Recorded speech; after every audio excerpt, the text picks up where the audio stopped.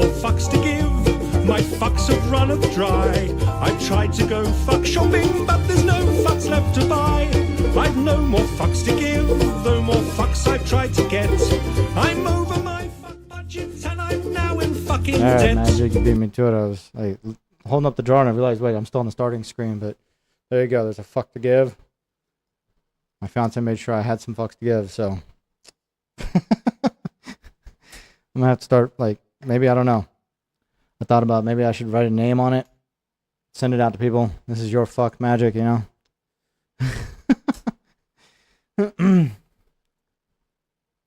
Once I'm out of actual fucks, I don't know. Maybe I stop playing the song. Good morning. Thank you for popping in, Magic. I appreciate you being here, bud. I might do a little arena breakout here in a little while. See if you're still doing it here in a little bit.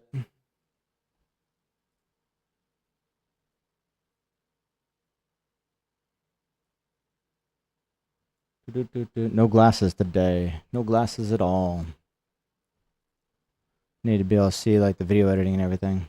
That's what we're, well, maybe writing. That's what I'm gonna be doing today, so I've gotta get these videos done, man. Gotta get videos done. My coach is holding me accountable. He's like, get the shit out. Like, I know. Alright, we're gonna switch over to Spirit City here.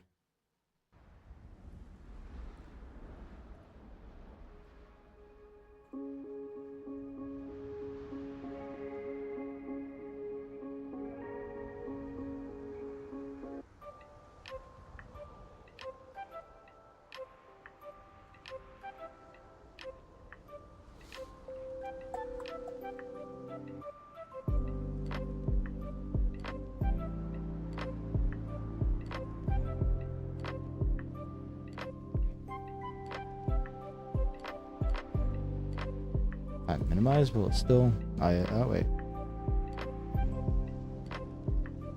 Nice. Maybe? I'm waiting for it to catch up. Looks like it's still capturing the game.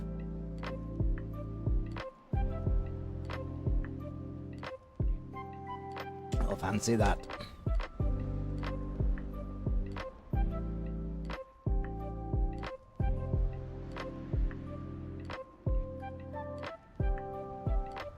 Alright. We also got some things updated and changed around, especially with like our streamer bot. Worked our ass off on that. There's still a lot of things I want to do, but made a lot of progress with it.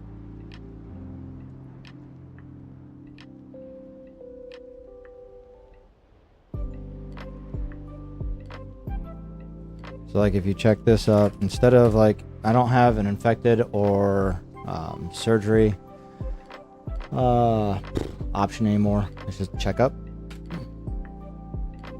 And it actually comes up with various options. Like it'll automatically decide how infected you are, if I had to do emergency surgery, if you had the points or pills in order to pay. And there is a 10% chance that you could, so like 1 in 10 maybe, 10% chance that you could trigger the a medical malpractice, which would award you, instead of taking pills from you or points, it would actually award anywhere from 5 to 10,000 points. So big chance, but still a chance nonetheless.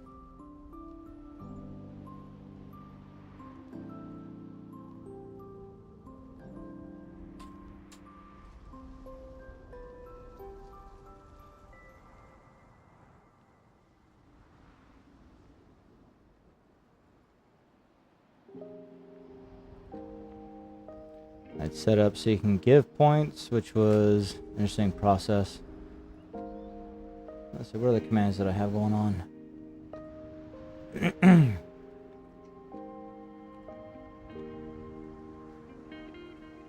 Most of what we already had, so like, you know, you can check your follow age. Oh no, it's broken!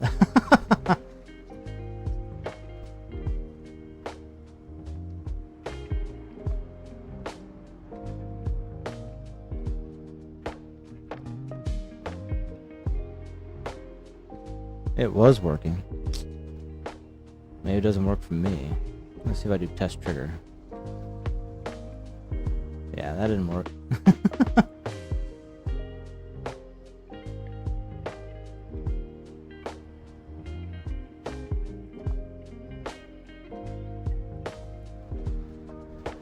Well, it always seems like the first ad break, it never catches.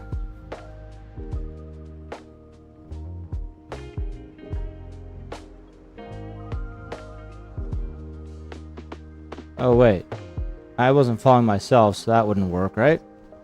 That makes sense.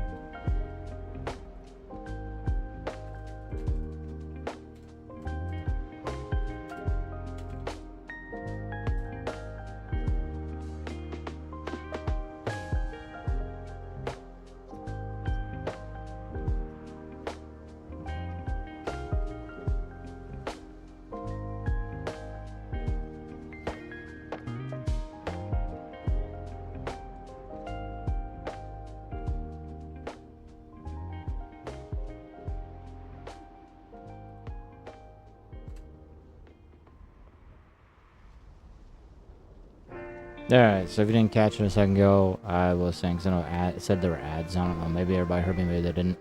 But the follow, date, age, and all that was on because of the fact that I had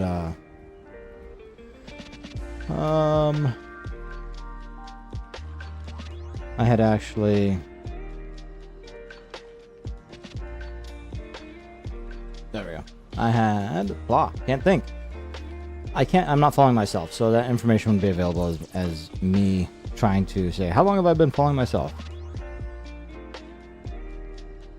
I haven't been following myself ever, so.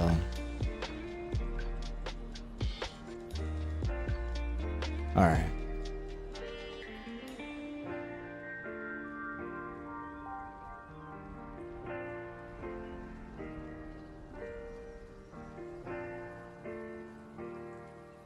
Trying to figure out. The one issue I found is I can't send a command through the chat bot on StreamerBot. It just doesn't work that way. Wish it did.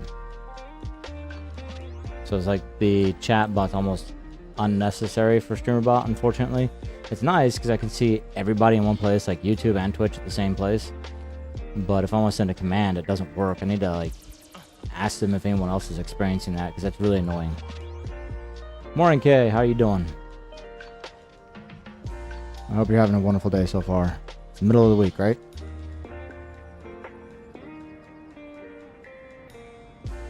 I don't know if everybody knows this, but Arena Breakout, I played it a while back. It finally has been actually released, early release access, I guess. Yeah, not really. I'll show you here in a second. So I'm gonna exit Arena Breakout. I had updated it just in case I wanted to play because I haven't played it since the beta. The beta wasn't bad. It just. All right, let's see. We'll come back over here.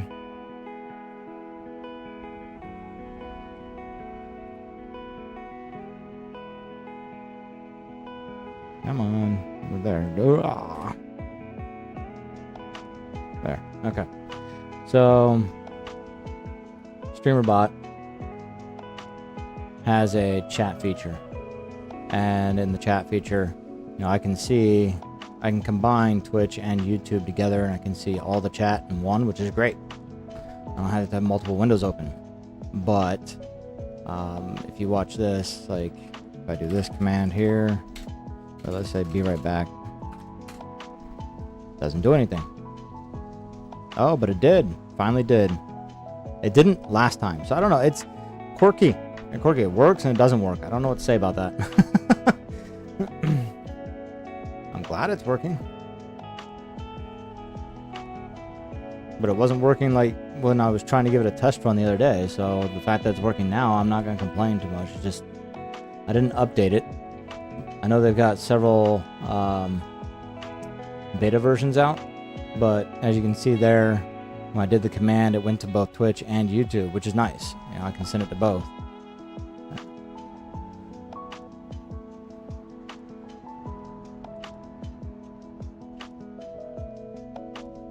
Just whether or not all commands work, I don't know. They should. They should all work.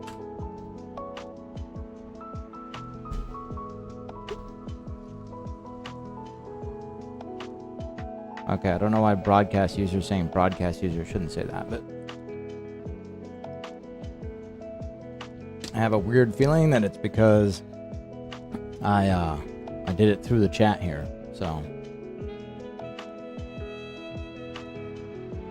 Like I said, there's still quirky behavior with this bot, but overall, you can do a lot more with it. So I'm excited to get deeper into that.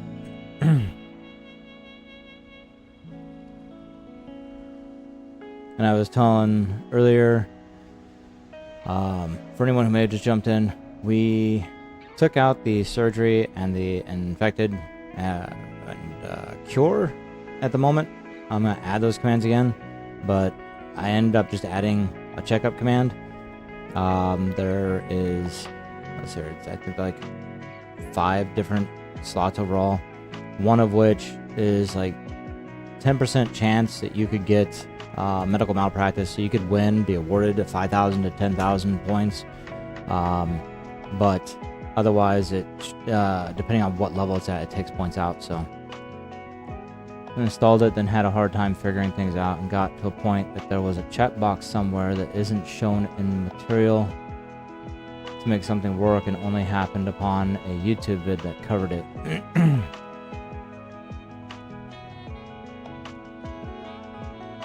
Yeah, I mean, here.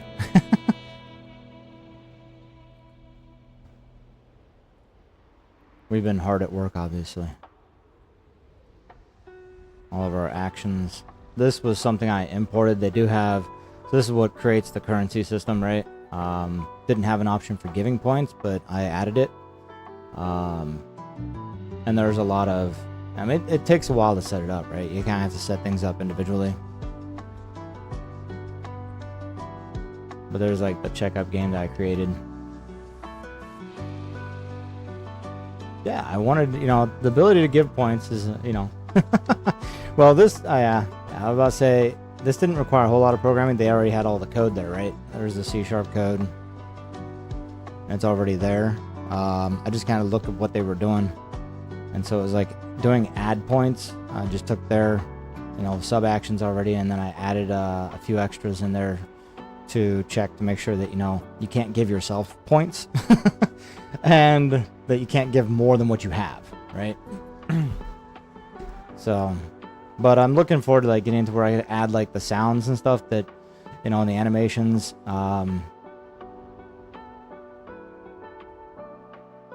Bit just off the cuff logic, you know, that is the static from, yeah, and that's, I had to add in extra logic, make sure that, you know, if you go and give points, like and I don't like how they do it, in the sense that a lot of times, you know, be like give points, person's name, and then the amount of points or something like that. But in this case, they do the points first, right?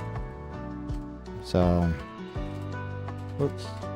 If I do it to myself here, it'll tell you cannot give red pills to yourself. So, I realized I need to make sure that was in there. Otherwise, people could just be giving themselves points all the day long.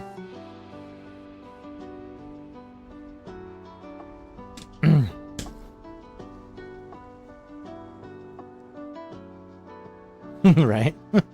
I was sitting like, oh shit, I better add that. That won't be good. I've got 50,000 points. Thanks, Doc. I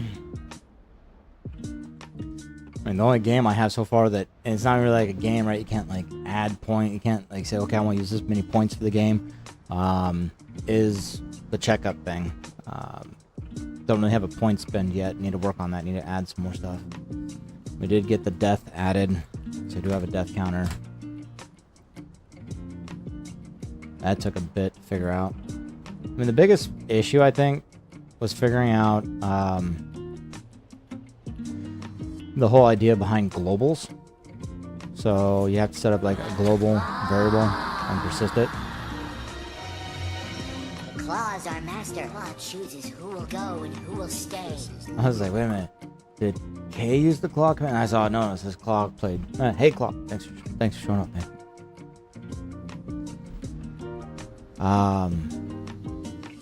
Yeah, no. you sometimes play the Pirate Cove one. I'm about to put a limit on that one, maybe.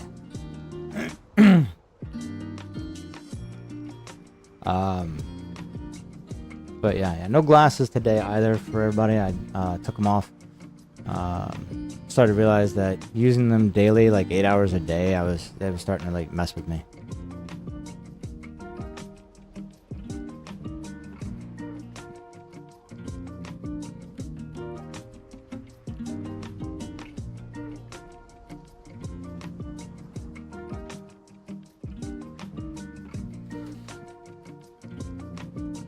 I mean, I used to wear yellow lenses. Right? Paper with no lenses.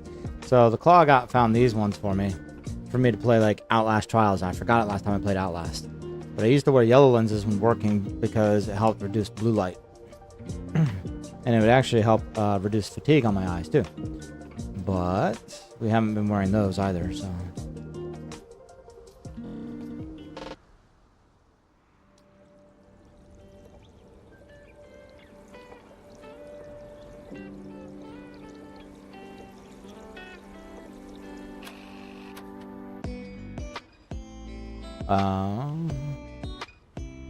We were in here earlier today.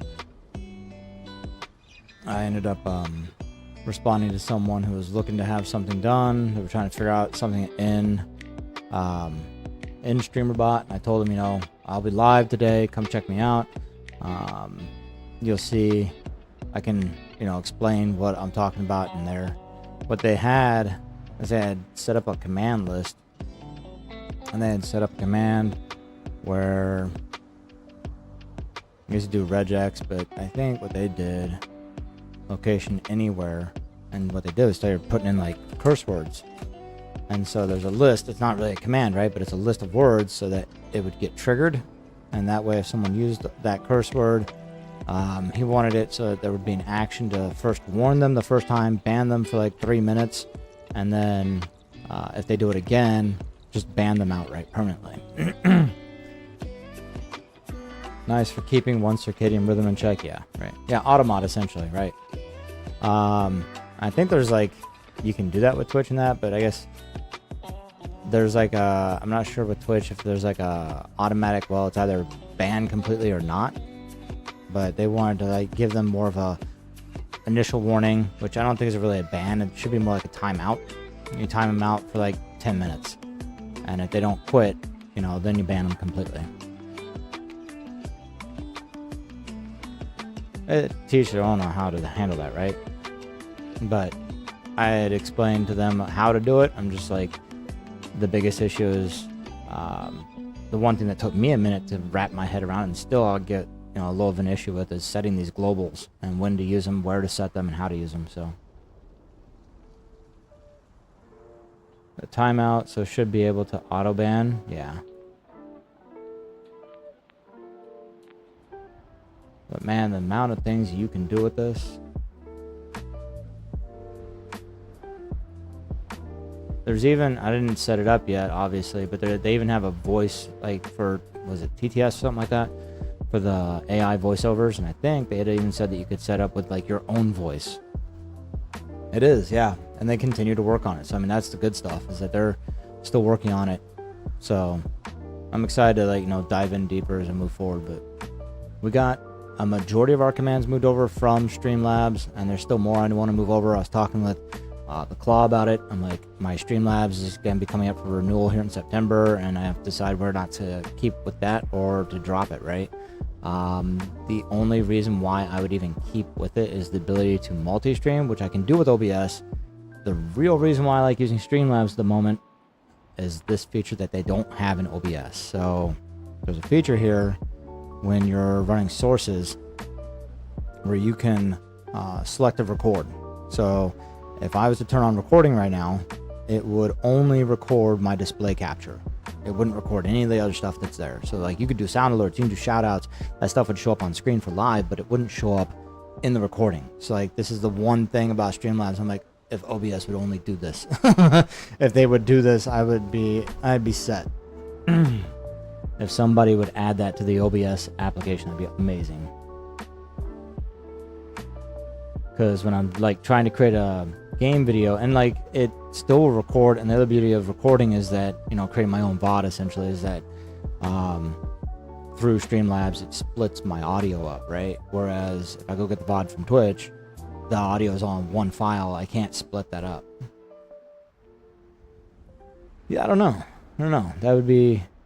So is Restream kind of like I guess I wouldn't know. Yeah, if Restream is similar or not. I haven't really messed with Restream, so you can split an OBS audio. Yeah. No, I know you can split the audio and OBS too. I mean, Streamlabs is essentially OBS, but they've kind of added a couple features and reskinned it, right? So, but OBS needs to like nab that selective recording. Somebody made a video I saw. It's like 15 minutes long, explaining how to do it. But what they were doing was they were creating 2 OBS instances. They were running the software twice, it looked like. And I'm like, I'm not sure exactly how you're achieving this, other than the fact that you're running 2 instances of the software. You know, he downloaded it twice, running 2 separate, you know, installations of it. I'm just like, that just seems like it's going to take up more resources. I could be wrong. When last you looked? Like for what? For OBS or like what I'm talking about with the OBS? I just did a search yesterday.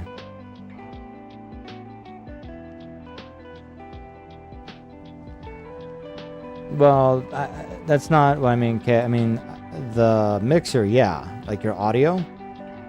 But if I wanted to, like if I'm streaming and I go to record, you can't tell it, okay, ignore these on the recording while you're streaming. You know what I mean? Does that make sense? So actually here, I'll show you. Right here. Okay, yeah, so, okay, you're thinking. It's like audio, yeah, I know, and finding out how to split up the audio for recording in Streamlabs took me a while. I finally figured it out, but in OBS it's pretty straightforward, pretty easy to get to, and that I know that you can split up the audio. That makes sense. But if I'm streaming through OBS and I record at the same time in the same instance, not 2 separate instances, but in the same one, you can't break this down, and that's like your video output.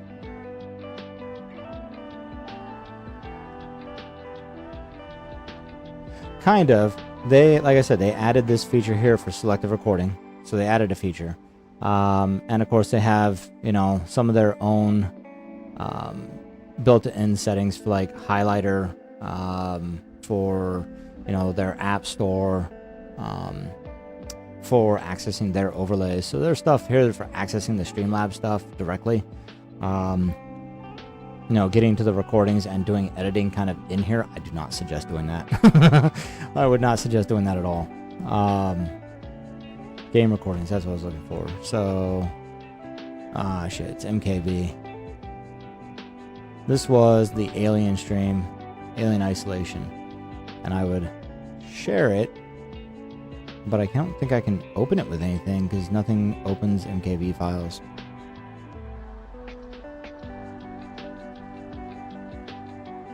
I think it'll fail on me, won't it? Nope, okay. So...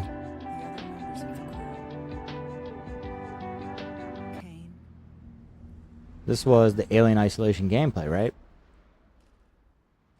But you don't see my webcam on here. You won't see any of the shoutouts, the overlays, or anything like that. What you will see, or should... let's see if I can get to the spot where I was talking. Okay. We're not that about.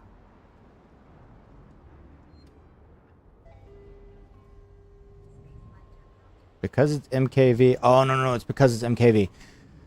because MKV is split up audio, yeah, I'm going to see the game. I'll hear the audio of the game, but it's not going to pick up my microphone until I convert this to an MP4. So you're not going to hear me talking, but it's there. The audio is there. So it has all the audio and everything, but it doesn't capture, like, you know, doesn't capture my microphone. It'll ignore the overlays and everything else. It won't ignore the scene transitions because that's part of, like, the actual screen, right? So it did capture that, but yeah. Anyway. Right. So I, like, here you can see, let me see if I make this bigger. There. So in my sources here with this turned on for selective recording, like sound alerts here, shout outs, all that stuff that would pop up, my heart rate monitor, the alert box, you know, you can see here it says only visible on stream. I set these to only visible on stream, but the display capture for the game, or my display in this case, it's set to visible up on both stream and recording. So it'll record, when I do recording, it's only going to show, it's only going to capture display capture. Or only going to capture the game, you know, and that is something I just don't see in, it's not there in OBS. Not to say that there's not ways around it.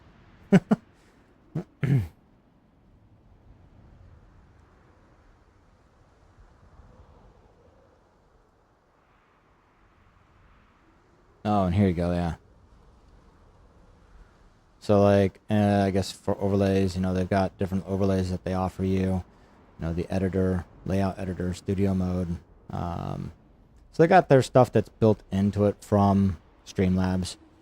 You know, like if I want to get directly to the cloud bot from the dashboard of my Streamlabs account, I can go do that. You know, tip settings, multi-stream stuff. I do think that, you know, the way they kind of lay out things is a little bit better, but they do kind of also hide some things, like the mixer here, like the audio, splitting it up like you were talking about earlier. It's really easy with OBS, whereas they kind of hid it in Streamlabs. It was a bit of a pain in my ass to get to, but we did get to it. Yeah, okay, I've looked. There's been a couple people who have posted, like, I think on Reddit or the Git project in the last and in fact, like the last 6 months. I think there was a post even in April of someone saying, you know, it would be really great, OBS, if you guys would do this. Actually, it was on the OBS site. That's what it was. It was on their own forum on their site saying, hey, if y'all would add selective recording, my life would be great. That would be perfect, you know. And honestly, yeah, I'd be like, I'm done. I'm just going back to OBS.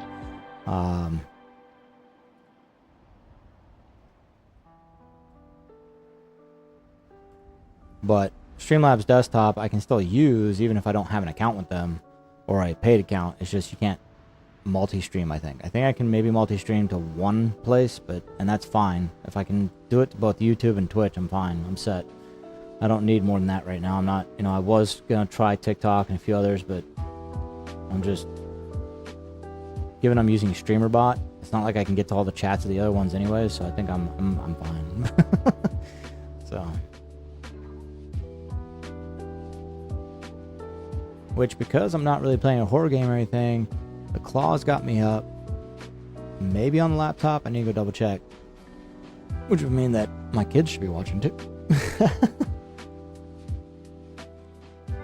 Let's see here. Okay, the splitting up would be nice because I have had to go to a record always when I play on the server we were like yesterday, but currently also captures my audio, which catches personal stuff. Would love that separation. Free restream to two places. Oh, restream, yeah.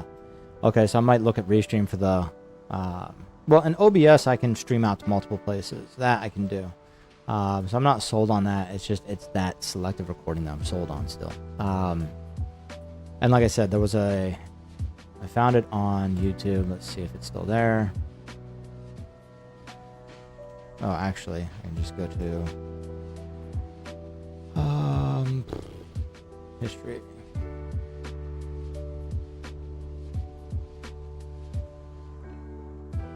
Yes, I watch Asmongold. I watch August the Duck. Short. This guy put it as a short. It annoyed the hell out of me. It is not a short. It's 15 minutes in vertical format. It annoyed me the hell out of me. I'm like, are you serious? I'm like, if you do a short, that's fine. But fuck, 15 minutes in this format, I can hardly see what you're doing. Anyway, I wanted to make a new video, but What he did, like I said, you can see right here. Or maybe you can see it. I don't know. Let me expand that. Wasn't closely looking because your AHX is your. Oh, thanks. Yeah, my history is mine. I needed like somehow like was it like a button on my live deck to like blur my browser until I'm ready to show it or something. You know, I know that I've seen some streamers do it where they have like a corner that's got a blur cover, and then when they're where they are at, they take that off so they can show it. Studio running. And But you can see here he's got OBS Studio 2 shortcuts, and he's got separated here as two separate. There are actually two installations. He downloaded it twice and unpacked it twice. So I get the feeling I've seen people do this, like where they'll run OBS twice without doing this, not two separate installations, but they'll run it twice. One for like capturing just their webcam, and then another instance to then pull in the webcam. It's like weird. Saw yesterday Twitch or YouTube offers blur. Saw yesterday, so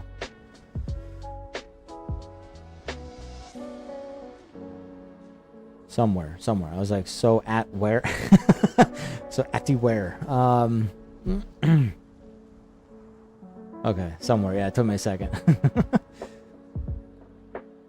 But yeah, this, I'm not sure exactly what they're doing. In fact, I think what they're doing, because I never finished the video, was that they have two instances of OBS running, one to record and one to do the live. And to me, that's not really selective recording. You know, it's not built into one instance of the software. So I'll have to check it out and see if there's anything else here. I'll throw the link in there so you can go check it out, okay?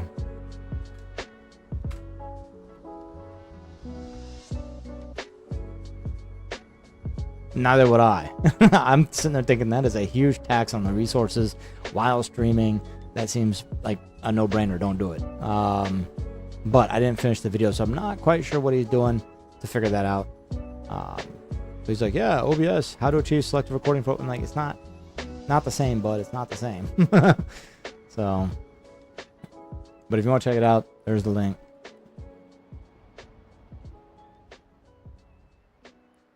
All right, I've got to write scripts today. We need to, which actually my YouTube coach told me, is like, if you're not doing it already, you need to go do this. And I haven't really been doing it. I've been kind of ignoring it because I'm not sure if they quite have me there yet. Let's see here. Like if they know what I'm looking for. I know it's visible here, isn't it?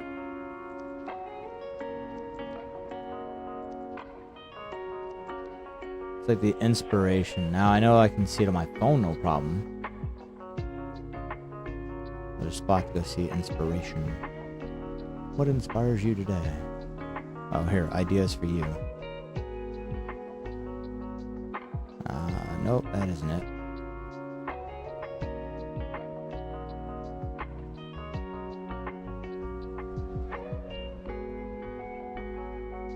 Definitely notice that the ad catch for like the very beginning isn't always catching at the beginning there.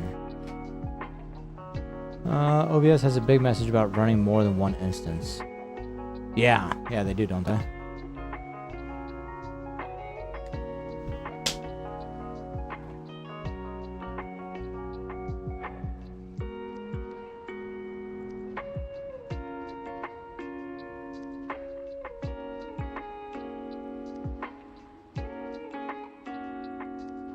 I need to get another long video up. I haven't done that in a bit. I've been a little bit behind on that. Oh, really? Like, it can mess up the recording or the stream? Yeah, I don't think I can do that from here. I think I literally have to use my phone. And that's one thing I don't like about YouTube sometimes.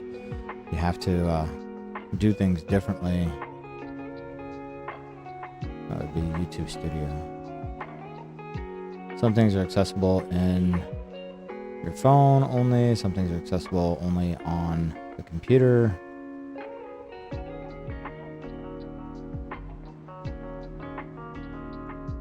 trying to remember where that was at.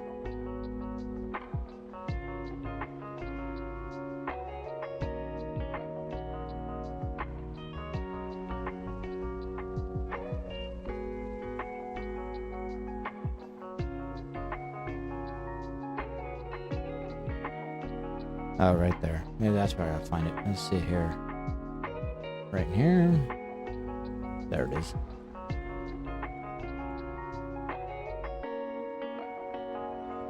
What people are looking for. Doctor Horror Game? Really? Are there Doctor Horror games? Am I missing something? Let's see here. If they put up the message, it tells me there's a chance may have some corruption. Either way, I would not want to end up with either. Yeah.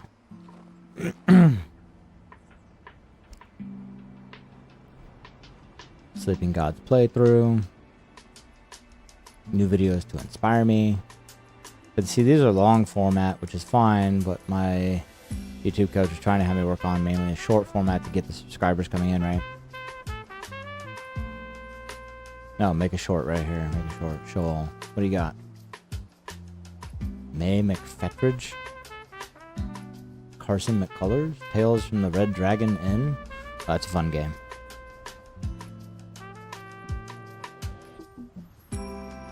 Terraforming Mars. Oh, man, I wonder if I even have that game. I thought I had it, or at least I had it on. Hey, she's back to Madness. And it's still telling me up there on Twitch, ad break ends in 20 seconds. Let's see here.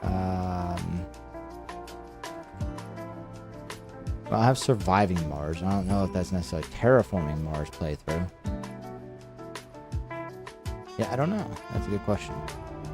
I have this game now, everybody. Just a heads up. Into the Pit by Nights at Freddy's.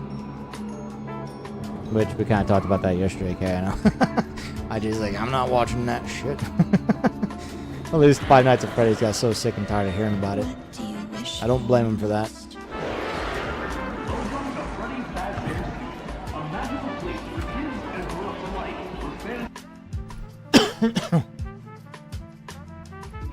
Nope, there's a game called Terraforming Mars. Well, that was released back in 2018. Taming the Red Planet has begun. Corporations are competing to transform Mars into a habitable planet by spending vast resources and using innovative technology to raise temperature, create a breathable atmosphere, and make oceans of water. That's a big deal right now, huh?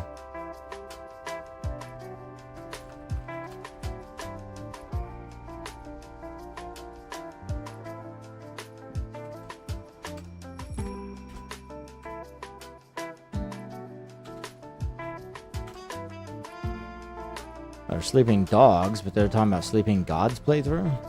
Ark Nova, I think I have Ark. Root I have, actually. I'm pretty sure I have that. Okay, maybe not. Depends on what route they're talking about. I'm gonna guess not. Never mind, I was thinking it was a different game.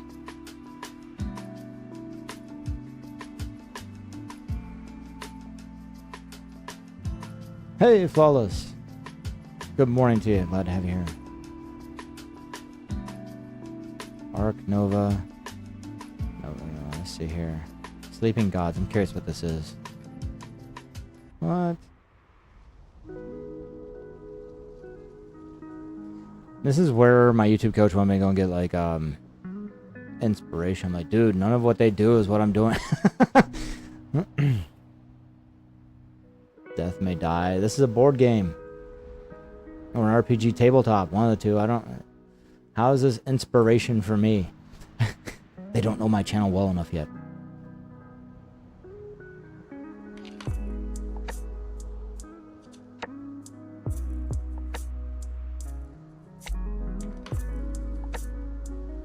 New ideas to inspire you. Now this is more along my lines, right? Seems like it.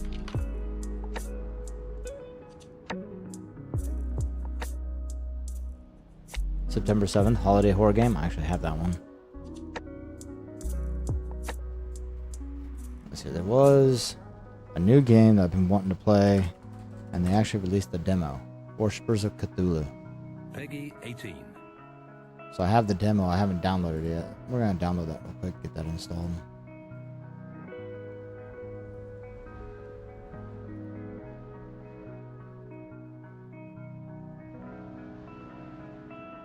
It's sad, it's just the demo though. Lead the Cult of Cthulhu. It's a city builder, based on the whole Cthulhu idea. So I'm excited about that. think we should wear our Cthulhu mask just for that.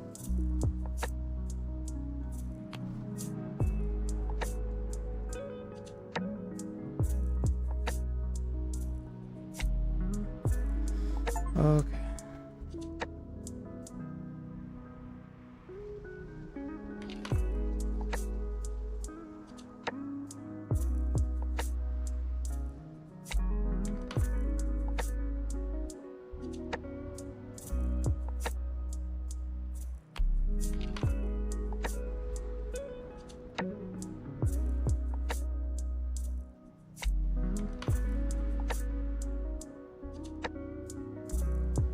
Spent a good portion of yesterday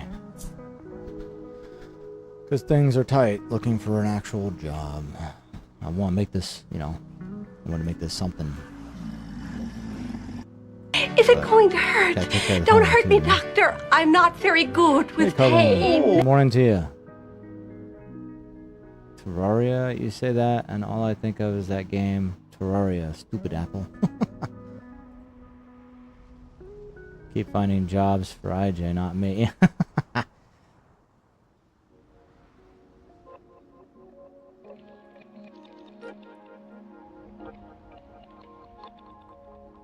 back to what we were doing.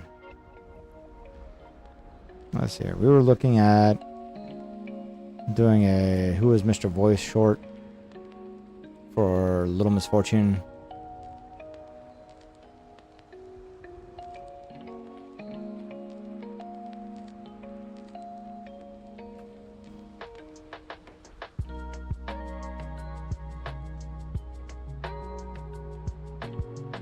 That's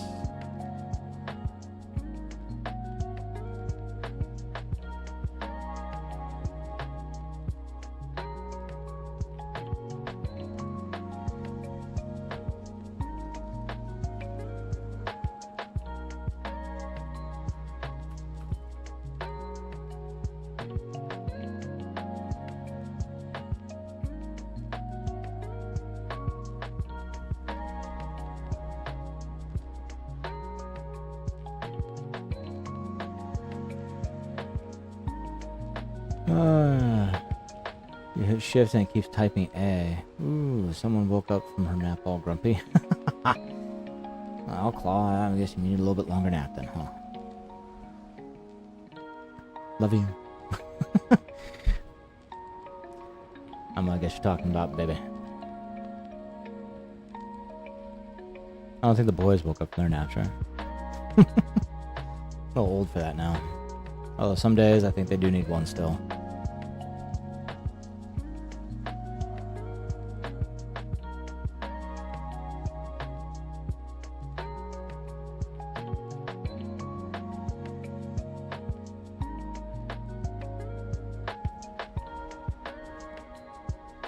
They need them through 12.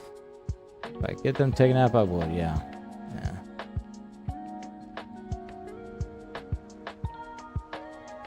Whoa. I got a blank document. That's number one.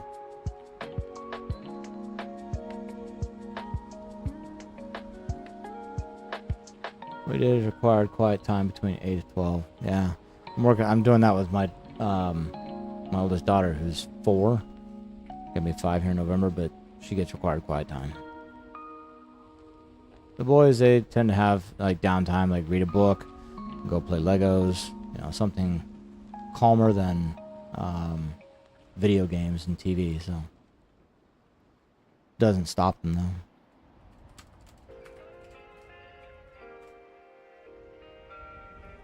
They don't usually fall asleep. They're like 11 and 9 right now, so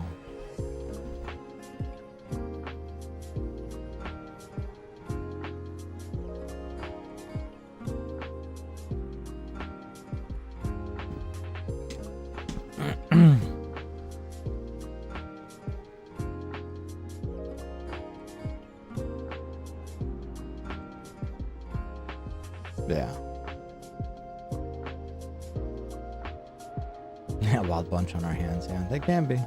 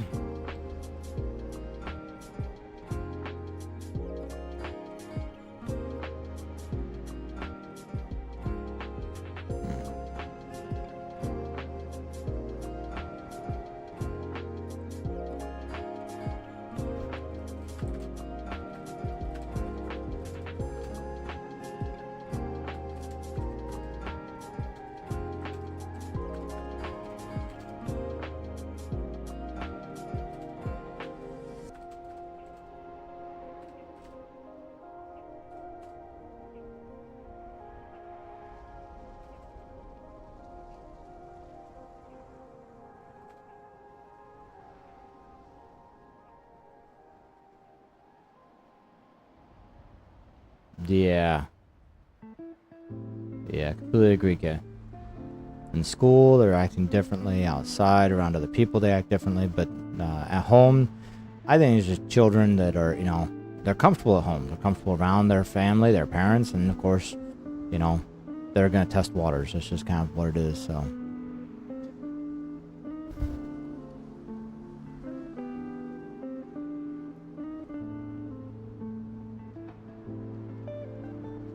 As they get older, they just test those waters. They push the limits of the parents.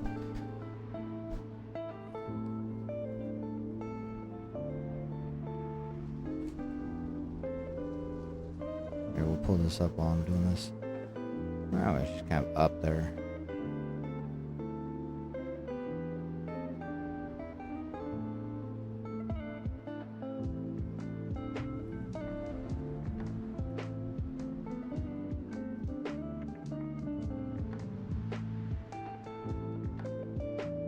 I couldn't do the beard without the goatee part, like without the mustache part, but that's close enough.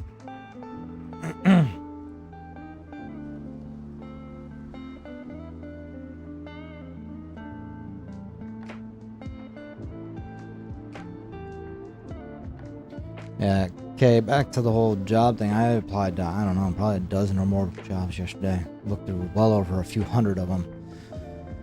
Oh, it took some time, but we'll see.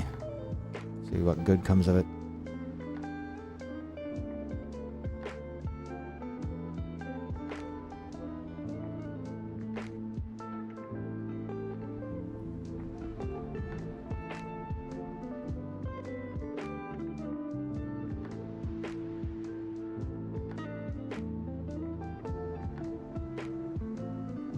In fact, I should probably do this real quick. I did get an email this morning to fill out it's a 15-minute exam that this company wants me to take. It's more about like personality test and that. So I should probably just do that and get it over and done with.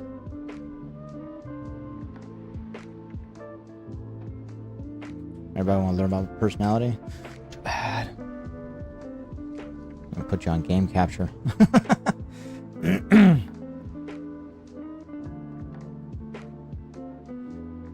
In fact, I don't think it actually is much of a personality test. It's more of a basic skills test. Can you read English?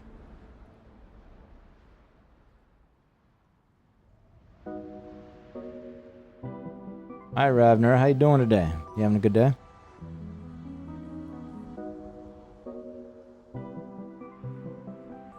Just a heads up, Ravner, I am multi-streaming on YouTube and Twitch right now.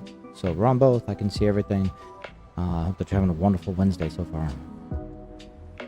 Yeah, that's why, Kay, I went ahead and I switched over to game capture just so it wouldn't show any personal information. I don't think it would, but just to be safe, I don't accidentally slip up and show, like, all my personal stuff.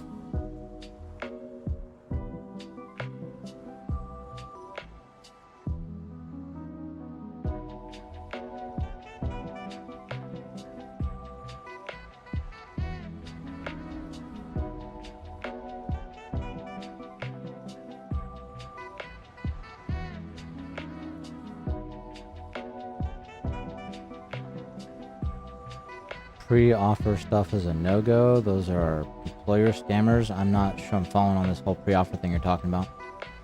I will say this much. If a company isn't willing to actually talk to you, and they do everything through like email and let's say like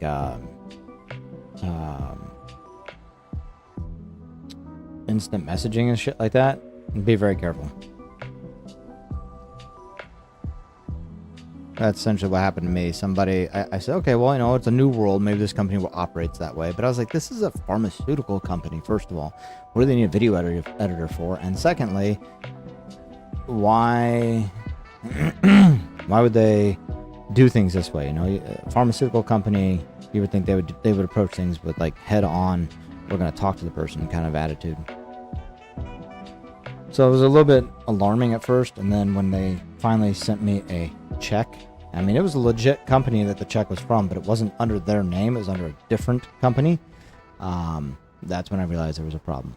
So, and yeah, especially I was like, okay, well maybe I went with it for a bit of a stretch, but when I couldn't do what they wanted, which was pay them through PayPal or like accept payment through PayPal, like they wanted me to like, it was payment from me, but I don't know, it was like reimbursement. It was really stupid. Like, can you pay for this equipment ahead of time and that'll be your reimbursement? Okay. So like if that's how they're treating things when it comes to like, you know, getting you equipment and stuff, don't buy into it. Don't listen to it. Just shut it down. Destroy the check. Contact the FBI. That's what I did in the end. I contacted the FBI. I gave them all the information. I gave them all the screenshots of the conversations. I scanned in the check and the other information. I sent it all to an FBI agent. They said flat out that, you know, they weren't going to actually do anything. But the reason being is that they won't do anything until it hits a certain threshold of money, right? So it kind of gets lumped into a group of scams and criminal activity. And when it hits a certain threshold, then they'll do something. So it's worth reporting, so it helps build up that case and that threshold, so they will do something about it.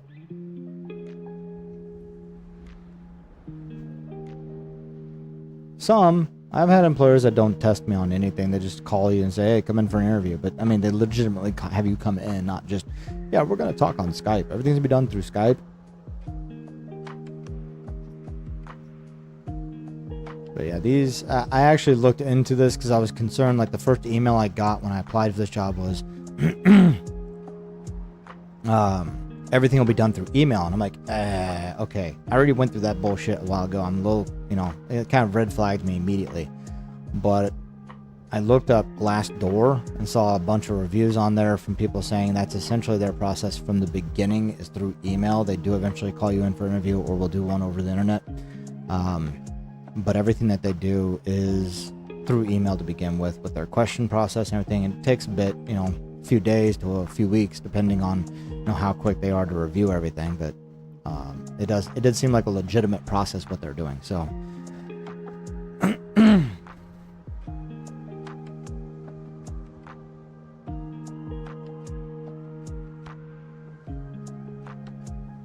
they ask you to test further, has to be paid for. Well, and that's one thing here that's kind of cool. The email that I got here this morning was, we 100% recognize that you're investing a lot of time into this and that investment may not in fact pay off. So if you advance to further work exams, you'll be compensated for your time. Interviews are not paid though, which I hope you think is fair. So any further work exams that they want to do beyond this, they've already stated that they would pay for, so.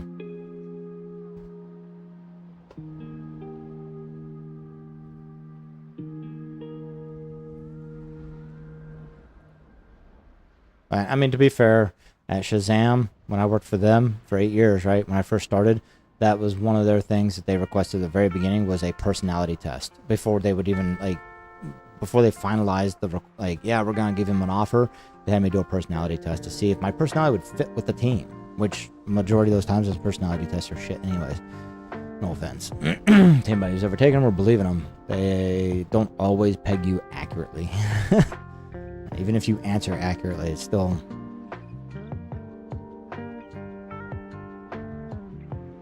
that is illegal not to pay you for.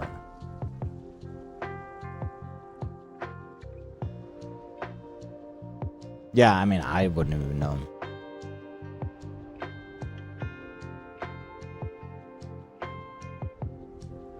What I love about this doc, about like the test instructions, is that there's a part here that says, you know, if you do proceed, it will waste your time. It will give us a clue that you're not so good at following instructions. So...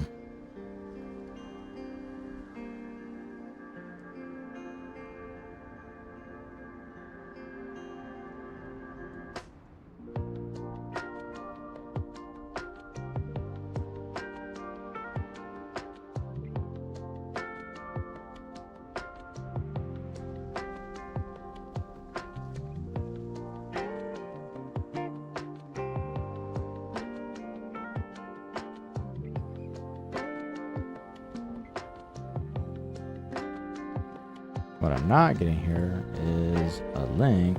Oh, there it is. Okay, I was like, where the hell's the link for doing the assessment?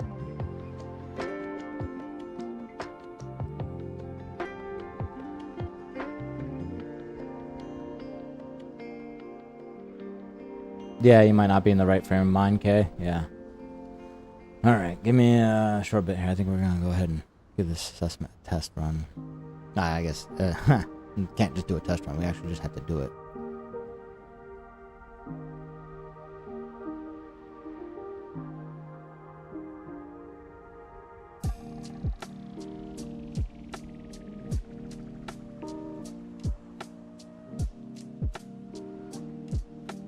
Right.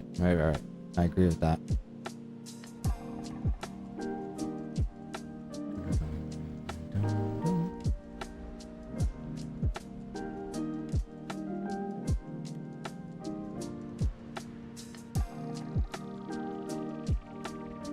Do we still have some in the French press claw? Oh no, Carbone. Did you come down with like a cold or something? I could take another small cup, I'm sure.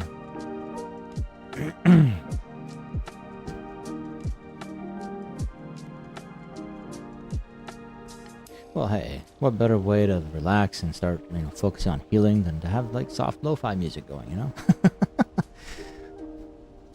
That's why I kind of like what I'm doing with this whole, co-work stream, is that it does kind of open up that door for people to, have a nice, calm, relaxing thing to listen to, an environment. I hope that my voice is calm and relaxing too with that, I could start reading stories if y'all want to hear stories.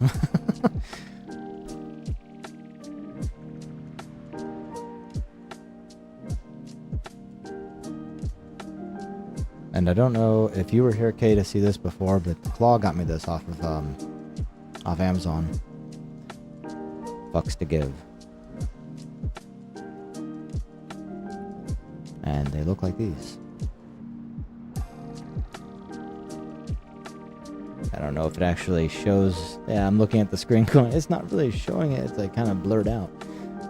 But yeah, it's a little jar of Fucks to Give, and they look like that. So anytime that someone plays the, and Magic played it this morning. First off, he played the No More Fucks to Give. Oh, give me 1 second, everybody. I gotta open up my door.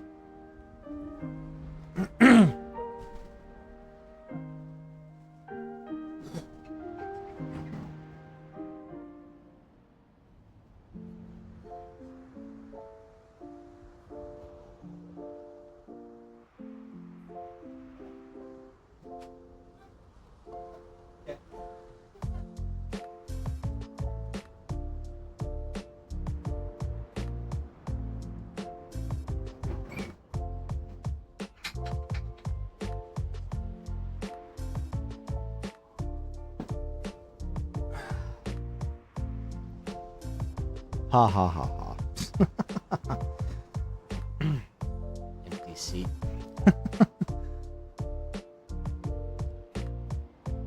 I can tell you the number of jobs I applied to yesterday. I know I've already got, in fact, last week I applied for a job at Twitch.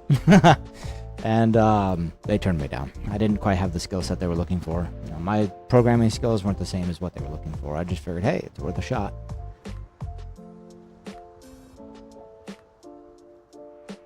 And then there was another job recently. They got back to me already, and they said no. But there were a lot I applied to yesterday. A lot. I figured worst case, they just say no. I even applied to Hasbro. So, we'll see. But this company here,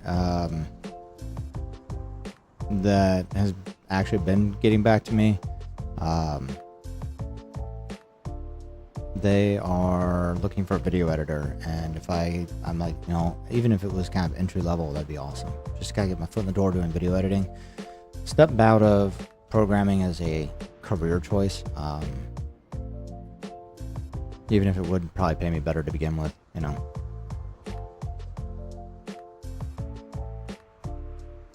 Yeah, I think the worst part, Kay, was I had a bunch of them tell me, or when I was going through the application process, was if you are a fit, then you'll hear from us. So I'm like, oh shit, that means I won't hear from any of you.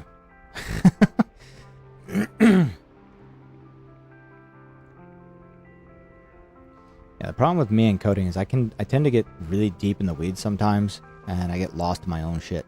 And then I feel overwhelmed by what I was working on, and I just stop. And that's just part of like ADD, ADHD.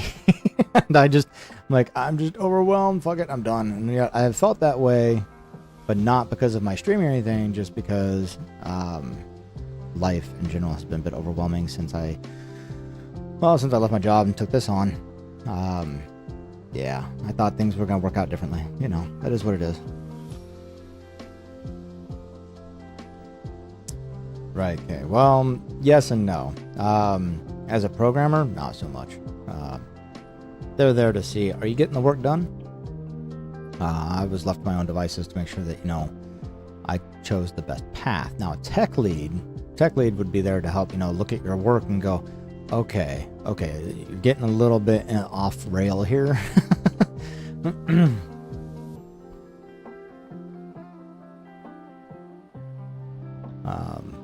And the tech lead, we didn't really have one to oversee my work. That was my problem. Oh man, I'm loving StreamerBot. I'm telling you, it's catching the ad start. I love the fact that it does all the like all the auto announcements for me for like my Discord, for, you know, just saying thanks for being here. Here's my schedule. Hey, you know, also there was something else it did as far as like call to action stuff.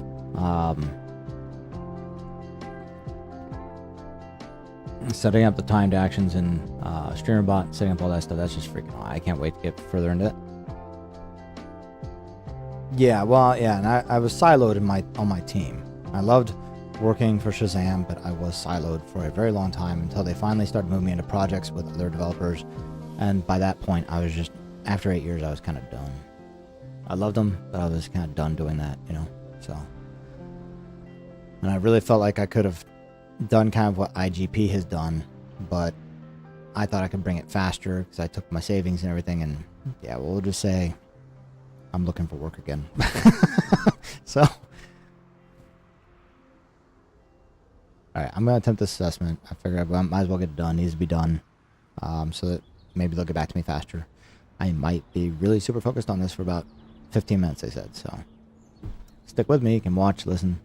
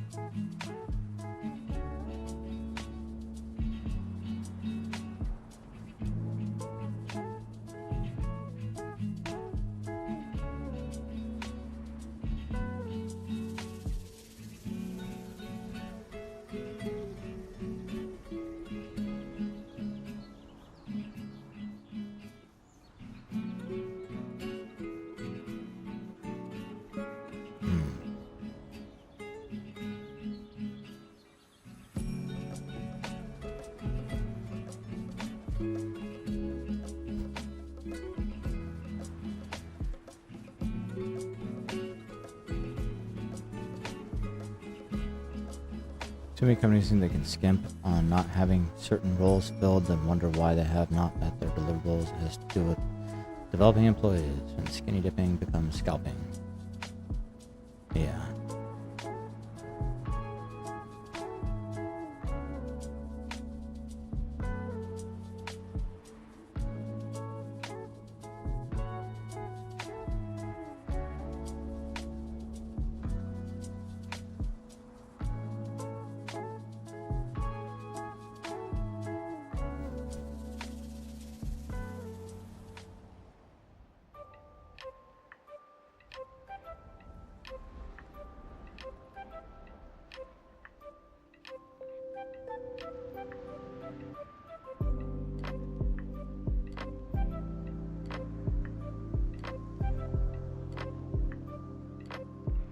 everybody. I'm gonna click begin test and we're gonna get started.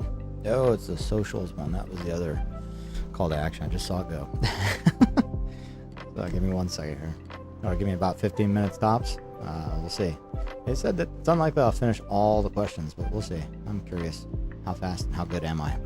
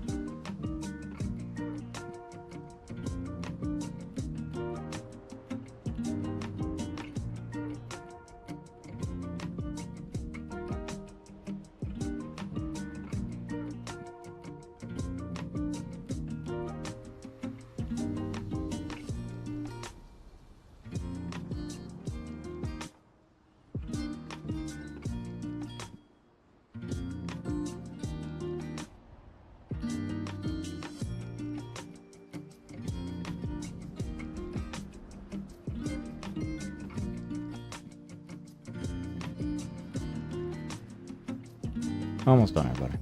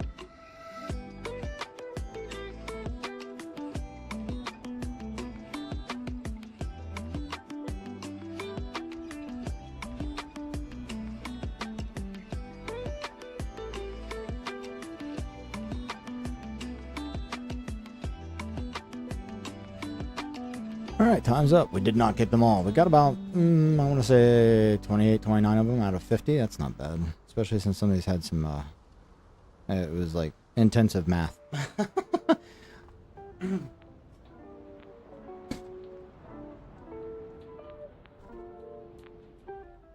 Alright, I got a bit to go back here, don't I? Dog's good at flipping sides of the brain, but employers do not realize you can't hire him for both. Yeah, right. Too many companies try to bleed peeps like Doc Dry, and they all only shoot themselves in the foot when he walks away after doing it all for too long. This is why it's hard for me to find a job myself. The companies want you to do several jobs in one position for an amount that will not keep someone long term. You either administrate or develop. You can't have both. Especially in cybersecurity world, you can't expect me to write code and be the gatekeeper, the ethics violations alone. But hiring managers only care about paying less and not fulfilling an actual position. Then they ding you on your reviews, keeping you down. I wish people understood that 5 years experience supersedes a 4-year bachelor college degree, 7 years experience supersedes a master's degree, 10 years supersedes a doctorate. And the ones who don't have the specific degree are more loyal than those with a degree. Yeah, Yeah, math will do that to you. Yeah. I mean, they were questions like, I mean, I know math, I know how to do it, you know, like percentages and stuff like that. But I was like, I wasn't expecting this. I actually felt like it was like an IQ test. Some of the questions I was being asked. So I was held back from promotion over 10 years because I didn't have a bachelor's degree. When I went back to finish my degree, I was laid off because the managers wouldn't have any more excuse to hold me back, and they knew I was already a guru and would make all of them look bad. And this was told to me by several colleagues after I was gone for several months, as in the managers were outright telling that to all the peeps in the department. Yeah, you know, it's funny, Kay. Honestly, management has no problem, or, you know, others who might have caught wind from management have no problem running their mouth once the employee's gone. I was let go from MetLife years and years ago, over a stupid comment I made. And, you know, I was running my mouth to another coworker in confidence outside of the building, but it was kind of around other employees, essentially. And my department was being downsized. And as a result, they were only keeping 3 employees. Well, you know, I was busting my butt. And that, you know, if you know that someone is your competition, how else to get rid of that competition other than, you know, go report it. So, you know, they were perfectly fine keeping their mouth shut until everyone's job was at risk. And then suddenly, you know, just because I ran my mouth one day, I was a little bit angry. It came back to bite me. And I found out later, obviously. Nobody would tell me why I was let go. Not the manager, not HR or anything, but it wasn't until later that I ran into another employee outside of work. Oh, you know, months after the fact, ran into them at the grocery store and said, hey, how's it going? They were a temp. So, you know, it wasn't like it really mattered to them whether or not they were going to keep the job. But they told me what, you know, what the rumor was. I'm like, oh, yeah, that was just me running my mouth. But yeah, that is actually kind of true. So... Oh, that sucks. Yeah. Well, I mean, it doesn't suck for you. Obviously, you got out of a bad situation in a way. But unfortunately, you know, for them, they definitely learned their, they learned a lesson, I bet. So.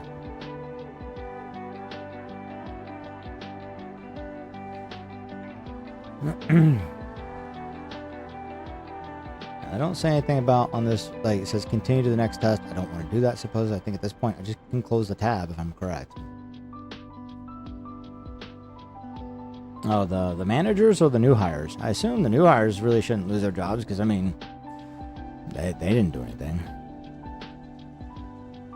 But the seniors, the ones who like made that decision to let you go, I could imagine them losing their jobs for sure.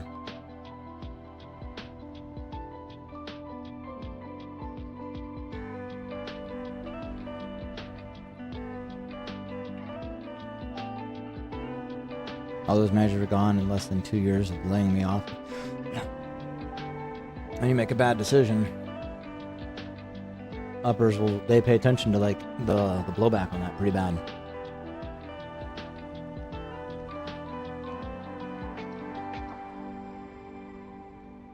Alright, but I have to go use the restroom real quick. Coffee kind of goes through me, especially when I'm drinking water and that too. So I'll be right back.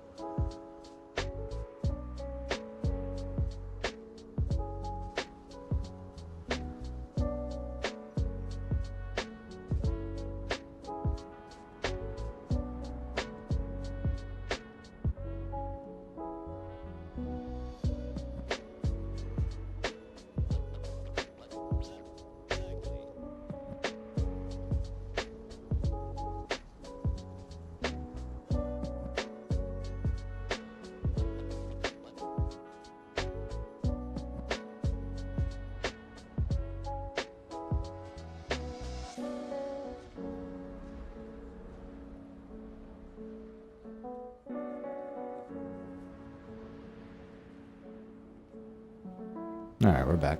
I should set up a welcome back command. We can actually do that real quick.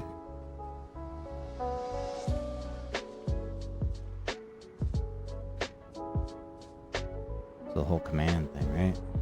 No, ads are about to start. Right when I get back, of course.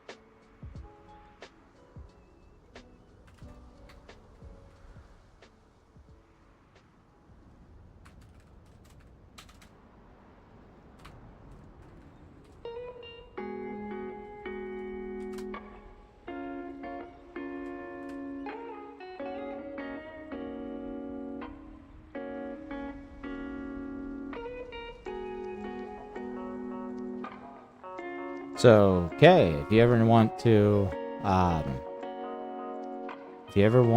any advice about this, let me know. About how to use StreamerBot and get you set up.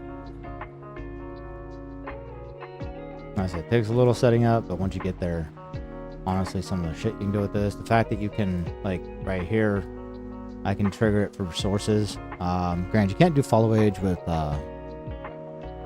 Twitch.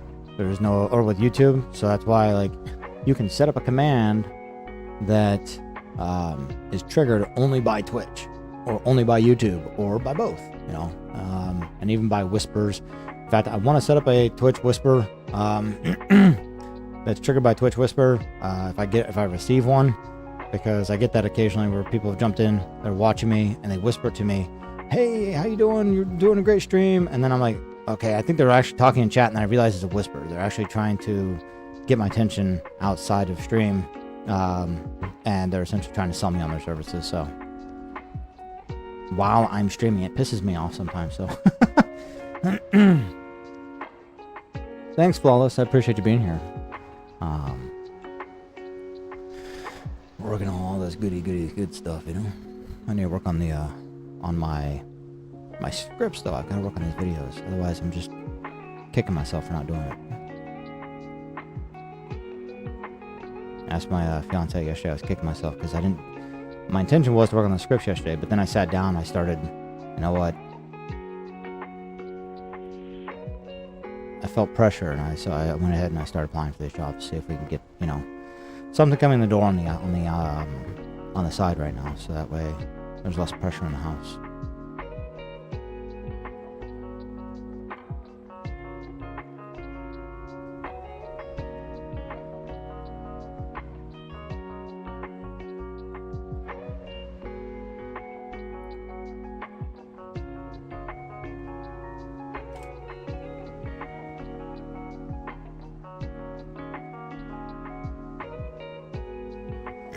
Speaker.bot, that's it. I haven't messed with that yet.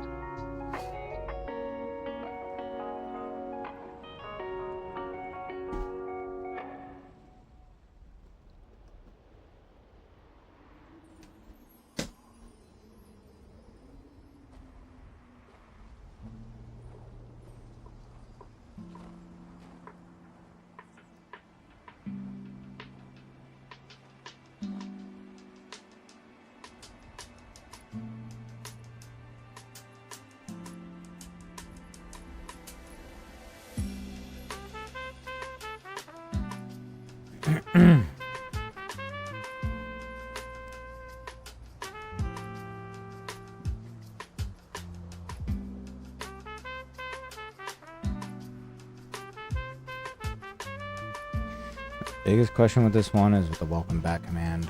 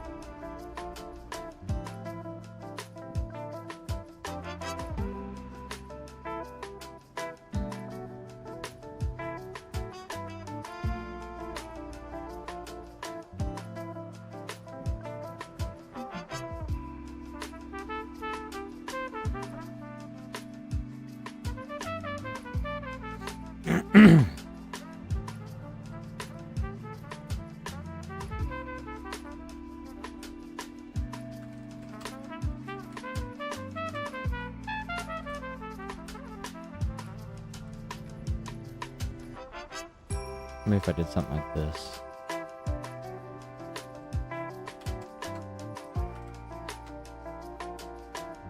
I'm going to use the claw as an example.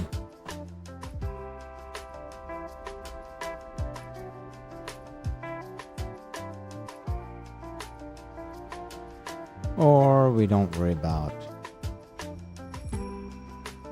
input.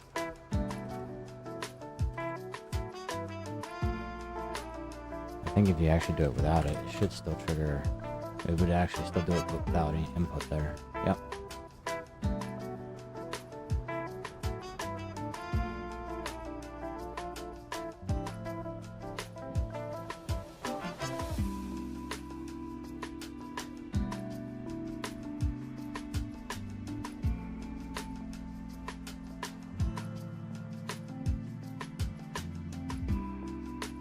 I don't know. I don't know if that's really worth doing. Maybe I'll do something else with it later. I'm just going to disable it for now. It's a thought.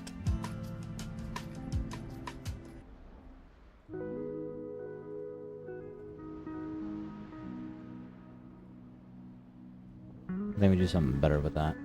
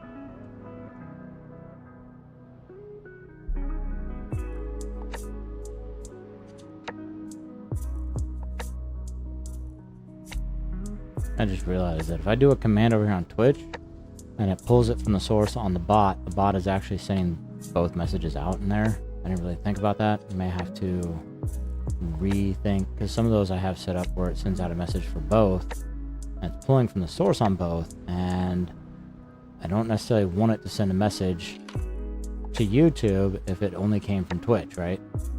I don't know. I think that's I didn't realize that until just now when I did that test and I was in the chat for both. I could see that and I'm like, oh shit, probably not what I want to have happen.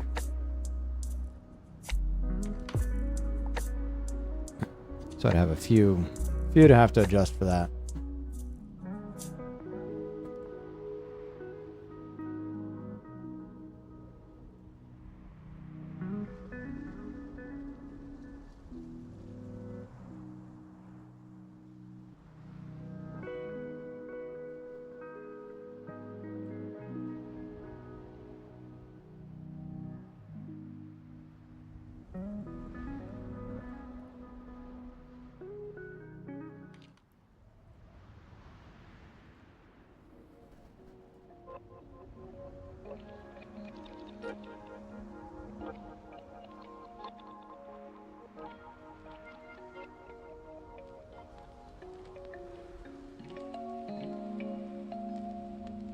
Had so many people. I have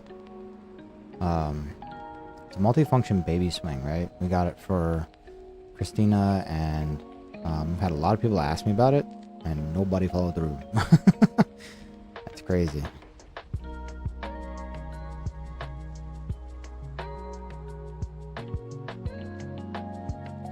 I get that a lot on like Facebook Marketplace. People asking about things and they just don't follow through.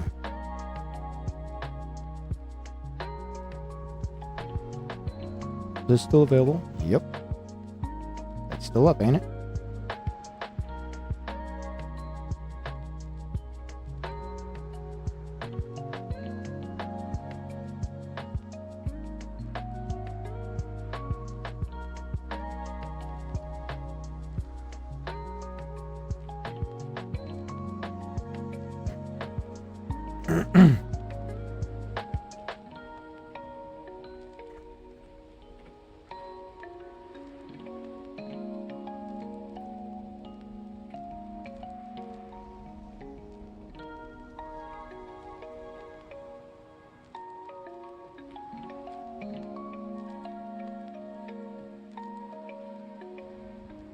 Alright.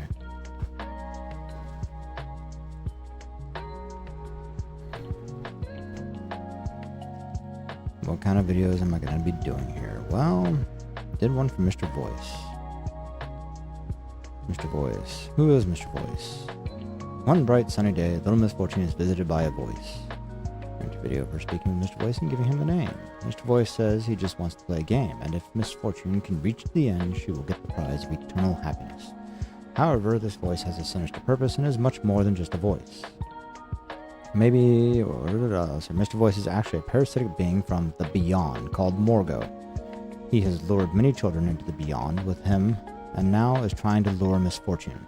Will Miss Fortune fall for Mr. Voice's promise of eternal happiness? Your choices have consequences, and Miss Fortune's eternal happiness is in your hands. That's pretty much it. And honestly, there isn't much to it. Unless I was to, and this is where I'm thinking that, you know, I can actually make several shorts. Unfortunately, like the game doesn't really highlight it in Miss Fortune. They do definitely in Frambeau. And so I feel like I need to play Frambeau to capture some of what they talk about in Little Miss Fortune, because they don't show it. They show kind of hints at it when you reach the end, because they show like characters and stuff that you would see in Frambeau, but they kind of talk about it here with like the ultra reality forms in hand with the concept of time. New realms outside the constituted 5 realms of essential existence have appeared after the Ultra War. Thousands of beings were discovered as byproducts of the war. They created for themselves a new realm. We refer to it as the Beyond. The Beyond is, in simple terms, a place of extreme absurdity with no logical laws of physics. We can't allow such beings inside the free at the moment, since the foundation of our reality is based on the energetic and ethical values of the Ultra Reality. Before the Ultra War, the Beyond is still a misunderstood realm. This is all stuff that I didn't read when I played it through again, because I mean I'd already done it so much, I just didn't read it. In fact, I skipped a part in this about reading his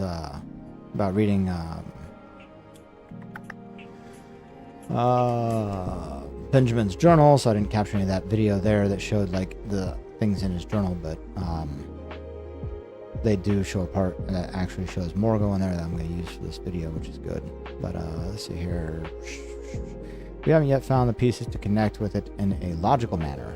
A few patterns we recognize the behaviors of some visitors, also known as parasites. They normally enter the third reality, aka Pandora, and seek fresh meat to lure into the Beyond. So that kind of leads to the idea of, you know, he's a parasite.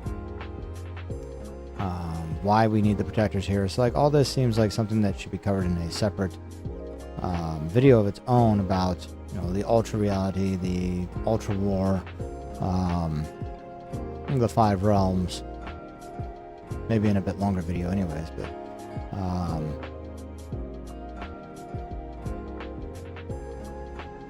Benjamin is a protector sent to locate the victims of the parasites, particularly this parasite known as Morgo, and evaluate if the victim is in need of assistance and what he can do for that assistance, blah, blah, blah.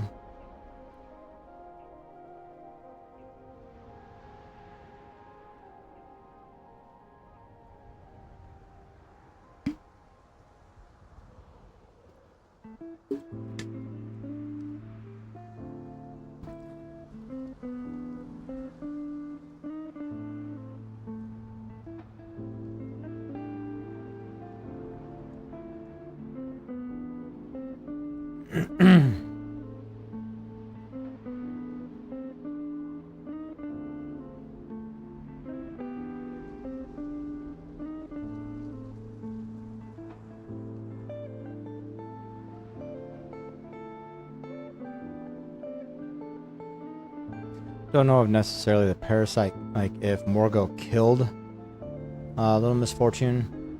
You do find out at the end that she did die, and that you're kind of actually probably playing as her ghost the whole time.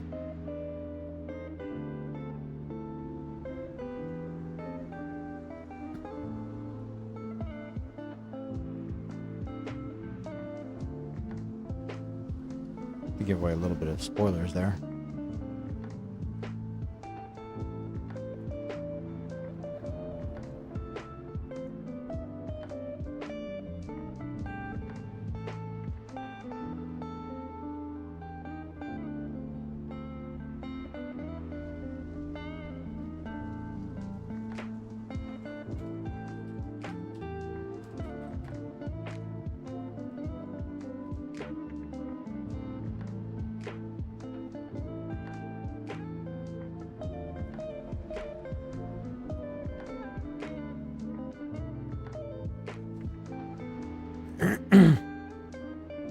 There, that one. Number 2. The victim is already dead but doesn't realize it.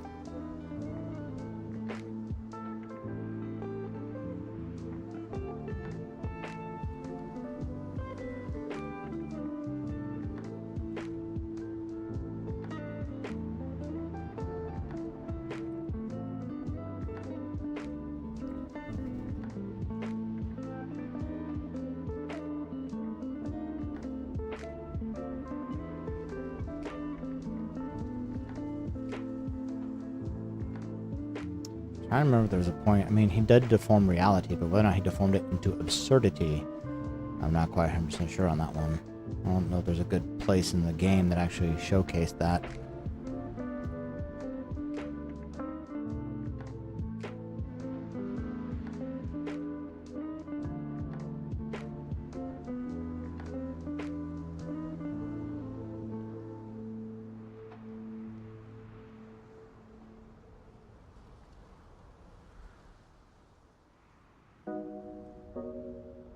I think what we have works. We use what we have.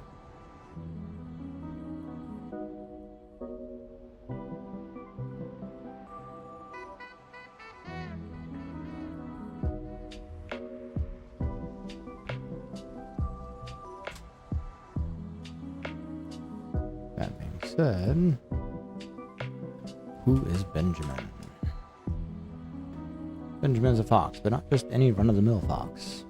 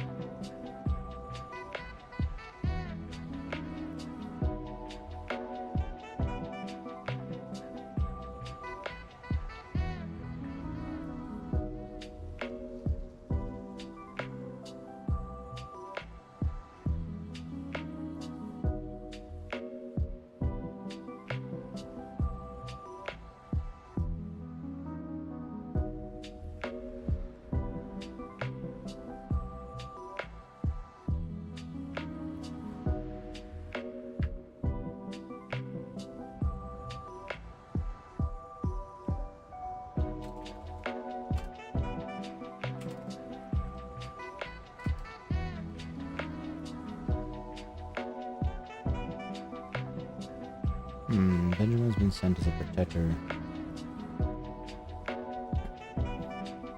from the ultra reality.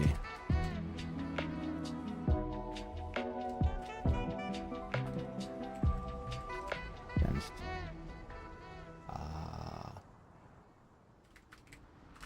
acidic beings from the beyond.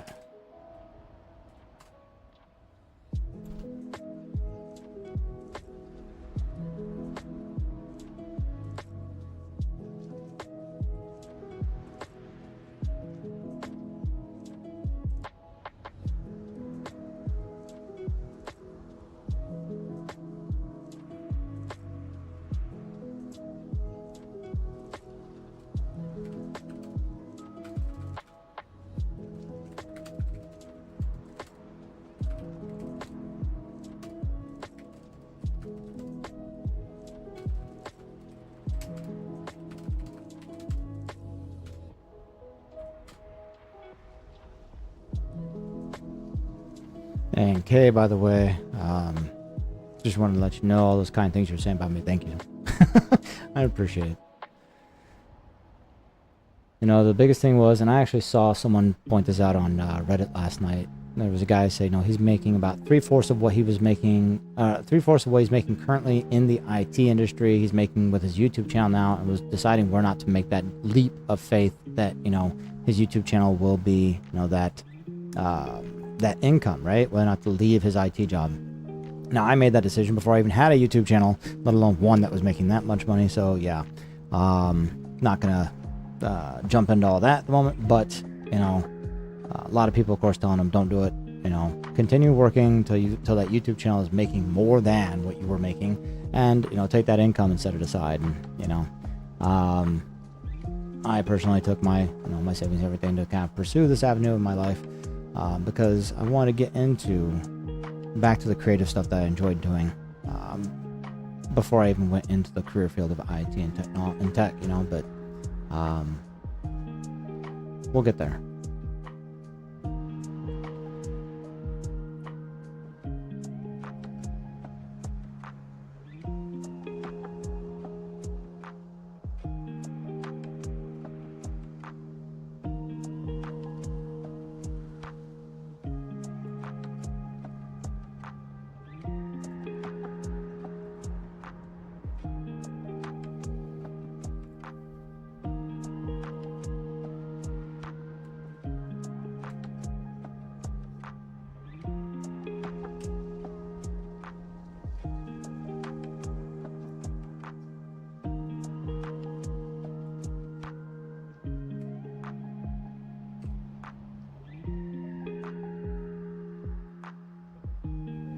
And just for everyone else who may be also struggling with their own things, you know, work, life, health, it'll get better. Keep pushing forward.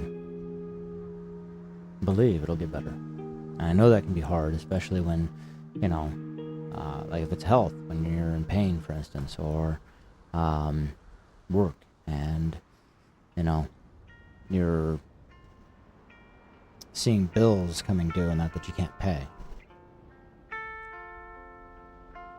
It might be hard to maintain that mindset of it's gonna be better.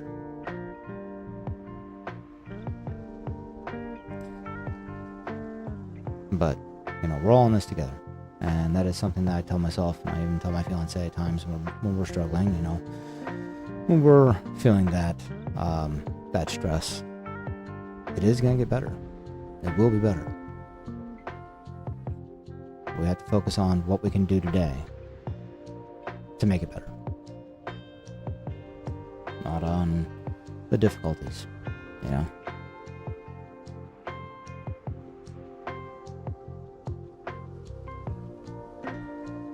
Where's the finish gonna be on?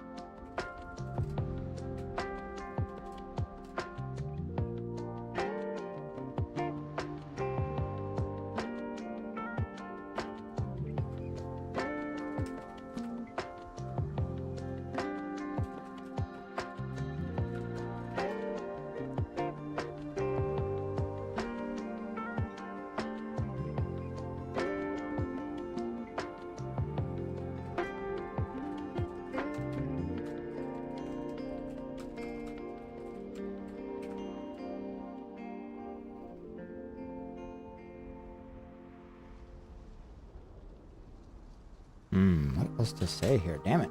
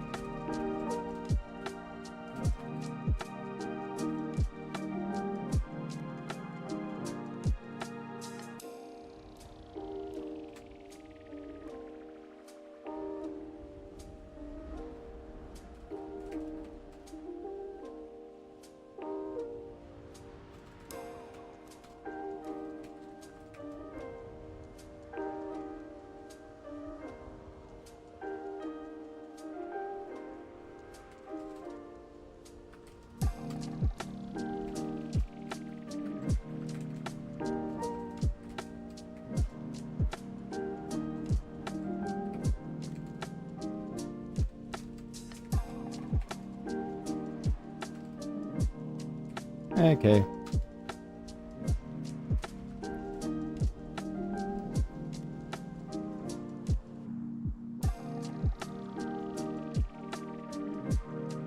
No worries. Appreciate to have you back. We're just working on the script for another clip called Who is Benjamin?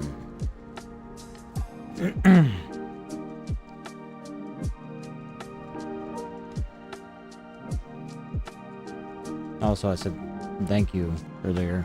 I wasn't sure if you were there. I kind of figured you might be, but I knew you had gone quiet. But I was like, if you're still there, thank you for all those kind words that you were saying earlier about me. I really appreciate it. With me and work. Be able to flip my brain in 2 different directions, that kind of thing. Play both the left and the right side.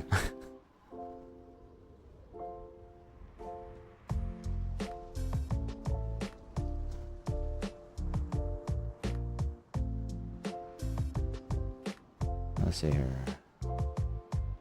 Benjamin. Yeah, it's funny. I had a friend of mine before I started really getting into the IT industry, or software development. Who he's like, you're one of few who can talk about like tech, both technically and what would you call it? Why can't I think of the term? Dumb it down, for like if I had to speak to non-technical people. What are we gonna be able to do? We can do this. Do they need to know how we're doing it, like specifics? No. And then when I was working at Shazam, I asked my manager, where would you see me going in this, in the future? And of course, it was down a position. Yes, layman's terms. Thank you. And he gave the same exact reason, which I thought was, a sign of, well, this is where I should be heading. But finding a position in enterprise architecture, very difficult.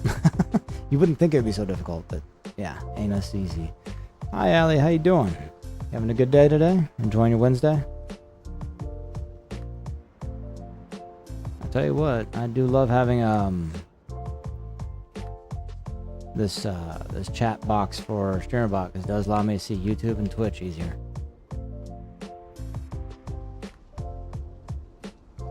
Before I even like Streamlabs, I had to have 2 different chat bots. I had to have 2 separate chat bots from Streamlabs open, one for Twitch, one for YouTube. Had to be watching both, but this one chat box, that's freaking awesome.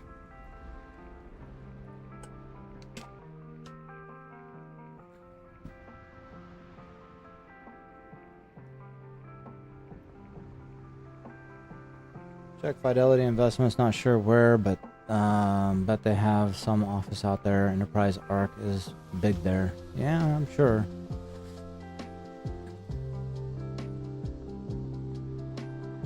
I can look into it.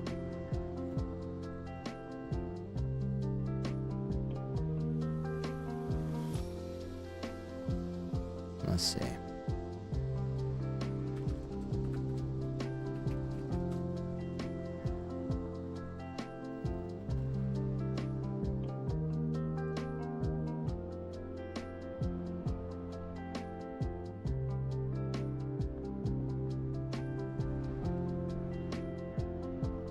Yeah, back to ads over there on Twitch.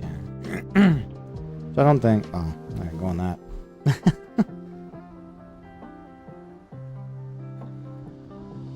Well, there's a little delay from chat over on YouTube. People say hey. I've noticed a lot. People say hey, they pop in, and then pop right out. Unfortunately, I can't see like viewers over on YouTube. You can only see if like they're active users, and that's only for a short period usually. So.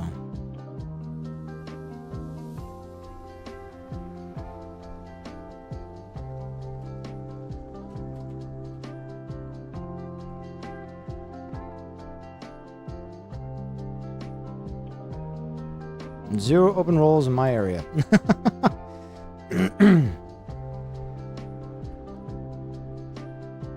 It's all good. Moved to Texas.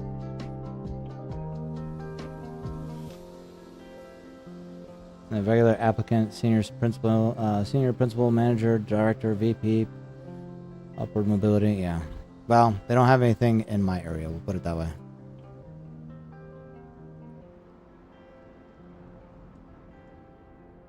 I could move to North Carolina, huh? Director of Technology Management. There you go. Database Administration.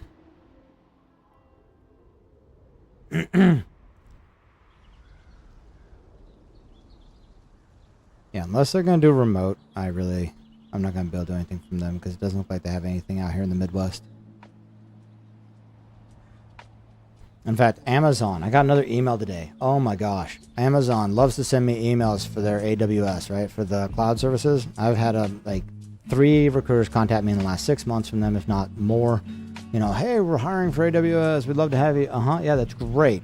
I sent them an email this time. This morning, I flat out told them, so you know what? I'm really tired of this, guys. I'm like, I would love it. I said, I really appreciate you contacting me, but I would love it if you would add to my file, cannot relocate. Okay? So unless you're gonna offer me a job out here where I can work remotely, or unless you guys are going to tack on to the salary where you pay for me to fly to this office, wherever it is that you guys want me to work, whether that's Washington, that's, you know, I think they had one out in Kansas or Minnesota.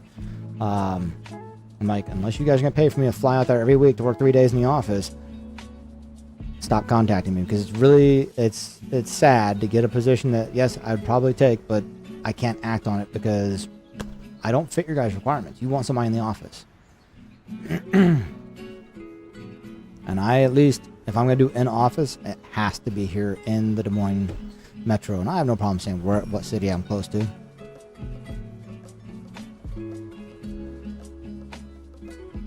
At least not with my audience right now. I know my audience right now. So, an investor center. Oh, you mean like going and working like, yeah, I think though, like there's some stuff behind that. I thought about that because there are some jobs, I don't know about here with Fidelity. I'd have to take a look. But I actually thought about that. There are there's some other companies here in Des Moines, and they have, you know, where you can, I'd have to get like a Series 6 or Series 7 in order to do that. I used to work for MetLife, right?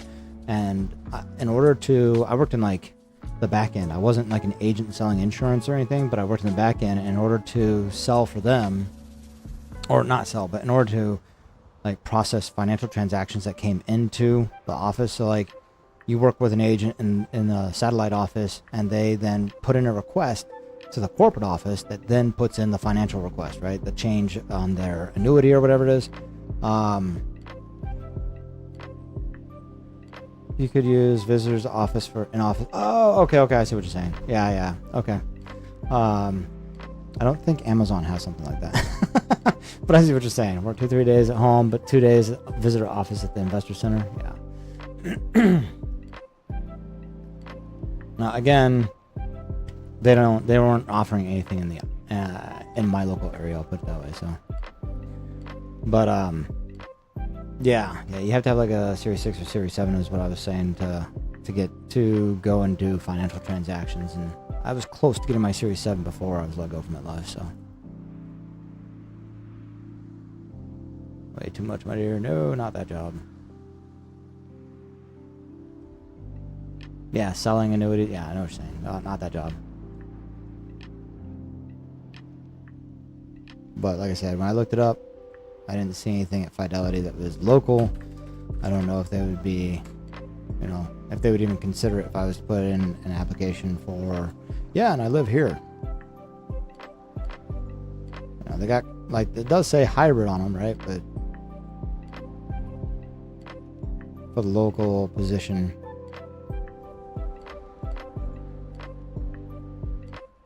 actually, they said to have complete remote. Let's see. Oh, they do. So I don't know if you have to be in that area for the complete remote positions. Ooh, Senior Vice President, Head of DCIO Sales.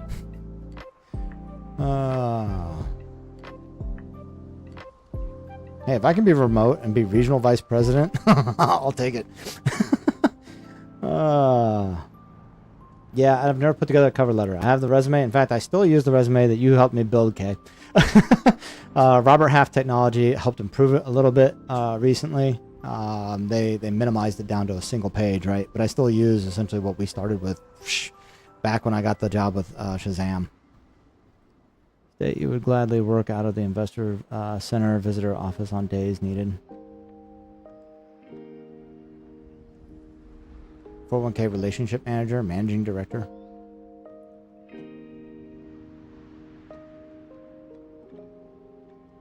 See, even though it's remote, they do specifically stay here, like Omaha, Nebraska area only. And that's so close. That's like really close. But I don't live in that area. I'm not moving out to Omaha.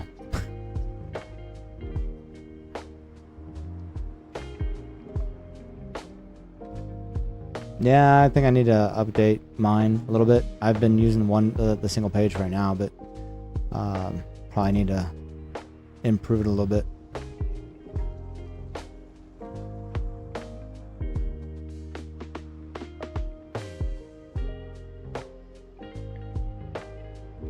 Maybe that's why I'm having trouble, huh?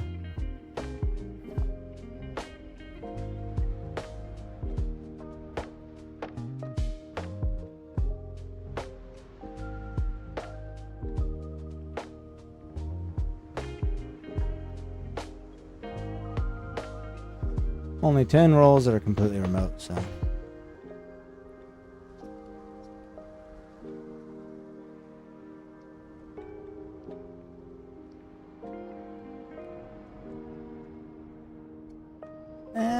I mean, that's arguable. You know, it's also the age of short attention spans. If I can't see what I'm looking for, like in that first page, I'm probably not going to continue on, right? So. Kind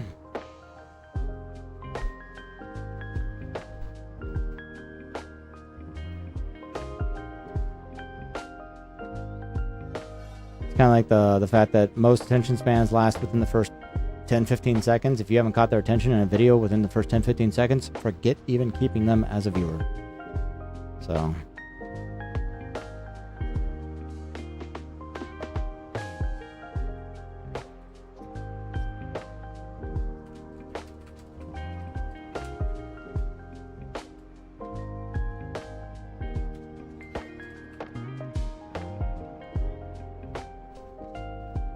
yeah, last 10 years of experience literally can't be fit on one page for me because I've only had 2 jobs in the last 10 years. So, thankfully, 8 years was with Shazam. So, the only thing is I could probably pad in a little bit more about what I did there. That's what I really need to focus on. Yeah, and I could, Shazam would have kept me on for 30 years if I just stayed, but I could probably try and go back, but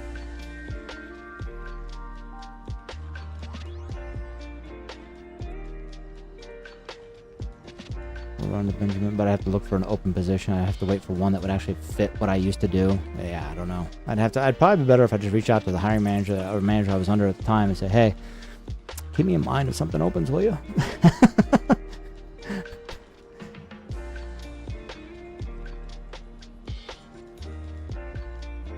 I had to put on my other coat when I came back because, and you can tell it's shorter. I accidentally spilled a little coffee on the one, so I rinsed it out really fast to make sure it didn't stain, and then it like all soaked on one side with water. I'm like, I'm not gonna sit here in cold and water.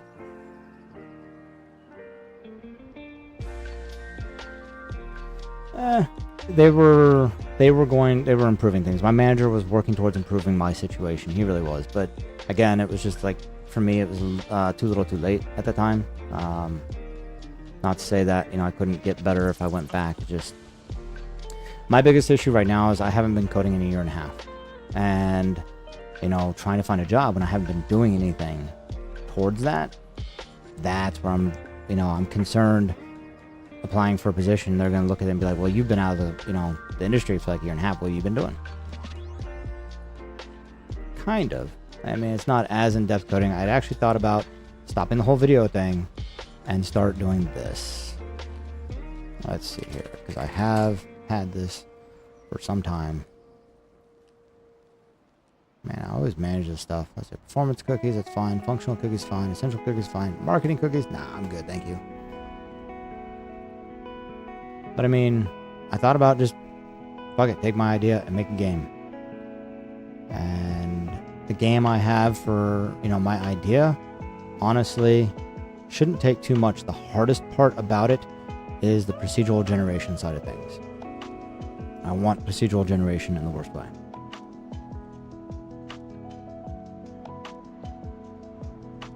Yeah, right. Yeah, social media. Yeah. But I thought about, you know, maybe we switch things up. I put the videos on hold, and I focus on this. I'm already registered. I want to log in. That's what I want to do. I think in order to do that, I have to do this because it's so funny. Game Maker is built into Opera.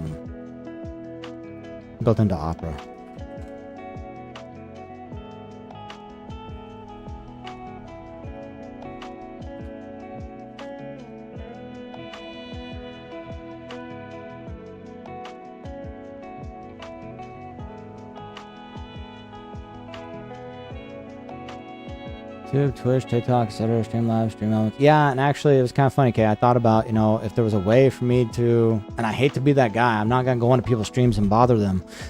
But I thought about it, I'm like, I'm sure there are people out there who don't know that stuff that would love to have someone just set it up for them. You know, can you set me up Streambot? That kind of thing, you know?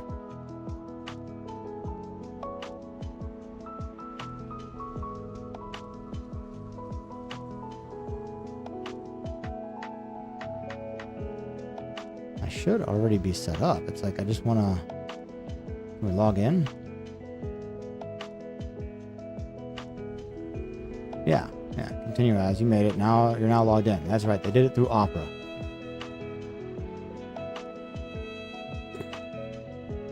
But the biggest thing is obviously you don't want to go in bothering people on their streams either. It's like, well, how do you get your name out there? Like, I don't know. Let's see. Coming out here. Fiverr. Should I be looking at Fiverr?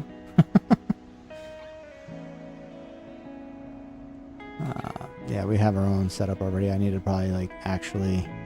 I haven't set any jobs up or anything, but you know, I'd looked for stuff myself at one point. You know, organic promotion for Twitch channel to grow.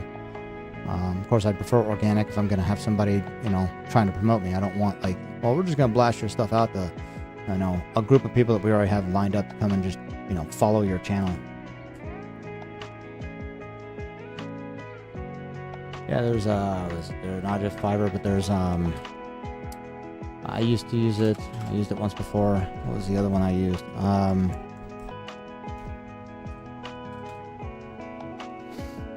Shit.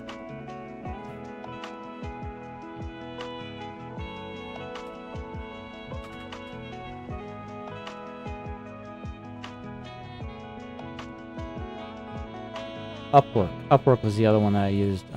Looking for talent.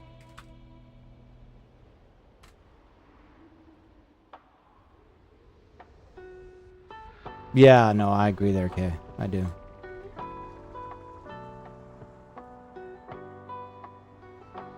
Let's see here.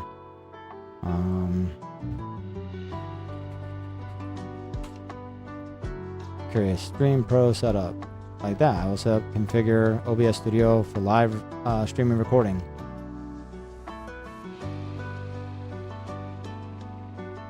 Fiverr's choice is this person here, you know?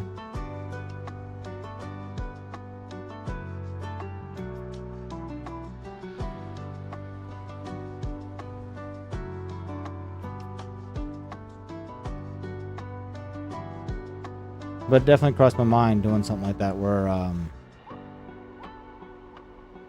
could, you know, set up people's streams for them because I've got the knowledge now, or clip videos for them. I actually talked to another streamer recently about doing that. It's just I need to, they wanted an actual, like, well, how much would I charge for, you know?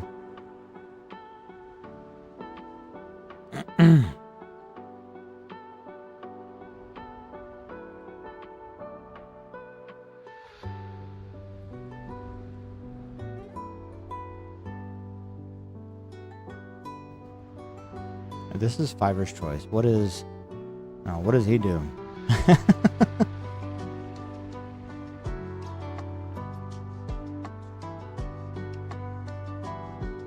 Copy paste for my own.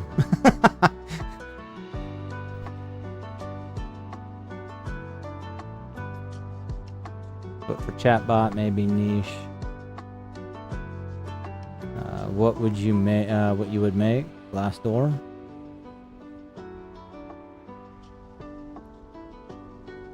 I think what I would make would all depend on how many clients I can get. This is more of a, I don't know anybody that's hiring for somebody to do that. You know, it's more, you're going to be your own boss trying to find work, right? Okay, for their social media, plus programmers, plus editor, to divide by 3. Yeah, right. Wells Fargo.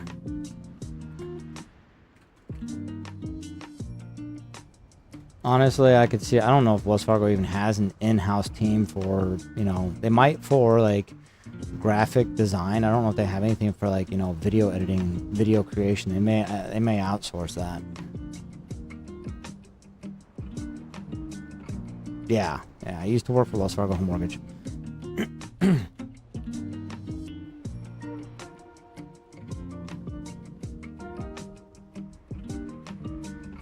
I'm curious. I think I have to log into Upwork to see anything.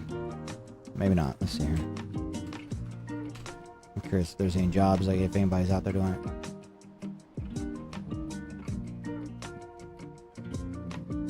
This is like all actual development. Video streaming engineer. Developing cutting edge video streaming services. So yeah, they're looking at actually developing services for video streaming. If I want to like create my own website.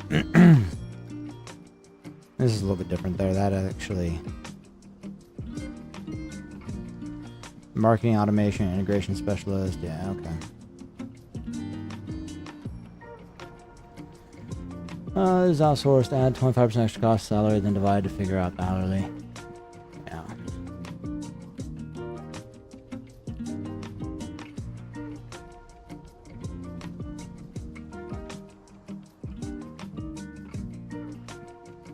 What I liked about Game Maker, commercial access to the following platforms, was the fact that you can, view license.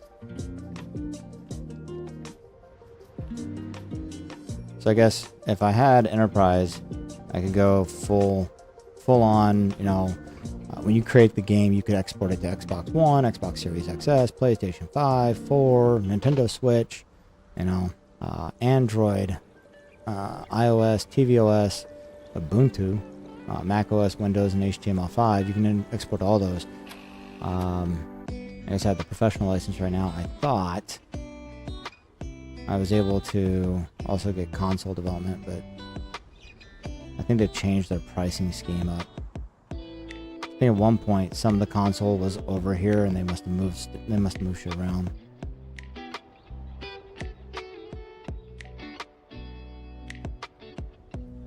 So I could export to Android and iOS, but I can't hit the actual consoles unless I want to pay them, which that sucks. It used to be, I think you could get the other, like some of the consoles.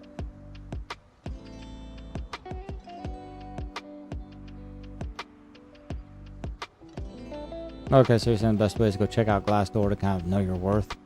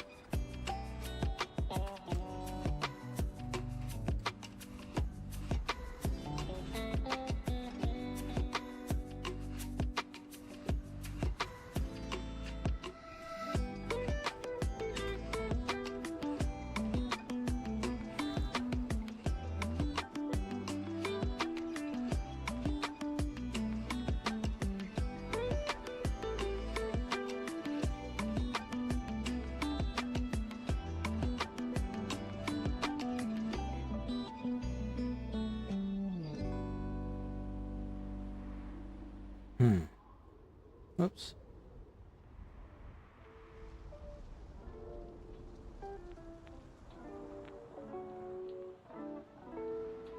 Dude, we have paid someone to swap out one fan setup to a different only to have it blow the motherboard, to have same person out again to realize they installed the fans backward and had to, in the end, do it ourselves, and this was a certified Best Buy geek specialist. okay, you pay for me to fly out there. I'll fix the fan in your computer for free. Like, no, for free. You just pay for me to fly out there. And give me, obviously have me stay in your house for a night and we'll fix it.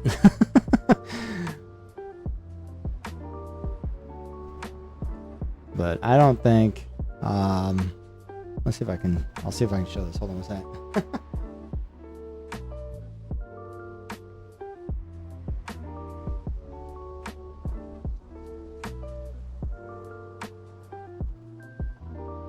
Let's see. I don't know if this will come up on stream or not. Not sure how well or easy it is to see that. That's my computer. I finally did water cooling for the first time.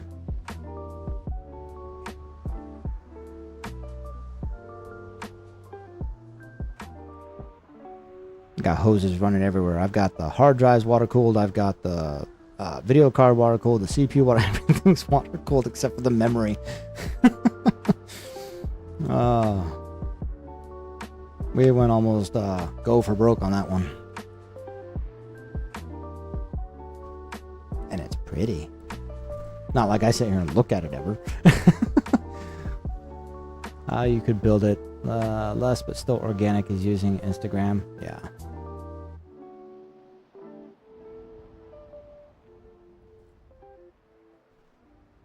So your misfortune will run into Benjamin several times as he is setting up warnings about Mr. Voice.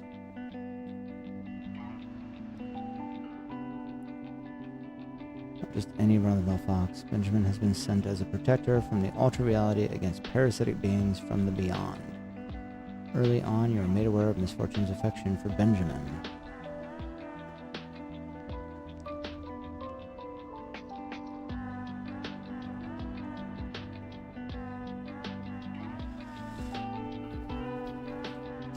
The parasitic being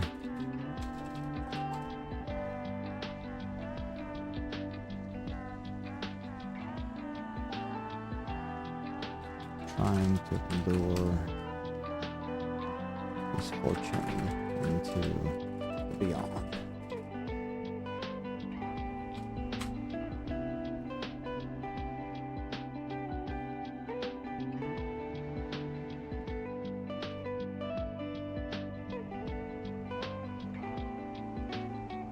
Both knew how, we just hadn't cracked a box for over 5 years, so we paid for someone to do it for us as they were up on intricacies. We were not. Turned out old school knowledge is best knowledge. Yeah. I think one of the funniest things, like my first time experiencing this was, there was a guy I was working for. He wanted to do like an advertising thing for like a small booklet next to your computer, always there, of like specific businesses in the area, trying to, he used to be an old school yellow book salesman, and he was trying to essentially slim that down because, he felt like people would prefer like a small local business guide right there at their computer, right? Not a bad idea for like the, 2005? But even the businesses he was talking to were pretty much certain that technology was the way things were moving. And so, I could easily Google on my phone really quickly, or Google on the computer, a business name to find out local businesses that I want to call upon. So anyway, all that just to get to the fact that his computer died on him one day, and I took it in for him because he was unable to, so I took it in for him, and they came back saying the reason being was the power supply literally had died. It wasn't putting out enough power. So it would like turn on, and within, 2 minutes going through the boot up screens and everything, it would shut itself off immediately. Simple fix, right? New power supply. That experience came in handy when I worked for a small print company in Des Moines, and found there was a computer doing the same exact thing. And just needed a new power supply. But yeah, experience trumps, even if they happen to know newer things, doesn't necessarily mean that they know shit. how guarded and guided Google searches are? Are you aware Elon Musk is now looking to making a free X search? Did not know that. But that would be really useful to know.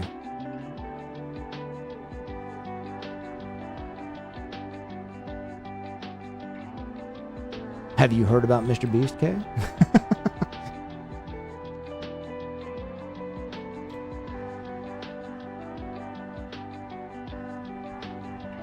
My favorite free email so far is Proton Mail. It's a encrypted email system. And if two people have Proton Mail and they're emailing each other, that it's completely encrypted. I have heard of Mr. Beast, don't understand the hype. No, I mean like the controversy around Mr. Beast currently. So there's been a lot of paywall, like to use the email. I said it's free. I think there is a payment if you want to,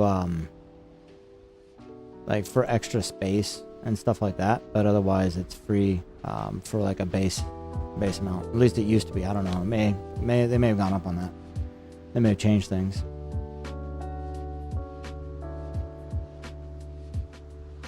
But no, the controversy around Mr. Beast currently, I guess. No. An previous employee, he goes by PackDog, I think, PackDog404, on YouTube. He released a video talking about all of the illegal lotteries that he's ran.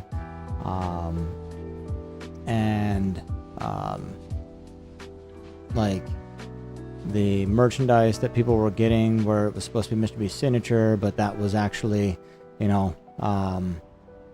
written, it was actually forged by other members. You could see it on a video of his that was up at one point from one of the lives where another member of Mr. Beast's team signs Mr. Beast's signature. And then he recently came out with a second video follow-up that gets more into another former member, Mr. Beast employee who was kind of put through the ringer on one of his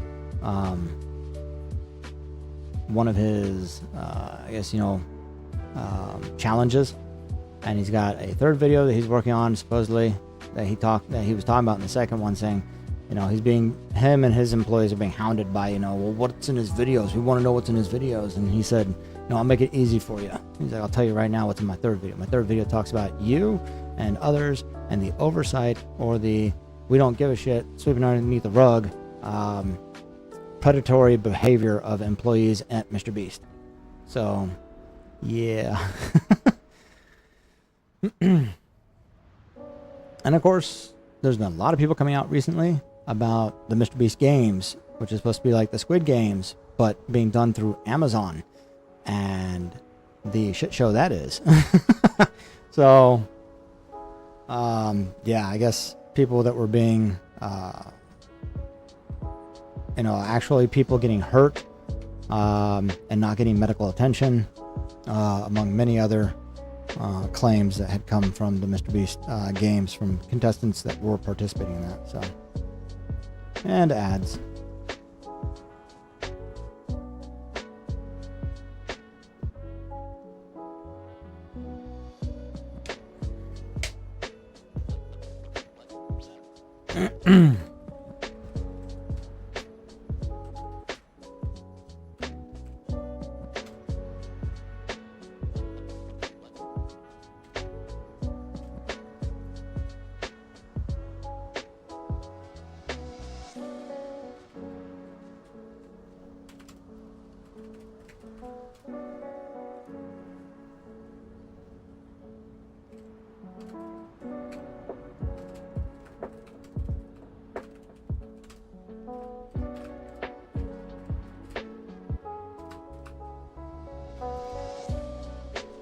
I'm back again. That's good. That was a quick ad.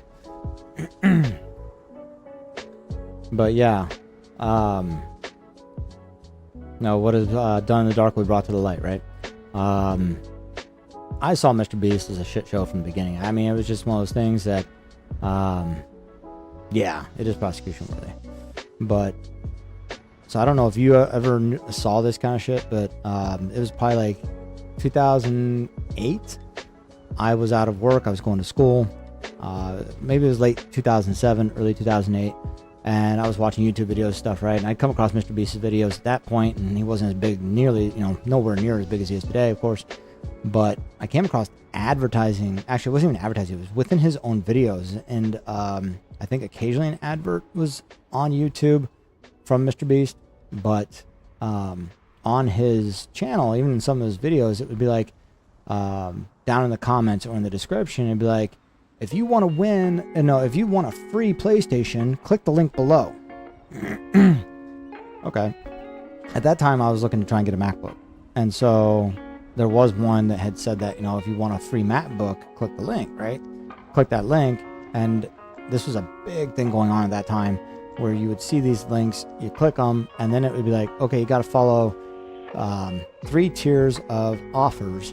You have to complete an offer in tier 1, complete an offer in tier 2, or like maybe 2 in tier 2 and 2 in tier 1, and then like 1 offer in tier 3. And normally like the first 2 tiers were like signing up for a Netflix subscription, signing up for a Disney subscription, and ordering a couple videos. You had to complete these things, right? Not so bad until you got to the 3rd tier where it's like, hey, you need to sign up for a timeshare. And the investment for the timeshare was going to be as much, if not more, than the laptop that you're getting for free. And I'm like, okay, why would I do that? Why wouldn't I just spend the money on a laptop? What the fuck is all this shit about? So I caught onto that crap really fast, but Mr. Beast was using that stuff in his descriptions. He was trying to lure people into clicking those links, because you click them, you sign up for at least the subscription side of things. He's getting a kickback for every link clicked. And so that's how he was making money to start. And he was shady. He was shady to begin with.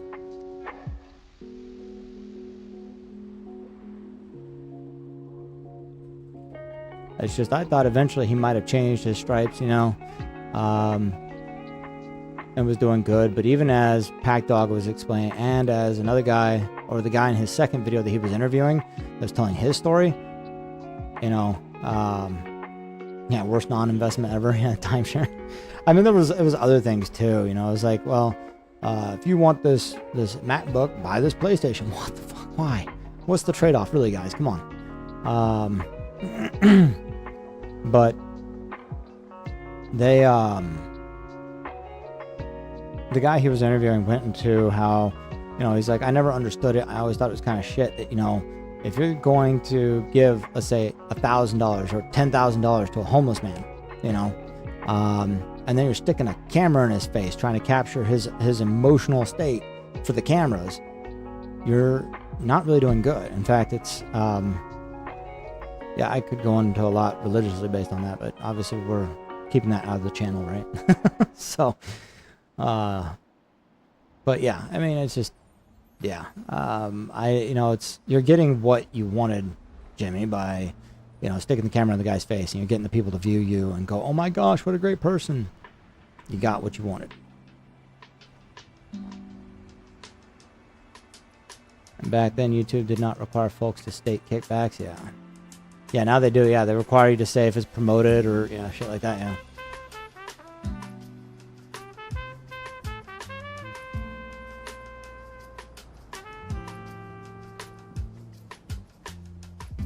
Misfortune will run to Benjamin. So early on, you are made aware of Benjamin as Misfortune confesses her affection for the box.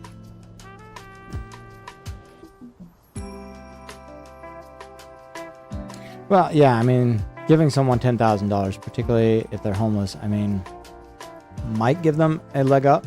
Maybe. Just depends on what they do with it, right? Go take a shower or shave. If they're a guy, of course, but take a shower if they're not, go take a shower, get some clothes, and then go apply for some jobs. Maybe. Short term, it might help them a little bit. But again, I mean, if they weren't, trying to apply for jobs to begin with, I don't know if it would help them at all, Like I told my fiance, $10,000, that's only what they consider a livable wage, like 1/6, 1/7 of what someone needs for an annual income.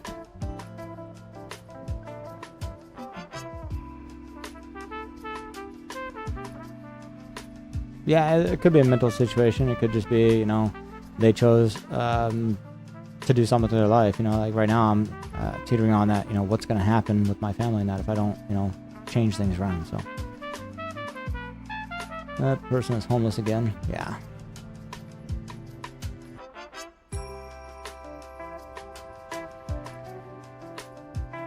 And I even told my fiance, you know, I'd heard before that, you know,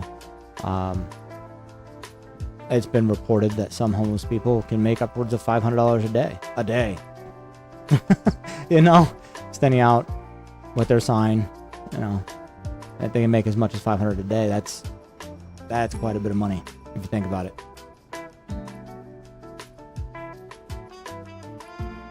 And that's why we see videos of people catching people who are truly not homeless, standing out collecting money, driving fancy cars. I don't try and be shady. I definitely don't try and sit there and think, you know, this person's trying to scam me when I see them on the street. But, you know, I give if I can.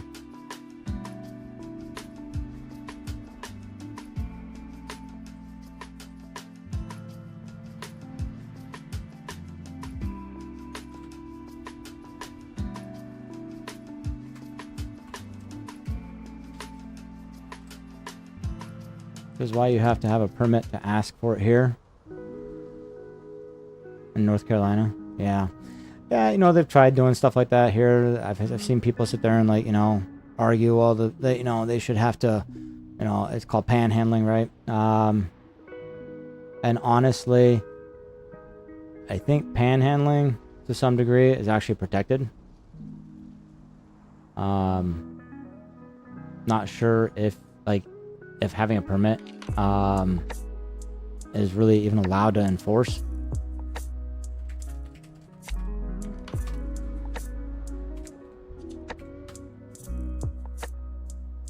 But that might depend on the states, right? Like, I think in this state, panhandling is protected.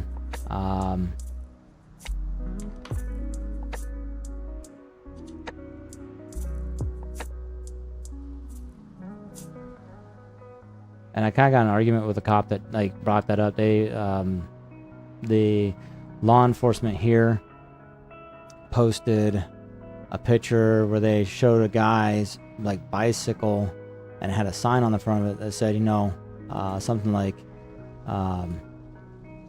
essentially they were looking for marijuana, right? And they were just looking for a handout.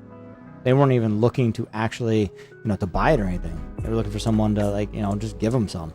And the cops, like, I guess they're like, you know, if you're going to look for, you know, getting money or whatever. And I was like, wait, I don't think here in this state that you're allowed to do that. Like, I mean, what the cops are doing. You can play Alice in Madness Returns tonight. I mean, I could play it right now. I've got it on the computer. But yeah, I'm sure we could do that tonight, Claw.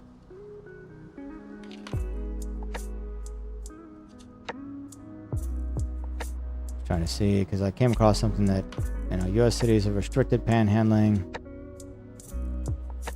The worst thing I ever thought was I was dressed nicely walking down through the street of San Francisco once, and there was a guy on the street. He asked me for money.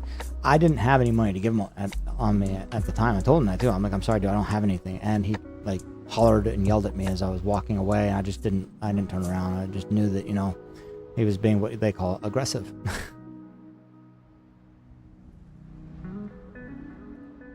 But there's a lot of them that end up out in San Francisco, simply because it's nice there year round.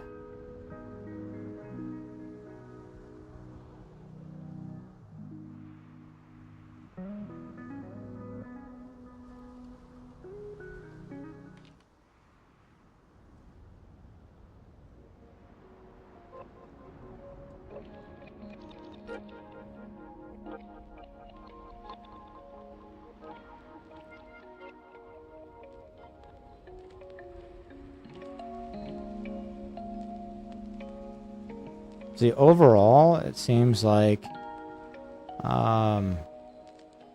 Schoenberg versus Citizens for a Better Environment, okay, and this is back in 1980, a case dealing with the regulation of legitimate charities. The court held that solicitation for money is closely intertwined with speech, and that solicitation to pay or contribute money is protected under the under the First Amendment.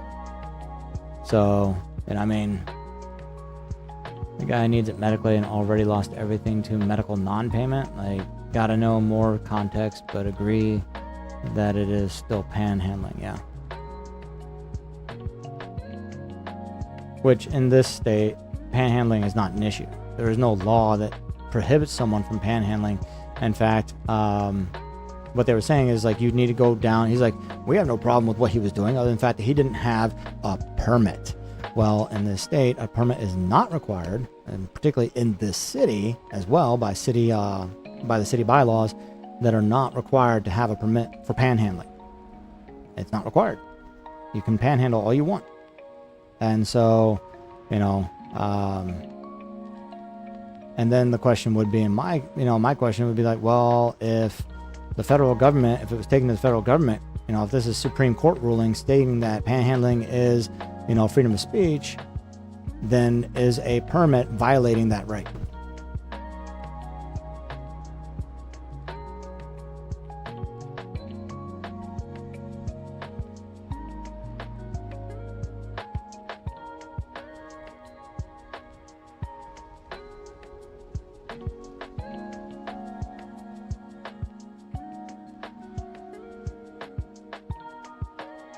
You know, I mean, it's quite possible that by having a permit required, it's violating the rights of the people. So, all right, Flawless. I hope everything goes well.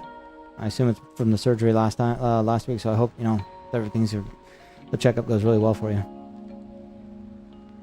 Here, the state just wants a piece. Yeah, yeah, I could see that too. Okay. Good luck, Flawless. We'll see you again here in a little bit.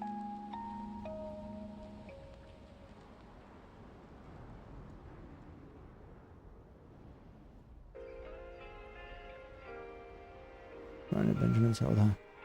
Alright. Early on, you are made aware of Benjamin. Misfortune confesses her feelings for the fox. Misfortune will run to Benjamin several times as he is setting up warnings about Mr. Voice, the parasitic being trying to lure Misfortune into the beyond. Ah, the Care Bear hugs. Love it. I introduced my kids to Care Bears just recently.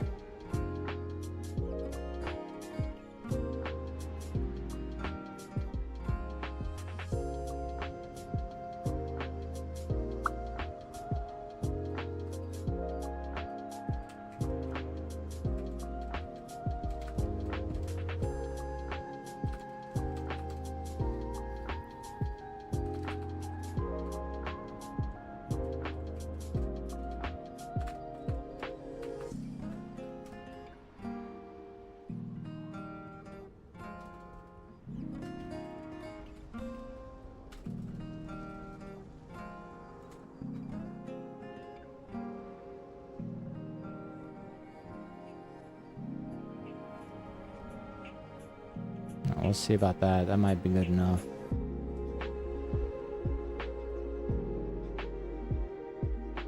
I don't know why I keep trying to go to the E drive. I thought I'd change that. Yeah, the boys said it was a girl show. Oh, when they were trying to figure it out.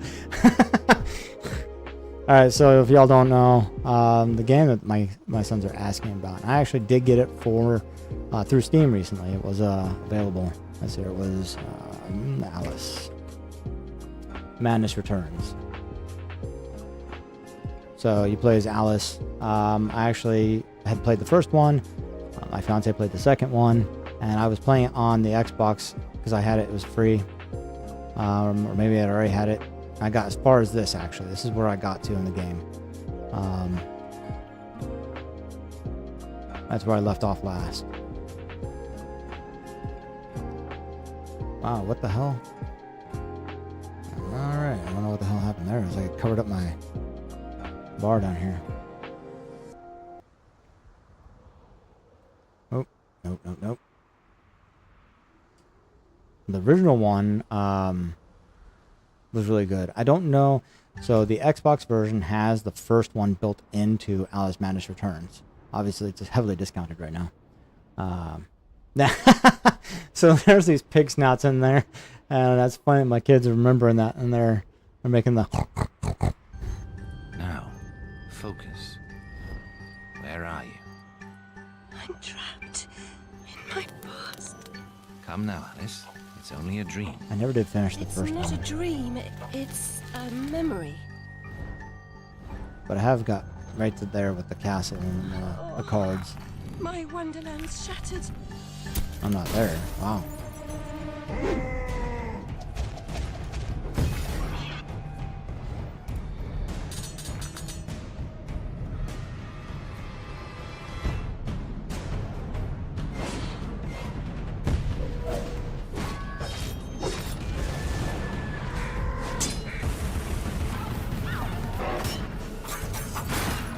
Alice's Wonderland.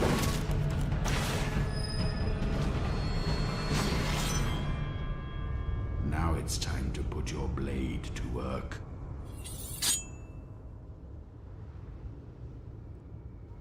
Was it something McGee's Alice is what the first one was, but I don't know if the first one's included with this.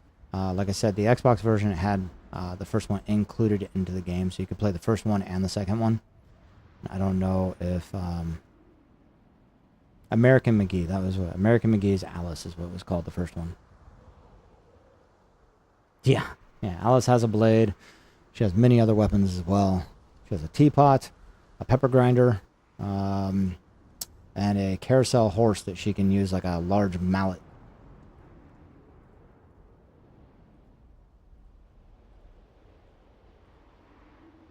My fiance watched me play. Claw was watching me play, and was saying how frustrated she is at watching me play the game because some of the things that took her, a month to overcome, took me, maybe 15 minutes or so, half hour maybe. But why is this coming so easily to you? This has been a lot of fun. I really liked Alien Isolation. That was a whole lot of fun last week on Friday. I look forward to getting back into this one. I expect to see more of what's going on. Yeah, gamer. Yeah. That's all years of practice. I've been playing since I was like 6 years old. I don't know what to tell you. How old are you now? Old enough.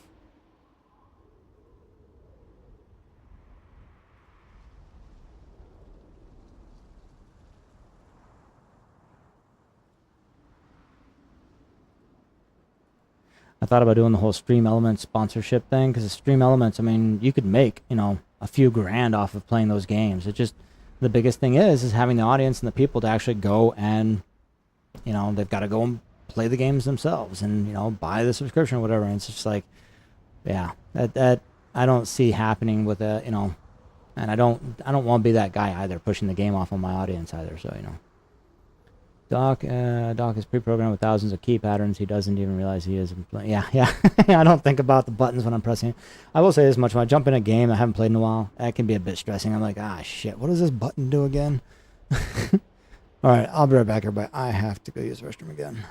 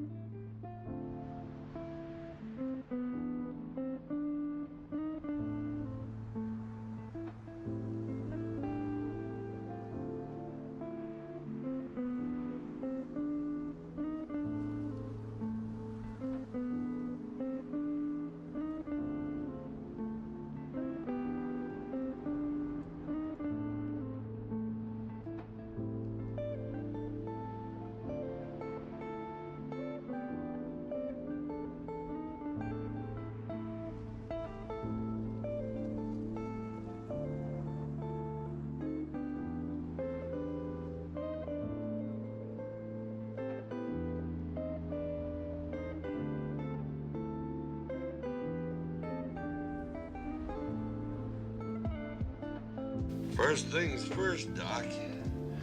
I almost forgot to ask you, how much do I owe you?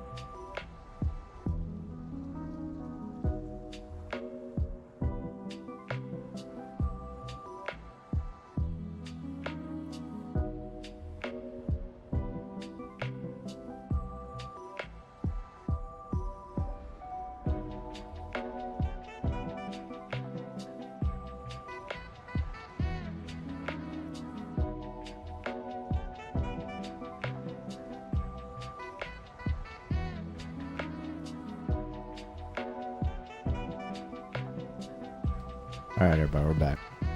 Thank you so much, Magic, for the videos. I just saw the notice, actually, when I went out to go see the fiance. I went to go see the Claw. I should say when I went to go to see the Claw. Anyway, I heard the notice, so thank you, man. Thank you so much. I hope you're having a wonderful day with that arena breakout. Thank you, Kay. I appreciate it. Glad to be back. Let's see here. What were you saying here? So that is where BTC, aka Blame the Controller, came from. Yeah.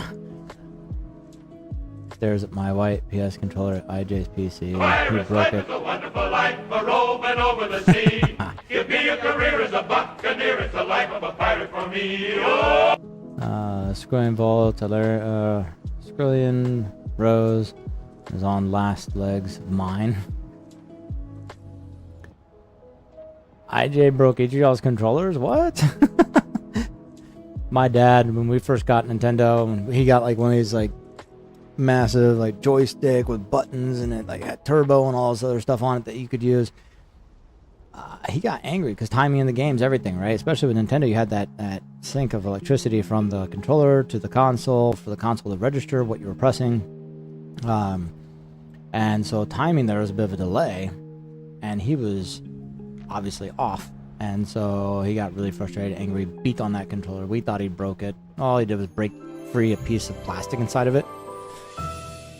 But when you're kids, you don't know any better. We didn't know anything about the controllers at the time. Still waiting on the new Spirits to come out.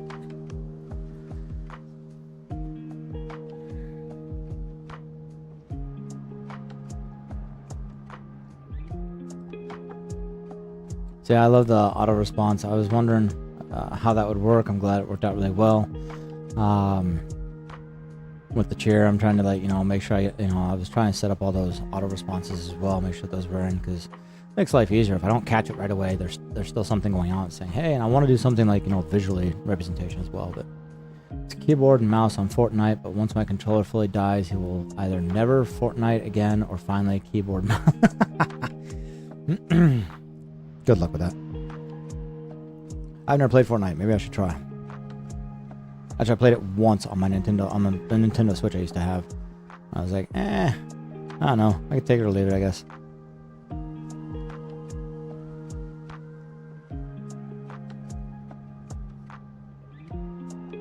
I don't know if I should add more to this regarding Benjamin. I don't think there's much more to add about Benjamin here.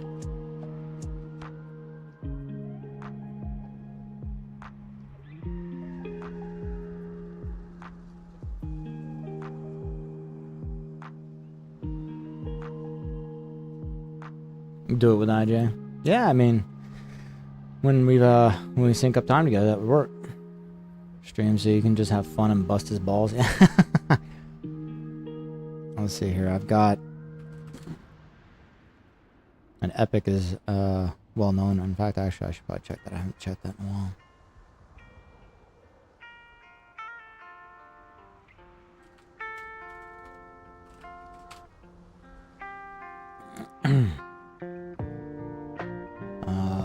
It's Unreal, right? Not Unity.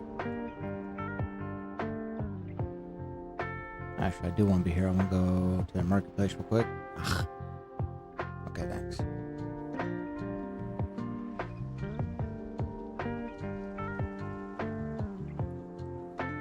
Do my best to grab this stuff every time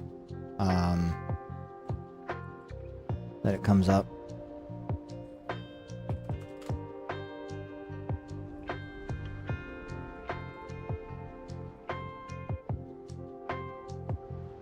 Yeah, I know.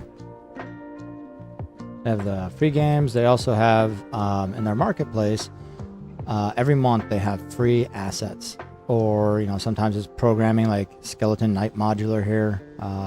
Moore's RPG template, so you got an RPG template to work from.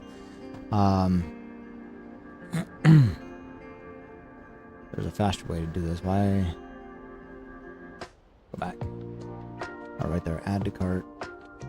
So I usually grab, sit right there. That's a $220 Knight Modular that I get for free. So Asian Medieval City. And what they mean by modular, if you don't already know, is that when you get over into the actual assets, I think usually they have a picture of it. They don't.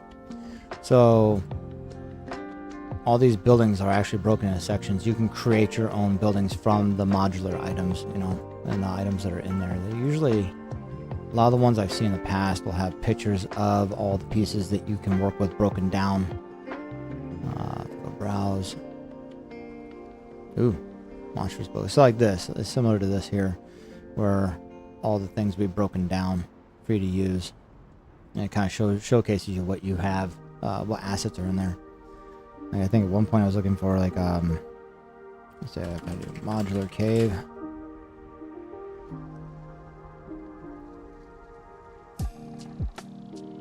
And there, you see like the different wall shapes, tunnels, root systems, you know, plants and stuff. They show you kind of all the prop pieces that you can have to put together to make your own cave system. So anyway, Epic has their own launcher. It is integrated with their anti-cheat.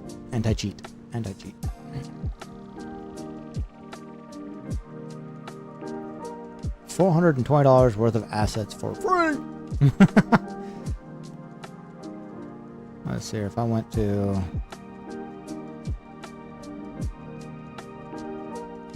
I don't know if I can see. At least not here. I'd have to open up Unreal Engine. I could show you like all the assets that I've got over time. I try and make sure I get out here every month. It's already halfway through the month, so you know, soon there'll be new assets again. Oh, didn't realize you left there, okay. I was talking to myself. Oh, ads. Yeah, I was talking to myself. All right. Yeah. Don't know if you saw like what I was talking about with the modular items. Like, this would be cool. But they kind of show here like all of it broken down to pieces. So you can take all those pieces and that's what allows you to make, you know, this stuff. And like I was saying, you know, I mean, I got over $400 worth of assets from here for free. I would love to get this one, I think. Make my own Backrooms game. Need like the empty shelves. You can even make movies and videos from Unreal Engine. I mean, shit, I thought about doing it, you know. But I don't think I can show you on here without opening up Unreal. Let's see. Is it the games launcher? Unreal Engine, there it is. Oh no, library. You can see down here all the assets I've got for free over the, you know, over all this time. So I could really probably start making something. You know, what I want to make, none of this works for me. So it is what it is.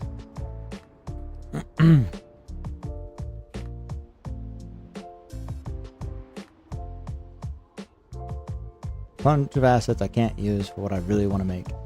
But yeah, library of games, right? We have Made of Skur that was free recently, which we haven't played yet. And I love simulators, and they had the Farming Simulator 22 out for free, so I got that. As you can see, I have Fortnite here. Don't know why it's in here twice. Yeah, I have no idea why it's in here twice. Add-ons? I don't know. The Bridge. Plague Tale, I have. I thought I had that already, but Saints Row. My brother worked on this game here. What you were saying is their offering for assets are directed. Yeah, I mean, it's just every month different assets are available for free. I don't know how that works or how they, you know, work with the creators for that kind of thing. But have you ever heard, so I know you've probably heard of Markiplier, right? And yeah, I've played Fall Guys with my kids. Definitely liked Fall Guys. I've seen Bus Simulator, and I would like, there's the Trucking Simulator I'd love to get someday. That one's fun. Looks fun anyways. I watched another streamer do it, and I asked him, I said, so are you ready to actually get out there and be a trucker then? He's like, oh, hell no. Yeah, okay, so Markiplier,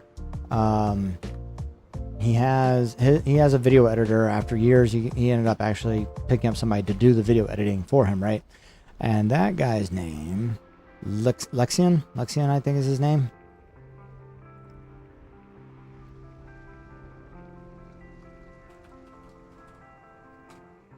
I think. No. Share. Markiplier. Lixian. Lixin. So his channel, if you go out to it, right there, he made this haunted house cleaning simulator.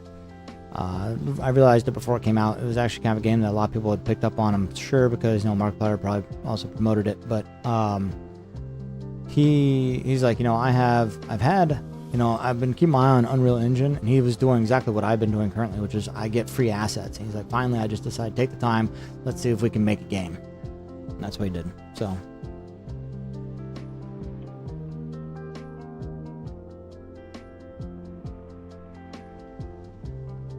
When you get out to the game store, I want to see what freebies out there if I haven't already grabbed it or if I even want to grab it. World of Goo is a fun game.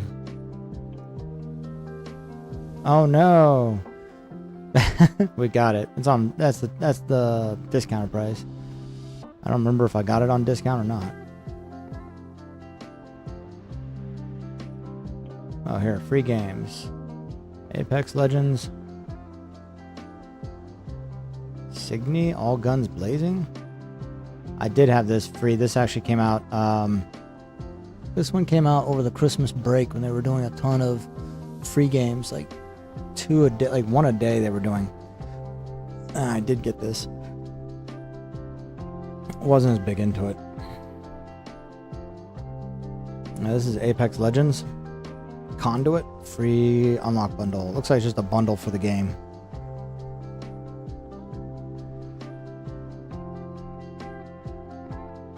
Doesn't play it, yeah. Oh, is this like a jet fighter game? By Konami.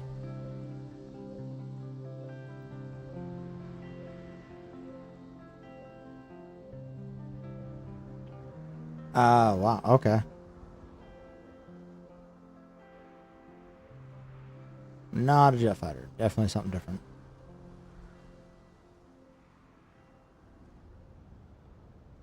I'll get it. Don't know if I'll ever play it, but we'll add it since it's free. Oh, wait, no, I don't want to share my email with Konami, thank you.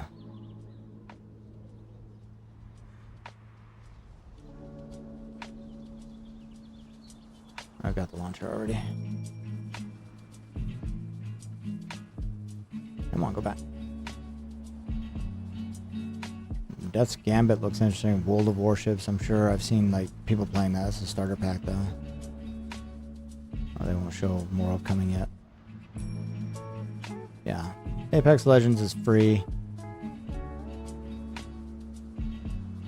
My kids like playing Rocket League.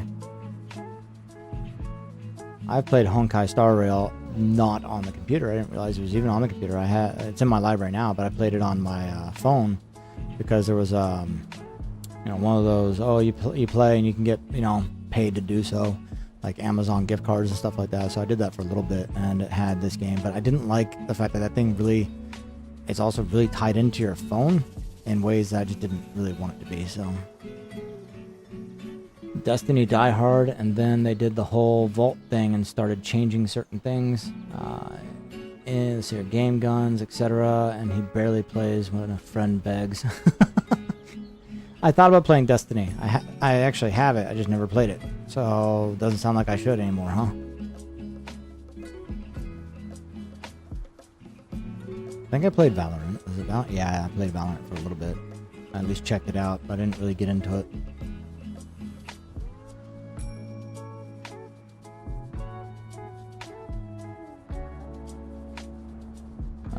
No different menu, but IJ gets curmudgeonly now. You might like their changes. Yeah, I think it's actually in my Steam library, I thought. Yeah, Destiny 2. I don't have it installed, I've just sat on it. think actually, I thought I made a short for this because something about it came out on Epic last winter. Maybe it was like an add-on or like the Legacy Collection, so I created a short about it being free. Go check it out.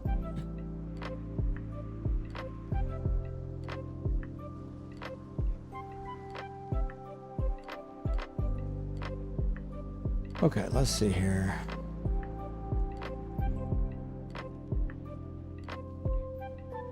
I just spent so much time playing and investing in Destiny. When D2 came out, he was unhappy with a little bit of it, and over time they have totally changed the original game. Yeah, it happens. Especially if it's like an ongoing service kind of game. You know, I know that someone I saw comment saying, why can't we just have games that are completely finished when they come out? Like, well, what is one of your favorite games? Let's talk about that and how there were probably improvements to it. And you know, I do feel like, you know, when a game is released, it should not have nearly the bugs and defects in it that we do see nowadays. You know, they do this early release, early access stuff, and they leave it kind of it's unpolished, and that can really hurt a game. Anti-game investment, like it is a game you can't you can walk away and live a life. Oh yeah.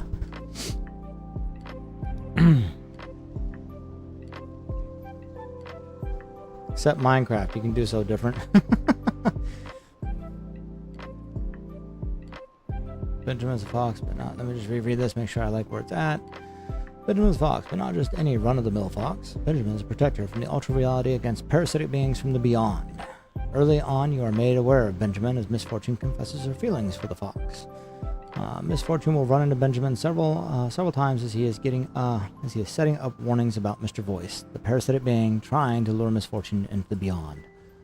Is Benjamin's efforts in vain, or will he protect Misfortune from Mr. Voice? Be sure to subscribe for more game lore tips and news. Yeah, that sounds about right, and it's short, so short. But the amount of time Destiny sucks from IJ to get that sun hammer. The grind is real in some of these games. Now, did I start a new document? I didn't. Oof. What do I got going on here? That's a group, that one. So we got 2 blanks. What was the other one I was going to write about? Misfortune. There was another one I was going to write. I was thinking about what is the ultra reality. But again, I feel like that is something more to talk about using video from Frambeau, so I may have to just create the script later. Because you don't really get a taste of the ultra reality from within Misfortune at all. But in Frambeau, you actually visit like a higher realm within the ultra reality. I mean, granted, the reality that Frambeau starts in, that La Misfortune starts in, essentially Earth is considered the Pandora, like I think the 3rd realm out of 5.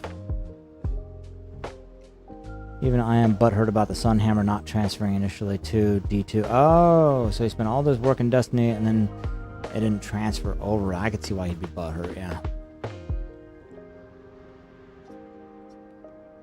But I mean, that's the danger of playing a game that, you know, and then moving to the next game. And that's just... Sorry, I would have assumed that, you know, it's quite possible none of that shit's gonna transfer. This is what I wanted. What did that say? Oh.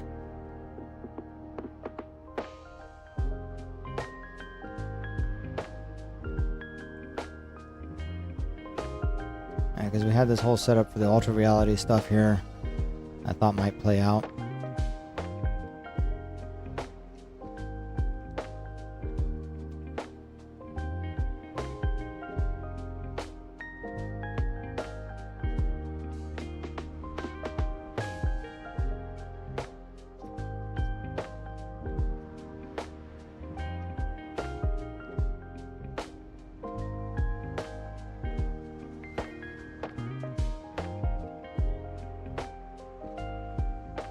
Essentially years of working to get that hammer for it not to be available in the next one was major bad. And they finally added it 2 years ago because they were losing too many, because it wasn't being cycled in with all their Vault stuff. Oh. Shit. Yeah, no thank you.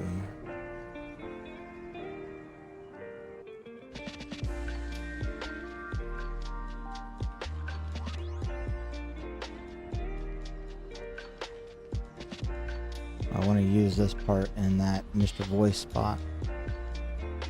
Especially the part here where it says beware the consequences. I think I've got all my auto mod stuff turned off, kid. Just say no. I mean, if you curse, you curse. But I guess I don't want to see it. Like, I don't want you testing that theory either. I think the only auto mod stuff I had was from the Streamlabs chatbot, which I don't even have turned on today. So you try to behave, yeah.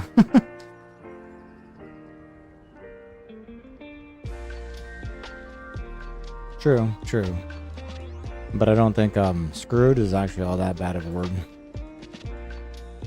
Took me a minute to realize what you were trying to say there with the apostrophe D. I was like, something.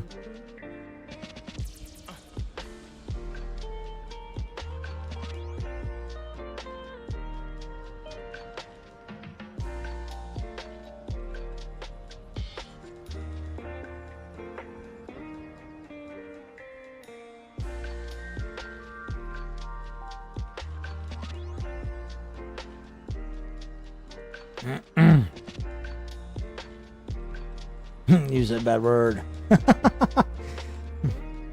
I think I've said a few other ones today already.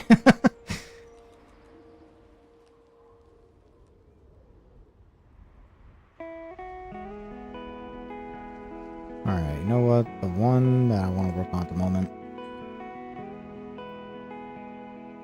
because I can still do a bunch of video from this, and we can get at least some more prepped and ready, and I don't have to worry about it as much. This is going to be the Escape the Backrooms at the moment. We also have Redbow that I just recently did, right? And I recorded some of that. But I've been meaning to finish this as well. I want to get this done. I'd like to... Nope. Where's the actual wiki? That is not the actual wiki.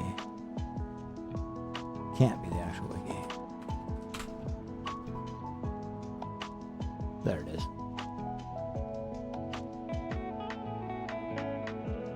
I heard you mention something about that. Rose took a shower to go to work. Still didn't feel well. So she stayed home again. Stopping in dinner is soup. If you were stopping in dinner is soup. Rose isn't feeling well still. She would like the stuffiness to go away. Yeah.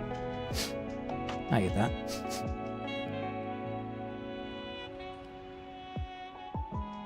Just allergies, you think, or?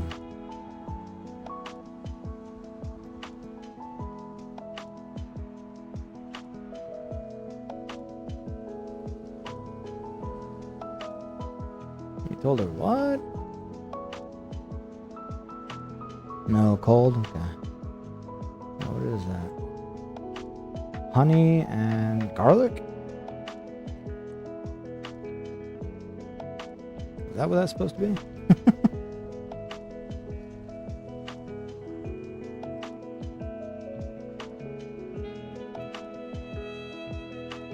Alright, so we did one for level 0, did one for level 1. Go back, take a look at this one just to see what I did here.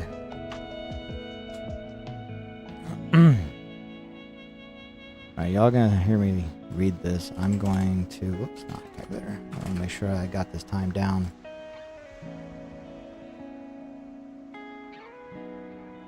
Went to her hot room yesterday and she was all hunkered in blankets, and that is when I knew, yeah, Scarlet and Honey. Yeah. Alright, so what I usually do is I test my speed read on this, see, you know, hopefully I don't have any mistakes, but it really doesn't matter as long as I can just read through it to test how fast I gotta read. I'll mute. So many cold flu things. I don't get a cold or flu ever anymore. I stopped getting them.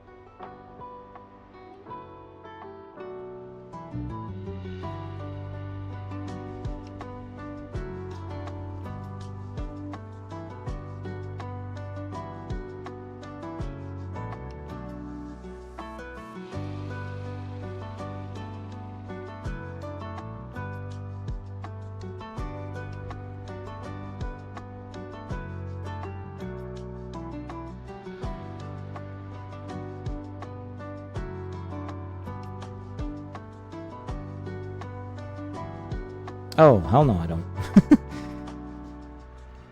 I don't drink raw milk. Or straight unpasteurized, no. Again, my belief into why I don't get sick anymore comes down to mind over matter.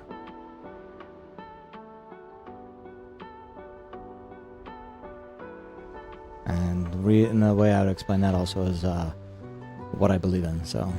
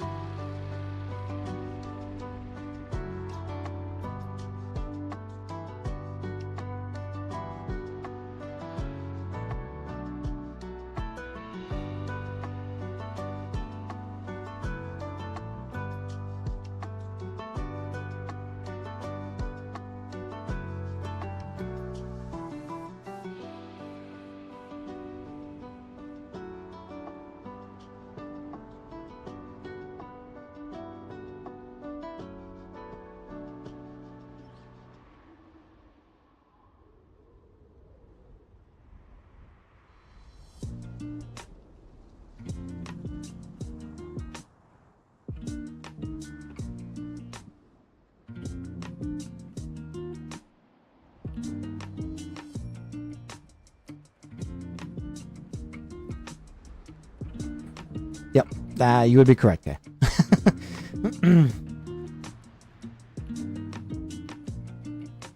Reading it as fast as I can with hardly a break in there, we make it in the 60-second zone. But whoo!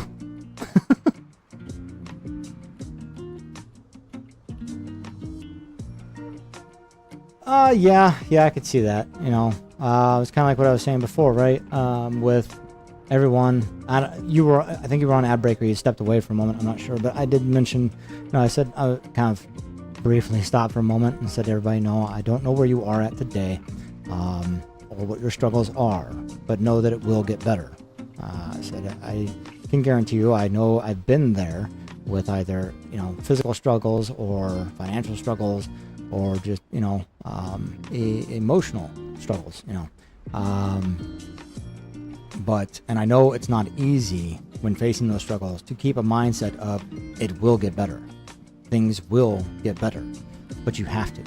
It's the only you have to push forward like that, and so it's the same thing, right? I mean, if you and I get it, that couldn't be easy, especially if she was close to him, right? Having him pass away, then she, emotional state can play a big part in that. And like I said, making her susceptible. So, but yeah, I mean, the Claw and I both had moments where we're both struggling emotionally, physically, obviously financially. I've talked about that a few times today. But we've been struggling at times, and the only way to keep moving forward is to believe, yes, things are going to get better. Don't dwell on what's happening right now, because that's not going to do you any good. Which is hard, because especially physical pain, that's absolutely difficult to believe. When you're in pain, this is going to go, oh, it's going to get better. and not dwell on it because it's right there with you and you can feel it. You know, you can play out of sight, out of mind with other things, no problem, but when it comes to like pain, that can be difficult. So pain management can be a hard thing to push past. I might have to reword this a little bit, but man, I blew through that one. So blank document. So we did level 1. I think the biggest struggle I had with level 1 was how it's I had to try and cram as much information as I did into that short, into 60 seconds or less. Yeah.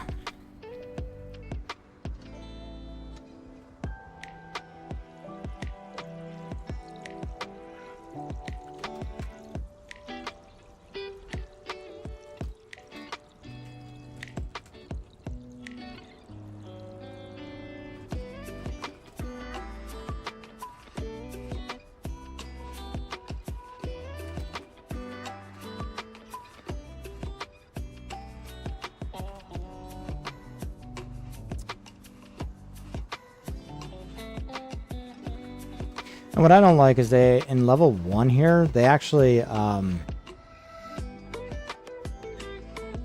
go back, I was reading level 1, right? They actually consider the hub as kind of part of level 1, honestly. Because they don't really consider you out of level 1 until you've got past the Smilers in the garage and you find the doorway or the doorway to level 2.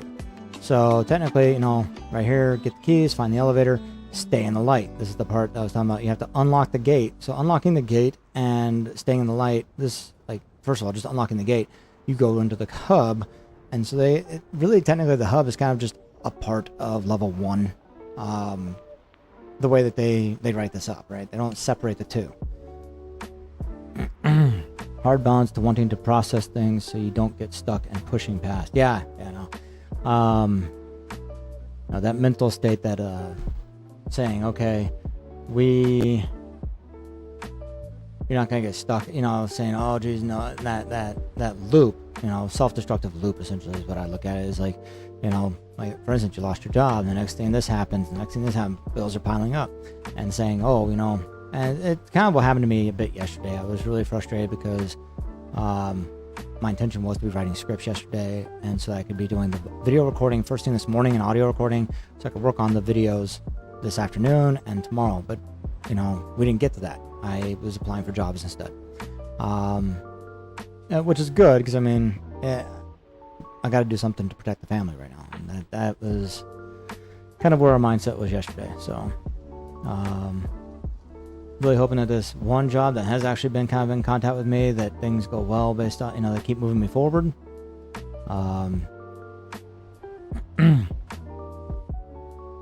Because I'd like to be able to do the video editing and that, and you know, be getting my foot in the door in that industry while still working on my own stuff, you know. And it's a completely remote job. However, there is one job I applied for yesterday, out of probably a dozen or so that I think were really, if I was going to be getting back into computer software development and that, it would be really, it would fit in line with what I know and my experience. It's a senior software position, software engineer position at a company called Corteva Agriscience. So, but again, like I said, I'm sidetracking myself there. I was frustrated because I want to be working on this stuff, and every moment that I'm not working on this and trying to, you know, get content out, try and, you know, build that audience, build that community, is a moment that I feel like was, you know, isn't devoted to, like, yes, we're trying to make this, you know, my job, right? And I guess that kind of fed back into how I felt from last year when I didn't even get around to doing any videos or live streaming until October, and I had been out of Shazam that year since like the end of January, right? So it's like 6, 7, 8 months went by before I finally got into this stuff. And so yeah, I was really kind of, I was trying to let it go, I'll tell you that much for sure. Hyperfixation is not balanced either. No, it's not. And I was letting it go. I really was. I was trying not to focus on it, trying not to think about it, trying to, you know, just let it go. Unfortunately, when I'm trying to let things go, I can also be short with my family, and I try not to do that either. Yeah, let it go. Don't get me frozen, right? No, it's Let It Snow, right? Let It Go, something like that. Yeah, Let It Go, Frozen. And we're in ads again, I think.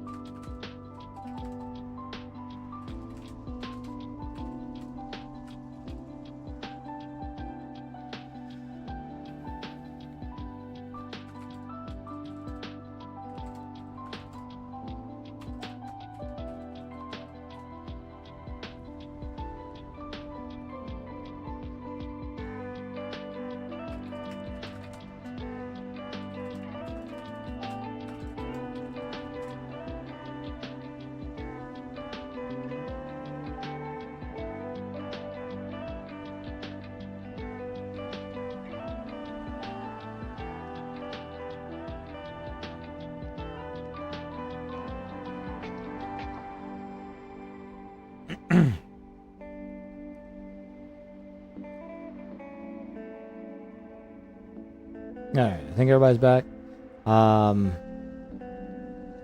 So yeah, what was I saying there? Let It Go. I'm like, I'm Weird Al Yankovic, but not actually having actually produced anything, right? What I mean by that is, McClaw and my daughter, my oldest daughter, my oldest daughter was really big. Pardon me. Was really big into Frozen. And McClaw would sing the song, and they would sing it together. And I started singing "Let It Flow," and started making up words that went along the lines of a woman's time of the month. Just put it that way. So, me, my brother, my brother, a friend of mine, and I, when we were, I think we were like 14. The song, was it Barbie's World, came out by Aqua. And we took that song. You mean exclamation point? Yes, well, I think it's supposed to be a period, not an exclamation point, but yeah.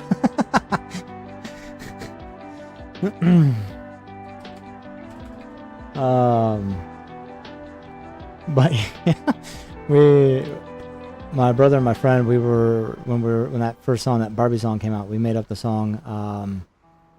It's like, I'm a Barbie girl, or yeah, in a Barbie world. Life is fantastic, or life is plastic, or something. I don't remember all the words. I like Aqua. I had a couple of their albums. Oh, I never even saw the video. Anyway. Oh, that's one by Nicki Minaj. Never mind. Wonder if she was redoing it, but the one by Aqua.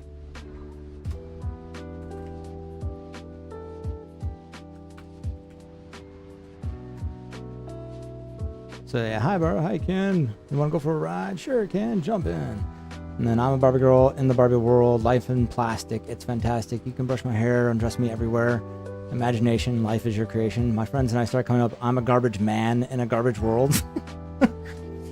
And we started coming up with our own lyrics because we were thinking Weird Al at that time was a big thing. He would, he came out with the Amish Paradise song and stuff, so yeah, that tells you how old I am. Kind of gives a frame of reference here. Wait, he said he was 14 or 15 when that song Barbie World came out. Actually, I wonder. I'm kind of curious. When did that song get released? Yeah. Oh yeah, 1997. Let's see here. Yeah. No, I was about right.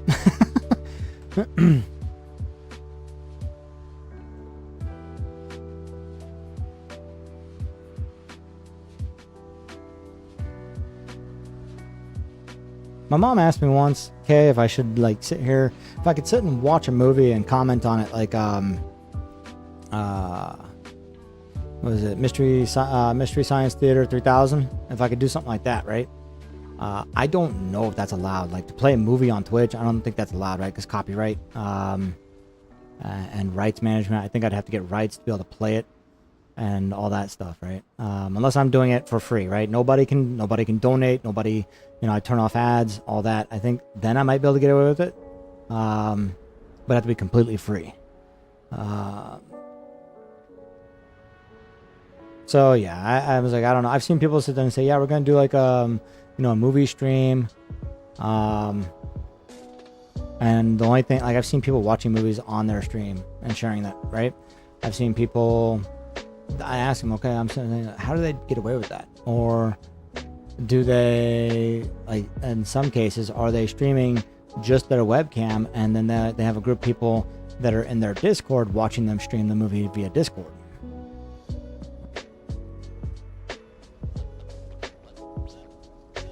Because licenses to those in like your household, yeah.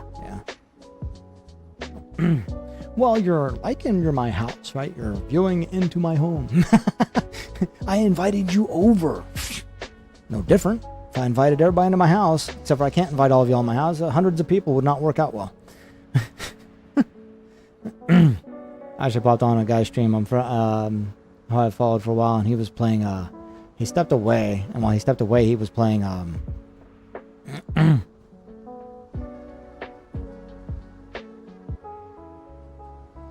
Yeah, that makes sense, Kay. But anyways, what I was saying was that the guy was playing Night at the Roxbury. And it took me a while to realize what it was, because I've never seen the whole movie, but I recognized part of it. I recognized the way they're dressed and the way they look. And then it dawned on me, oh, it's Night at the Roxbury, okay. The scene I popped in on was when they finally lost their virginity. It was hilarious, because I'd never seen it before. They come out of the room like, hey, yeah, that was so great. Oh. And I was like, I actually half thought for a second these two guys were going to like tag and then swap rooms. But that was not what happened. They went back to the same girls they started with. So postponed a few times because we didn't get the approvals for planned time. Oh, yeah. So that brings me back to licensing and rights, right? There's a train out here in, it is Boone, Iowa. And they still run trains out there. And during Christmas, they have a special train they run, and Santa visits on the train, all this. And it's a fun experience. I took my oldest son once. I want to take the rest of them, but I haven't yet. But my oldest son was like 2, and we took him there. And we're riding this train, and they even said, okay, so this year we have a new book, because every year they had been reading, what's that? The Christmas Story with the Train. Polar Express. So they would read that story to the kids on the train. Well, I guess someone caught wind and notified the rights holders, who then turned around and told the train, look, you guys can't read that book unless you're going to be getting rights from us to do so. And so someone who has ridden the train for a long time wrote them a book specifically for the train. It was about the train, about Santa visiting the train, everything. So that's what they read that year. It was really cool. And it was actually just cool that somebody was, who heard about it and who loved what these people do, said, you know what, I'm going to write a book specifically for you guys.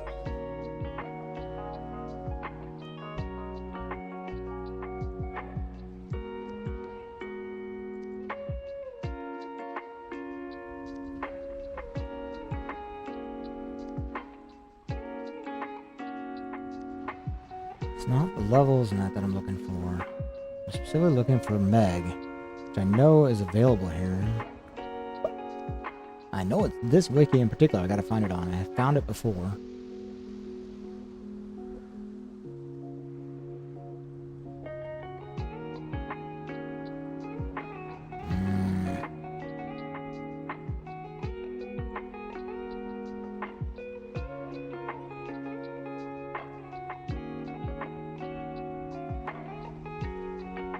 My sons are huge into SCP right now. Talked to them about doing SCP. Told them about the website. And told me, we need to get you guys signed up. I have no problem with it because it's just all text mainly. It's like there's some art spotlight stuff, but nothing that I don't think would be really, you know, concerning.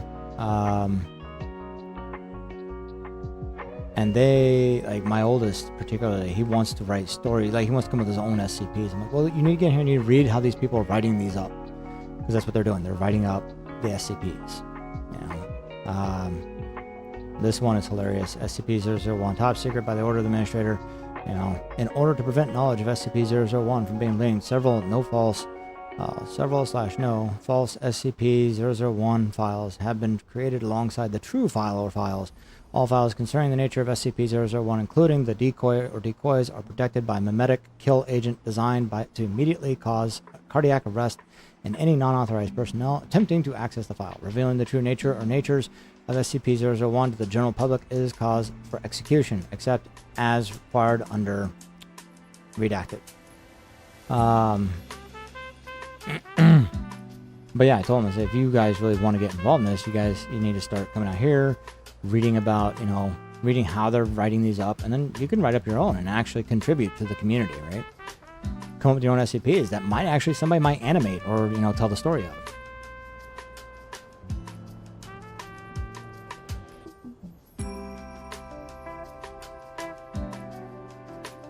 Wanderer's Toolbox. Maybe, no, that's not what I'm looking for.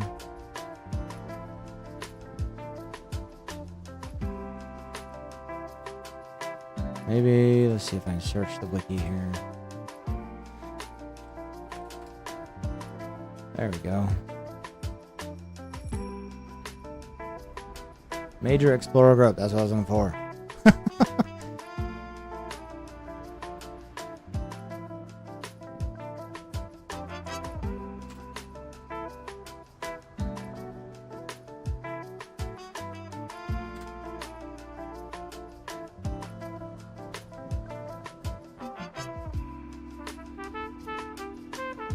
I love chicken, baby.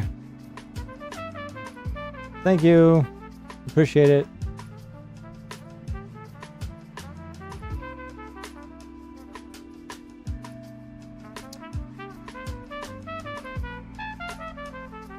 Things have been going really good, actually. We have learned a lot about StreamerBot, and it's been really an amazing tool. I'm able to condense a lot of bots down to one. In fact, actually, come to think of it, there's supposed to be, let's see, there's Twitch, to ban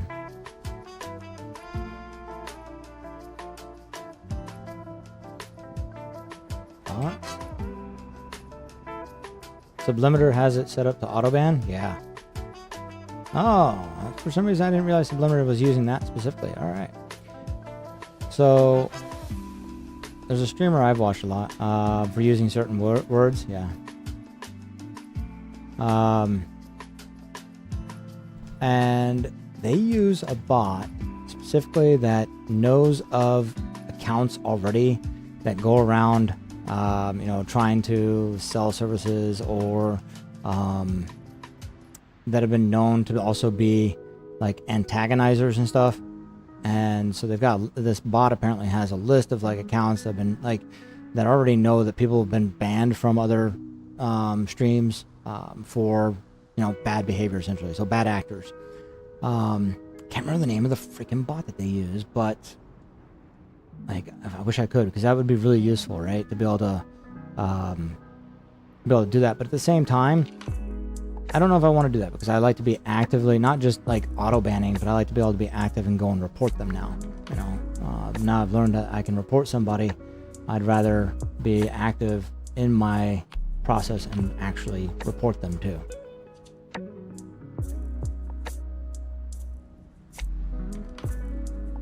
Oh, that's interesting. That took me somewhere I didn't expect. So I'd rather let them pull the bullshit, and then, you know, now I might do something like actively time them out long enough for me to go do something about it so that they don't spam my chat. You know, I might do something like that. Yeah, right? I found this. I didn't show this earlier, but with the here you got timeout user automatically. I'm not gonna do that TK, I was just kind of showing it. The Twitch viewer card, which was interesting because it brought it up in the browser there. I don't know if you saw that for a split second. Ignore user, highlight user, delete message, all that fun stuff. Reply directly to you. And of course, anything I send is automatically being sent to both YouTube and Twitch at the same time. Whereas I could, you know, specifically say, okay, I'm gonna just reply to somebody in Twitch or just reply to somebody in YouTube. Send all, send to selected, yeah. Subby will go through logs after and report the auto banned after checking. Ooh, yeah, I guess I could set up a log. I didn't think about that. I mean, that is what's really kind of amazing about StreamerBot, right? Because if I can hear the actions, I have to have an actual action. Let's see. So I have a reset chat for mods, but if I come in here, you got core, and I can do file input, output, read lines from a file, read specific lines from file, write the file, you know. So yeah, this thing, honestly, like as I started like really playing with it, getting invested in with it last couple days, I was like, holy crap, this thing is really freaking awesome. So much that you can do with it.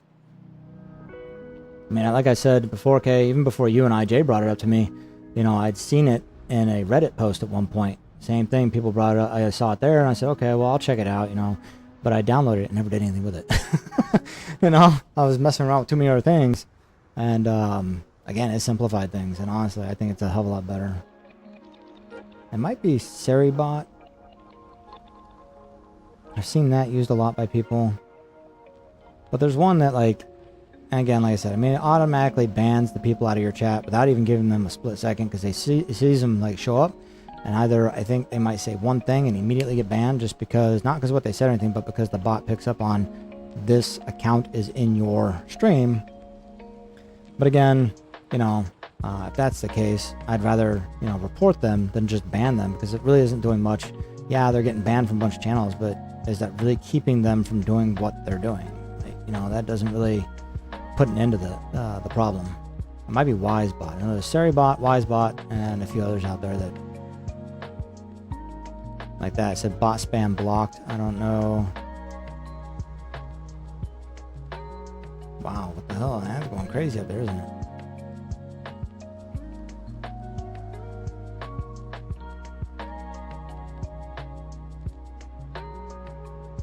Oh geez, all the channels that they're tied to.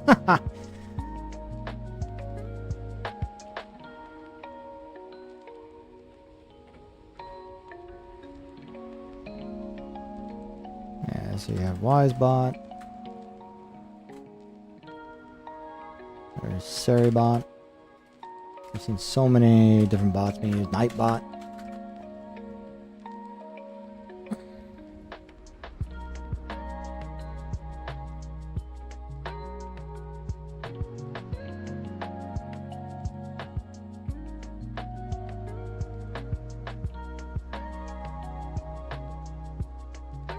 But honestly, I think, you know, StreamerBot does pretty much everything that you need it to, and then some, you know.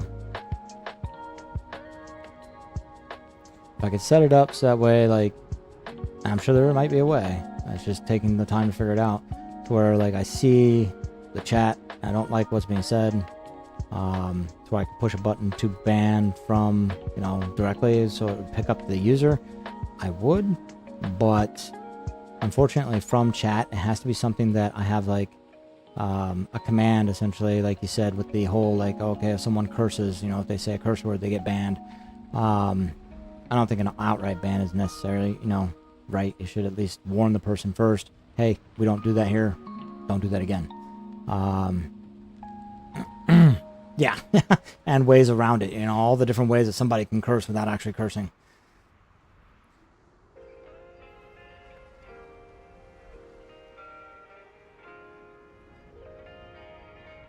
The downside with StreamerBot right now is, yeah, there's functionality with YouTube, but not as much, right? So I guess I could show it here real quick. If I come out here to, so I do my shout out, right? If I show the Twitch, you know, I've got stuff for like the ads, the channel, charity, chat, followers. You know, it can see followers or get follower information, moderation, guest star, all this stuff, you know, users. I could pull the user information. But on YouTube, you got send a message channel, set description, set title, which is actually really helpful to me at the moment. Set title and description, and then user groups, so I can like add users to a group. But because the way YouTube handles the viewers, like they're not really, you can't really see them. They don't expose them to the streamer unless they are actively speaking in chat. So you don't really know they're even there. It only shows them if they're actively in chat. So right now, StreamerBot can't do much about that. Someone actually asked, how can I get the follow age or my subscriber age for someone on YouTube? And I responded to the person on Reddit going, honestly, I did a search for you, but in StreamerBot, there is no option for that. You can't do that.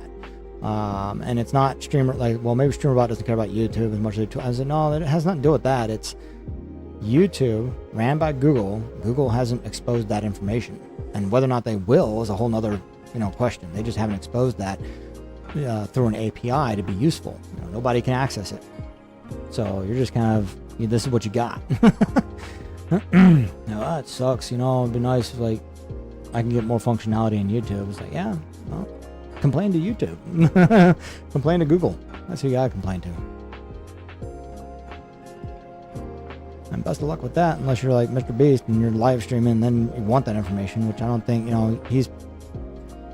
At some point, I would love to be paying my mods. I want to pay them. I want, Pirate Software, all the biddies he gets throughout the day goes to his mods. That's how they get paid. And honestly, I would love to do that.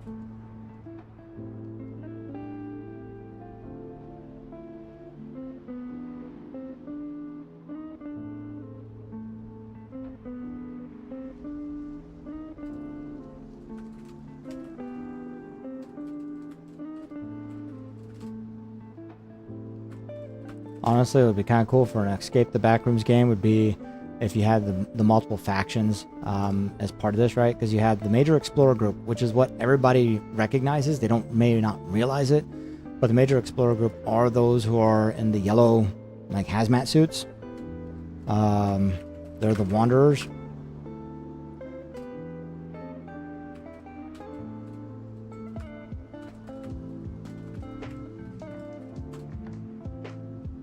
These guys here in yellow. Let's see here. I'm an adult, man. I'm an adult. Hazmat Wanderers.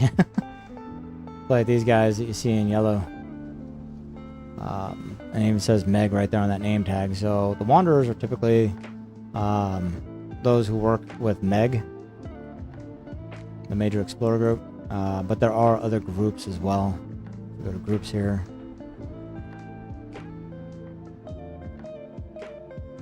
Okay, let's see here. Oh, right there.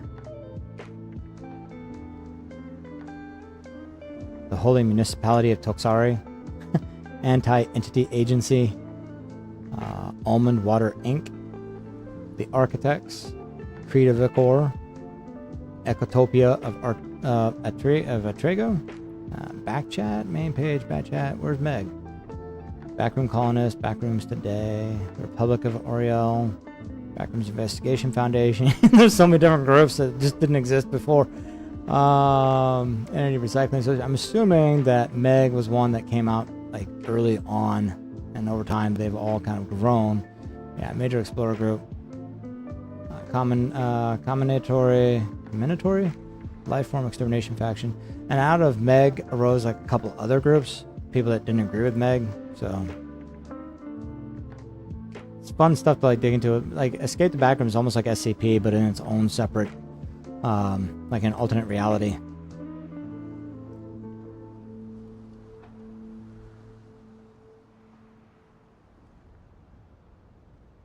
Anti-Meg, yeah. Oh, did you happen to see that as listed? Did I read that one off, maybe?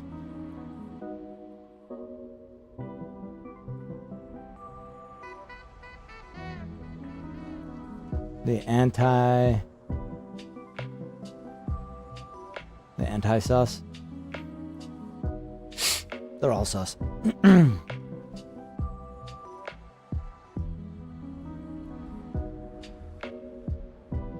Let's see here. Backrooms, researching and documents various levels and anomalies and finding a possible exit. Having contributed to the discovery of hundreds of levels, the Meg's influence extends all over the backrooms, with them having ties to almost every other major group within the backrooms. The group maintains a massive array of personnel with varying skills, including the maintenance of colonies, outposts, defense against entities, both during exploration and in colonies, researching backrooms, or organizing and leading teams, divisions, and colonies within the Meg.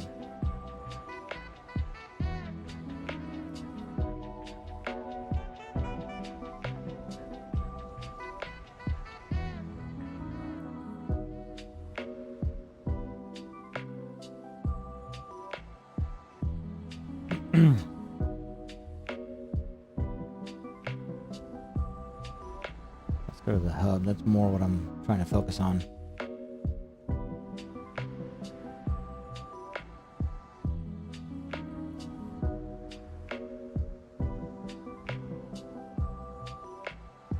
What's really impressive is that they're able to create these, rooms within the back rooms, create these areas.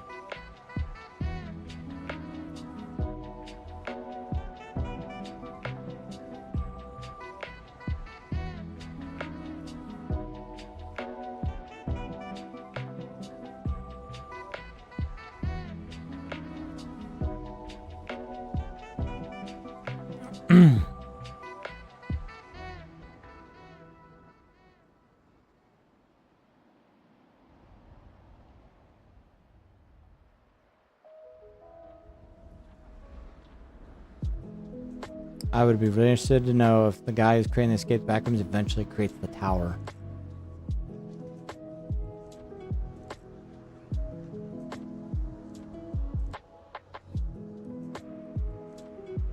As an entity of the hub, he presides over as the overseer and guardian of the level.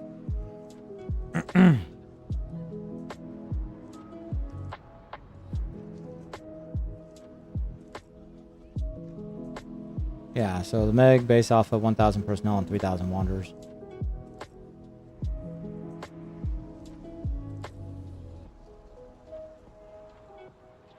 Slimy King. Rose said Skrill liked that SCP. Oh. The Slimy King? Never heard of that SCP.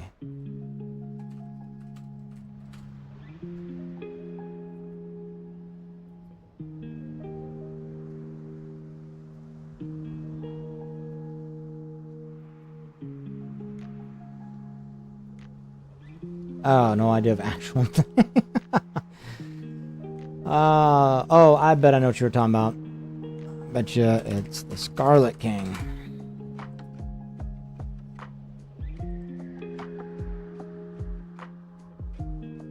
A little slime blob with a crown. Okay. Yeah. What is that thing called?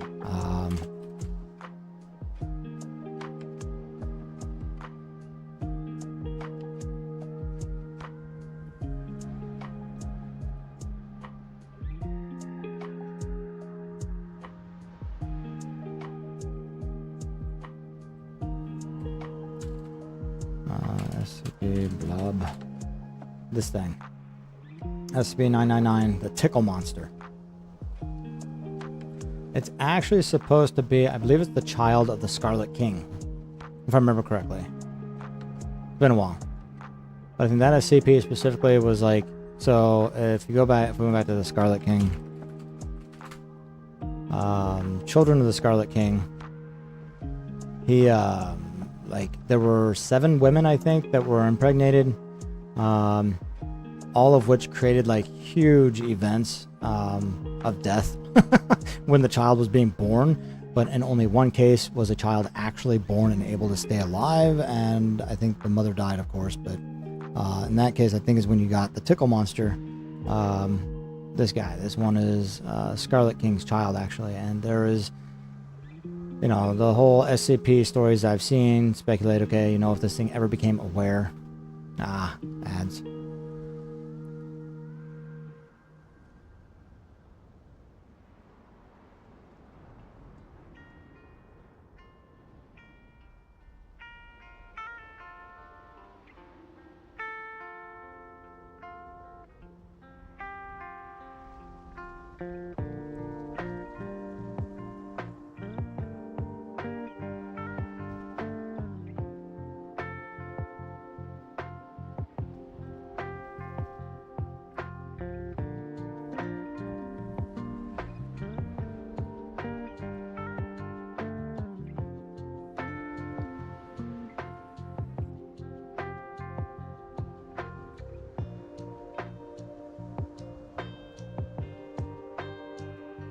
Okay. So what I was saying was that I could pull it up as a YouTube video. I've seen it before, but there were, I think, like 7 women that were discovered to have been, you know, part of a cult that was trying to raise the Scarlet King, and in which case each of them had been, you know, they were carrying the Scarlet King's child, or I guess reincarnation of him, or whatever it is. But each one of them that they tried to have give birth ended up creating a, I can't remember if they call it like an S class event or K class event, whatever. An event that essentially, you know, almost caused the end of the world in several cases.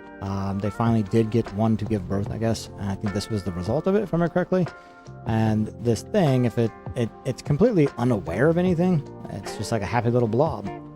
But if it was ever actually able to realize what it is, then there's the thought that, you know, the world would end, the Scarlet King would appear, and so on. Yeah, Diary of an Adolescent Orange Blob.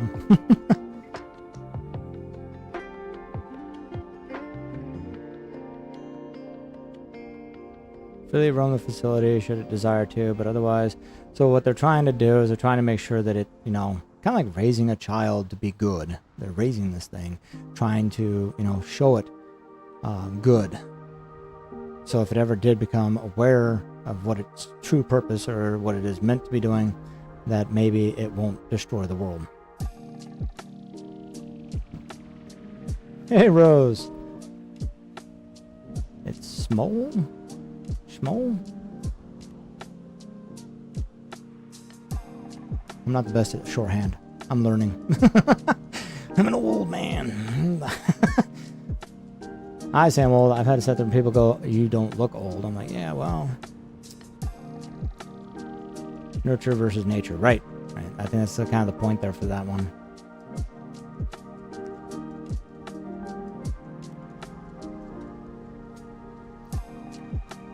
So let's hear. You guys said it's SMOL. Sorry, Rose. What is SMOL? She-Man of lore. Small. Oh, that's small. Small. All right. Small. Okay. I'm gonna have to start creating like a. I should do that with the streamer bot, like a little dictionary here of shorthand terms that people throw in here. I'm like, what does that mean? And it just tells me, oh yeah, okay. Now I remember what that means. I can't remember if it was IJ. I think it was IJ who did it first, the WB, and I'm like, WB. I guess I just take it back, right?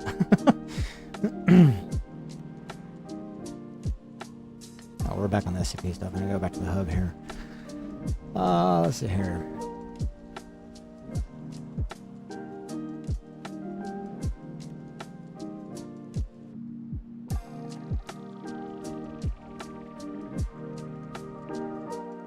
Mini add to words now.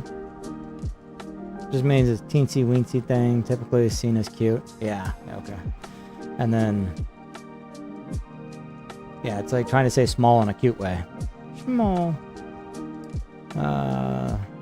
Sad, mad, oh my gosh. Oh my gosh. Shoot me. Oh, the new terminology. I remember when like texting was a thing and shorthand and texting. I was like, I will never do texting. Yeah. Eventually, I caved.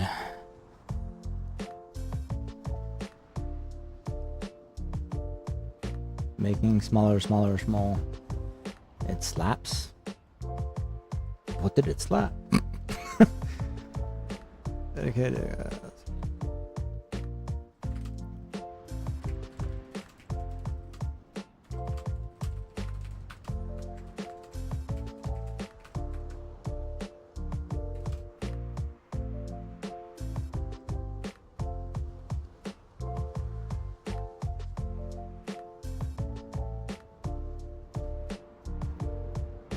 Yeah, I know. I'm just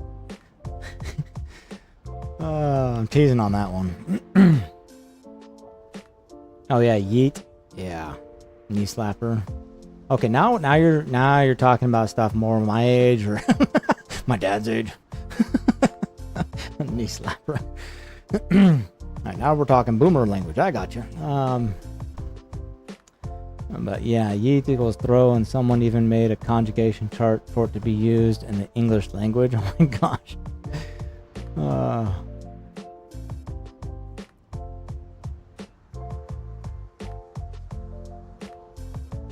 What I love to see is when younger, like the next generation, and they start talking about things that as if they were the first to discover it. It's like, no, it's been around forever. I can't remember what they called it. I'm gonna get a little off track here, but on TikTok I came across this last year. It was like a trend talking about essentially what when I was a teenager we called grinding or dry humping. And I have no idea what they were calling it, but I was laughing looking at them like, and I eventually had to comment on one of like the larger well-known videos that was being passed around going, this is nothing new, you all. This has actually been done for many, many years. Probably since even before me. But for decades it's been done, and it used to be called this. Y'all just came up with a new word. Alright, go in the ranks. As a wanderer.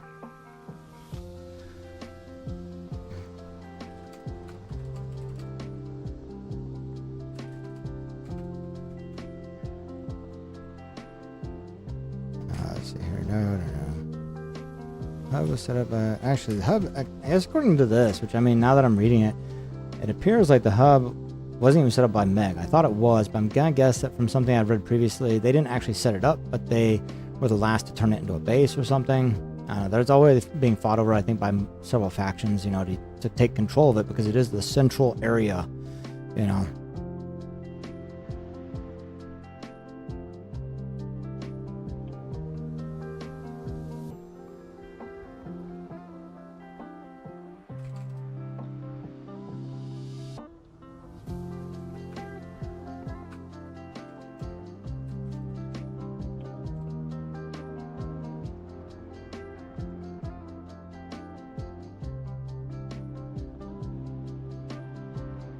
Wordification happens daily, often momentarily. You know what I think the funnest thing to do is if you go back and look at words that were created during the Victorian era, right? Back when Shakespeare was around, those words were constantly changing. It's like nobody had a standard for words. Okay, I'm not going to say that. I know what it says.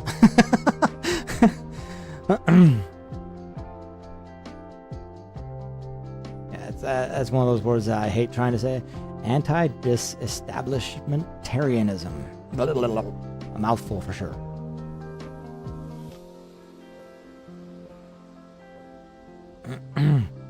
Looks like word vomit. It almost looks like supercalifragilisticexpialidocious.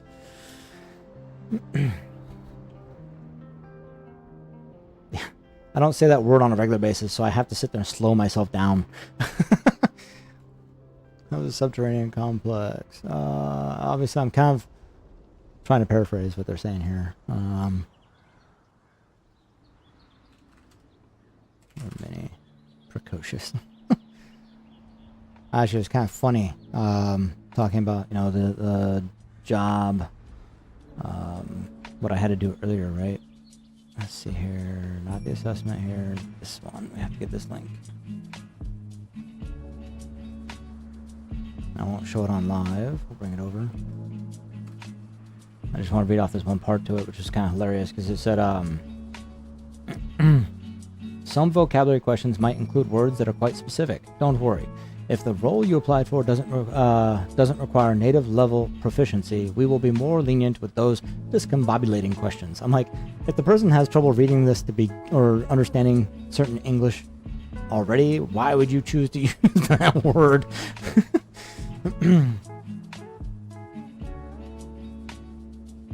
But I think I could probably at least lead on to who I've applied for. I'm not gonna go into like everything like about them because you can find their website easily.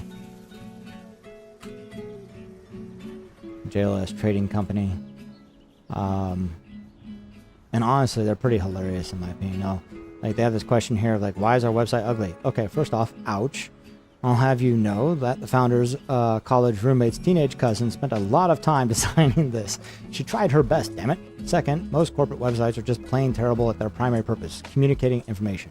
One page, or two in our case, websites are actually very effective at achieving their limited goal of communicating the information we want to communicate. Further, we don't want to trick anyone into thinking that we are a company that prioritizes aesthetics over functionality. We are practical people with practical concerns, so if you need a fancy and expensive office space / corporate website / indoor plumbing to be happy, we probably aren't the place for you.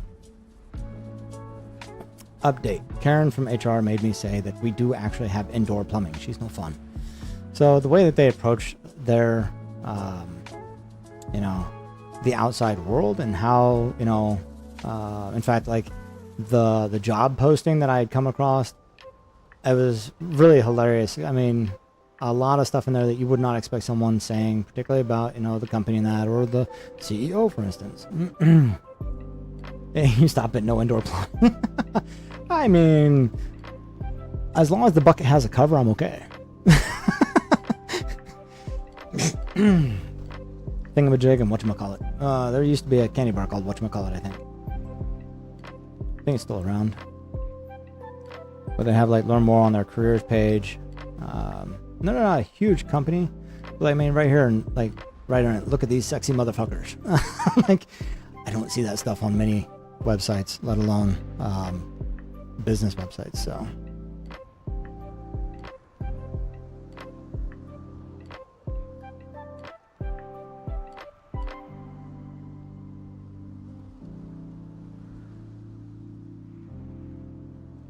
my toilet.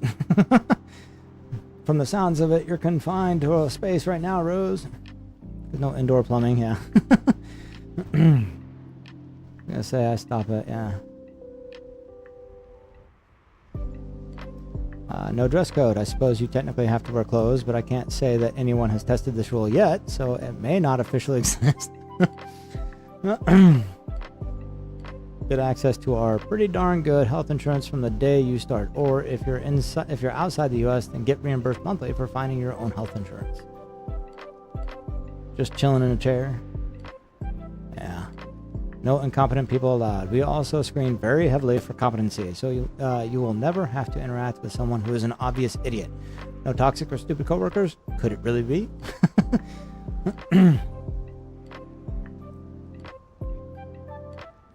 Someone decorated, then wrote this. But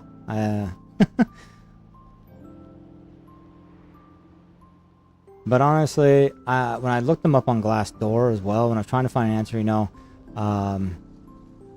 about whether or not, what I was seeing was true, because I got scammed, right? I got scammed a few months back. Everybody who was there, I talked about it, I almost lost, potentially upwards of $1,500 just because they were trying to scam me into paying them, and then of course have a check bounce, be caught as being illegal, and be traced back to me and not to them.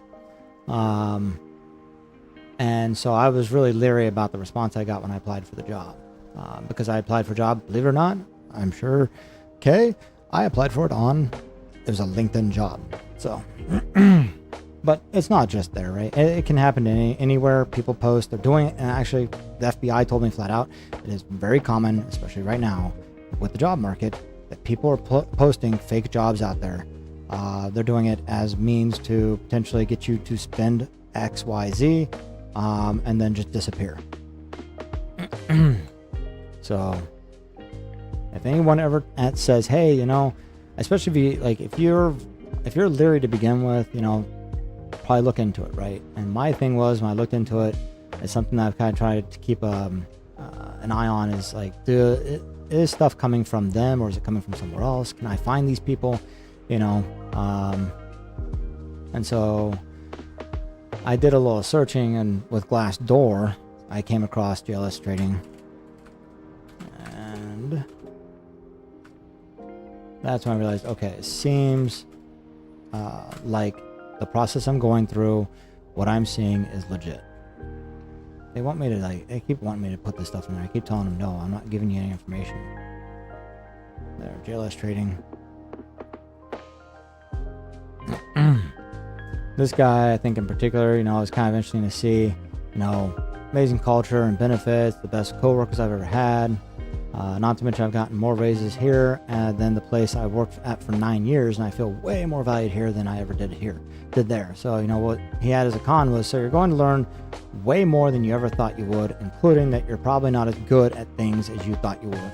But if you learn from your mistakes and keep working hard and getting results, you'll be fine. Unfortunately, we do have some turnover, but honestly, thinking back, the people who were let go were always let go for a reason. Usually it's that they got lots of feedback to improve or change something and either couldn't or wouldn't do it, or they were being assholes to people that will definitely not fly. But for those who make it, the retention rate is very high, and I think that says a lot more. So, you know, seeing a review like that obviously helped, but it didn't really make me question, it still made me question about the whole actual interview process, which someone put here.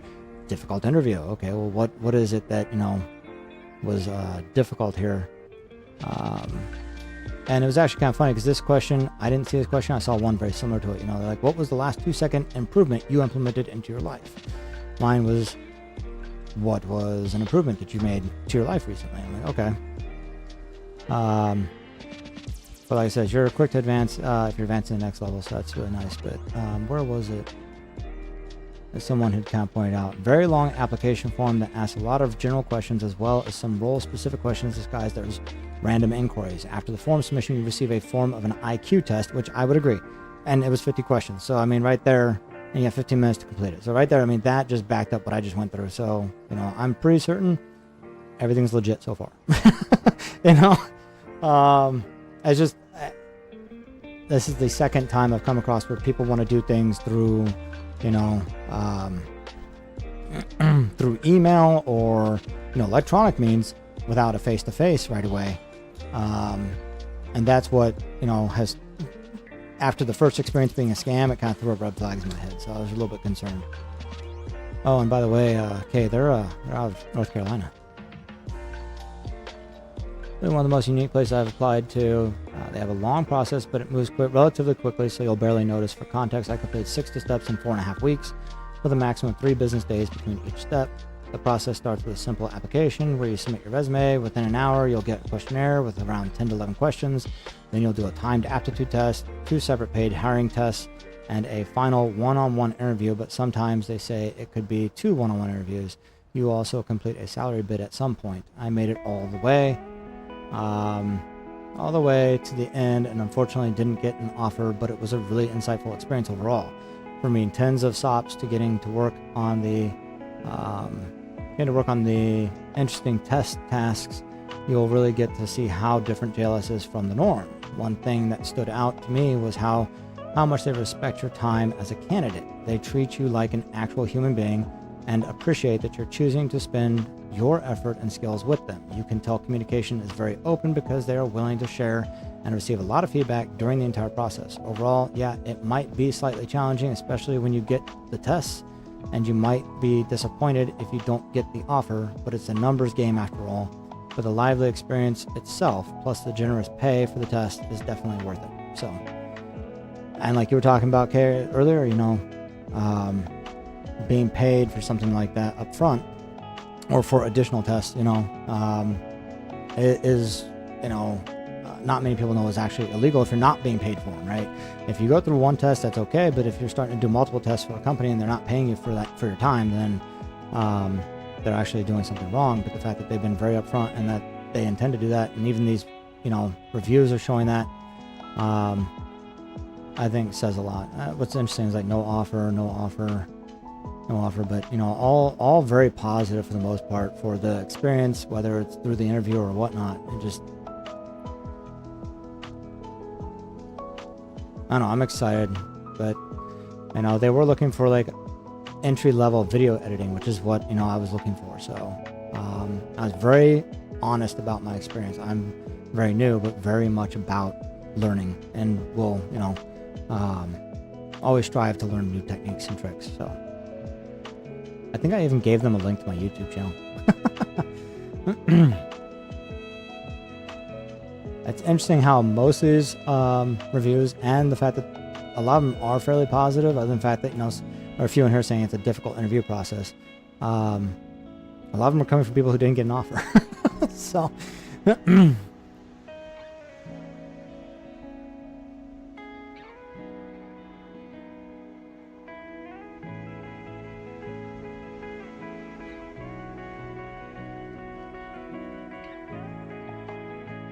that's a true question there, yeah.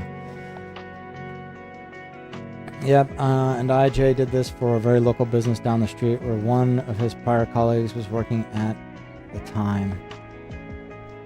IJ did this. So he went through the same thing, like having to do these different little tests and stuff. Well, this person had negative experience.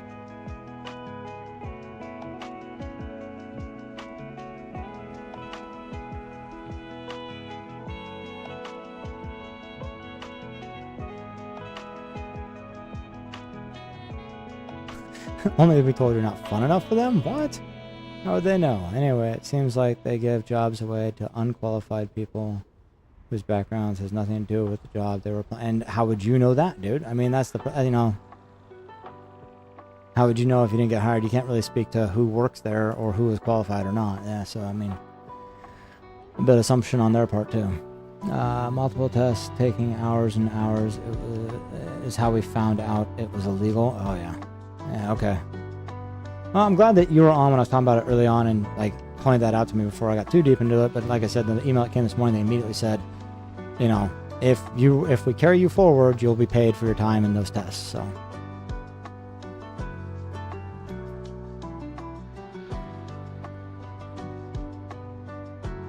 the interview experience, 63% positive. Honestly, my experience from it, even if it is going to take a little time and could be stressful, it has been very positive. It's just, I was leery at first, but honestly, reading other people's experiences with it makes me realize that, what I am doing is par for course with the company, and I'm not having to worry about that. So, which makes me even more excited actually now, because it is that entry level position in video editing, and what you saw here actually, I think you might have spotted it. Generalist, let's see here. Package designer interview, UI designer interview. Where is it? Oh no, front end developer interview. Oh, interesting. Did I jump ahead a page? Oh yeah, I did. Okay, go back the page here. It was the first page. Book summarizer, office administrator, book summarizer, warehouse worker, entry level gag gift, prank product developer. Not sure if it'll come up. Yeah, there it is. This. Oh, whoops. No.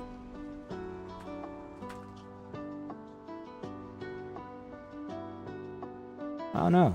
That's the for sale one. I don't want the for sale one. Where is it?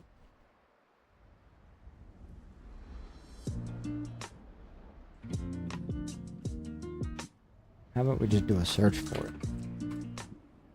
There. Woody Yeti. Don't know if y'all have seen this. Oh, sorry. So BRB, you gotta go. You'll be right back.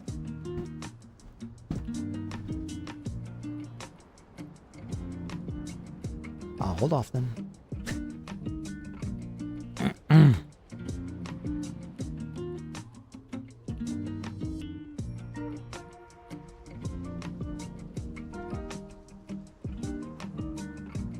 let's see here. The hub is a subterranean complex. Where? Oh, okay. So you are. I don't know. It said so BRB. Yeah, that's fine. All right. So I didn't. Yeah. All right. So, yeah, this is. I don't know if you've seen this. It's actually a prank. You can order and have it mailed to somebody. There's nothing in it.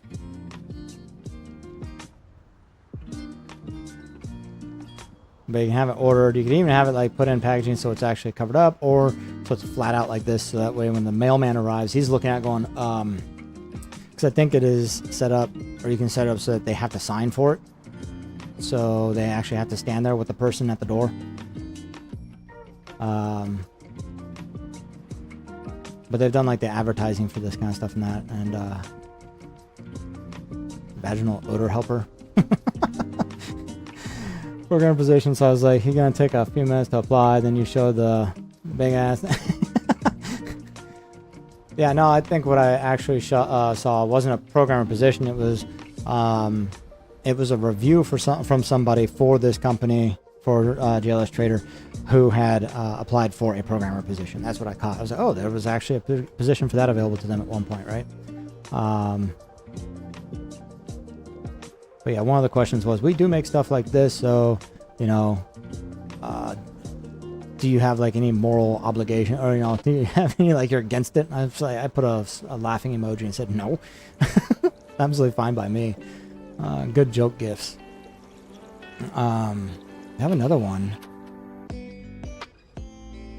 So is it? Yeah. Dehydrated water. Just add water. 100% organic, BPA free, low sodium, lightweight, magical. Yes, this is real. Excessive dihydrogen monoxide can be dangerous. Consult with doctor before use. Seriously, what did you expect? Instructions. Empty contents to any sized container. Add water to taste. Drink, then question your life choices. Oh.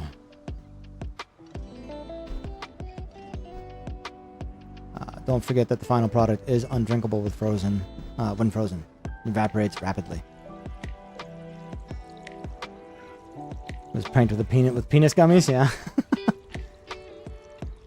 But, you know, these kind of things are things like I remember, like, from Spencer's Gifts. You know?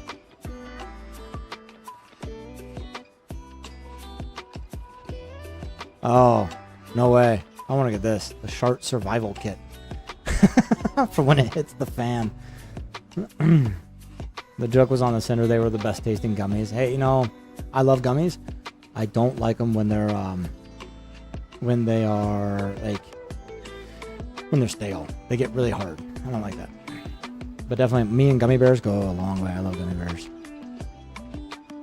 So if anybody out there wants to send me them, I'll give you my address. Actually, I'll give you a P.O. box or something. And for when it passes the poke phase, yeah.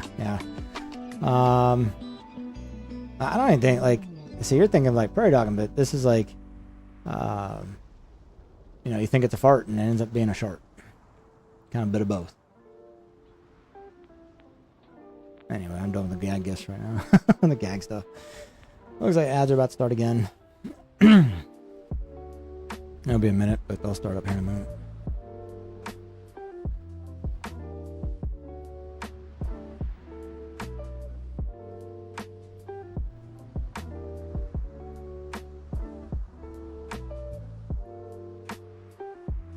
You know, I'm part of several Facebook groups that are for Twitch streaming and that. I wonder if I started like posting on there saying, hey, no, if anybody's out there that's been struggling with setting up your stream, setting up like overlays, setting up, you know, I'm not necessarily an artist, but I can do a lot of the setup work for you.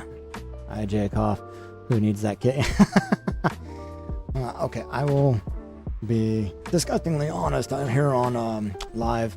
It's probably only happened a couple times in my life, but yes, it does happen to the best of us.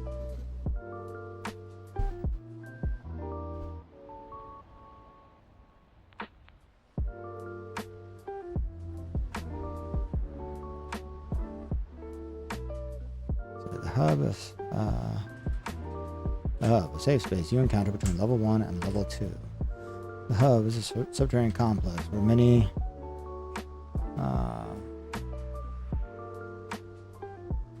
backroom levels.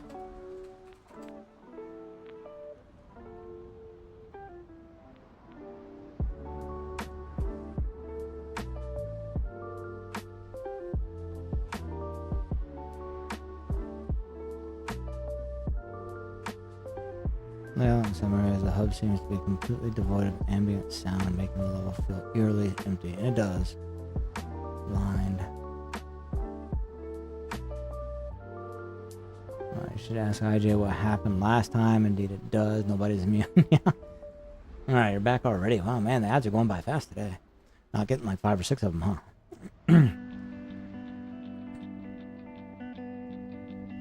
Let's see here. So, let's see. SK said you should ask IJ what happened last time. Indeed it does. Nobody's immune. Ads back. Yeah. BK had to have their way.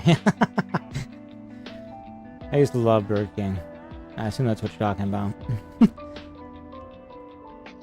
But when they took the, what was it? Oh, what was the sandwich called at the time? It's called the BK Broiler, I think. It was a chicken sandwich. They took it from BK Broiler and turned it into the BK Chicken Whopper. Absolutely, they ruined the sandwich. They just completely destroyed it. At that point, I stopped eating at Burger King. It was like the only thing I really enjoyed from them, and they just, nope.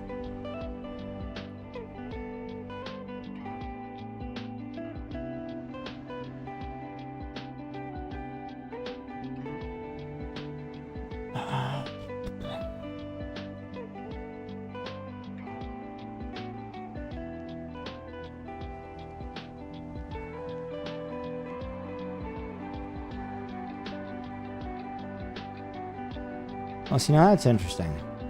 Because that's not 100% true in the game.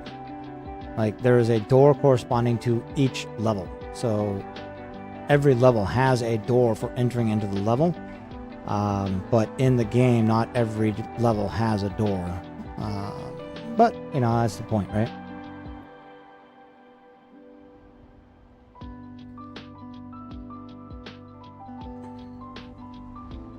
Yeah, sadly for me, okay, I don't know what IJ's story is, what happened last time, but last time that it happened for me, I was working. In fact, the last 2 times I was working. I was, you know, on my feet. I was in retail, and that's not a fun place for that to happen. I'll make sure to ask him, especially while on stream. Hey, IJ, I heard I need to ask you about the last time you sharded.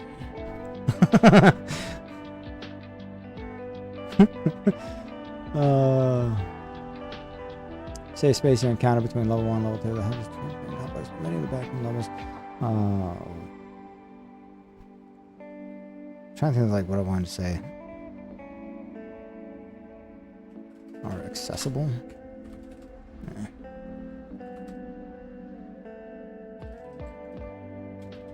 I can't remember if the doors were green, blue, indigo.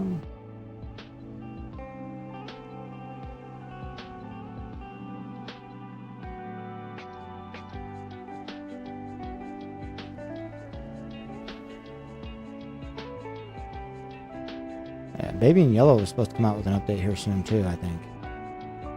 Okay, Baby in Yellow.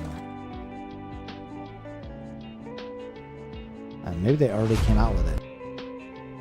No, I haven't had an update to it. I know it's supposed to be soon, though.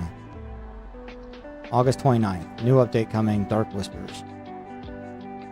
So I'm not sure what they're changing, what they're adding to it. They're adding something.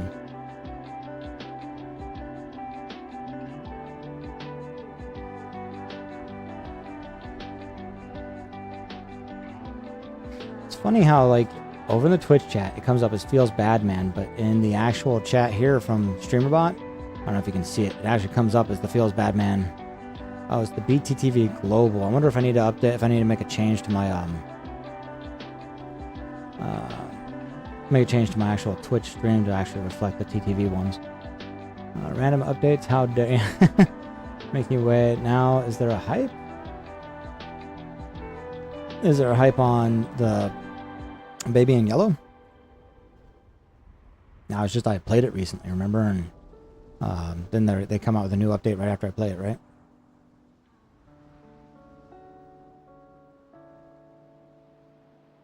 Now that you have to wait, yeah. I don't know. I don't know if there's gonna be a hype on it or not. Let's see here. These are my sources.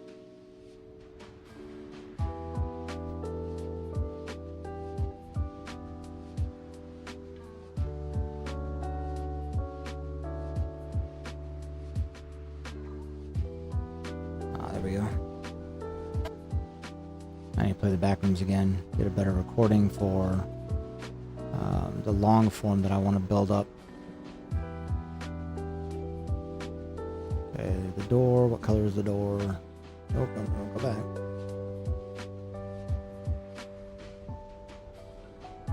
Thought they were green. Kind of looks green over there left of that, like that. Looks kind of green. Let's see here.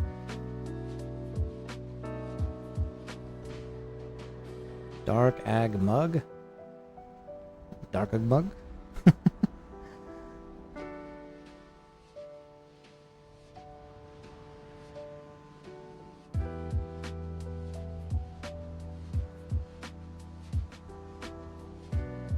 I like how I moved that up over here. I know that IJ was saying it was hard to see on mobile. You can't see it anymore because it's so small in my webcam view. But I like it there because if I do use the VOD from Twitch with all this on it, or if I do decide to put the webcam back on for recording. Now, that's the only problem, right? Was Dark Age Man, someone gifted the sub, so I have new emotes. Oh.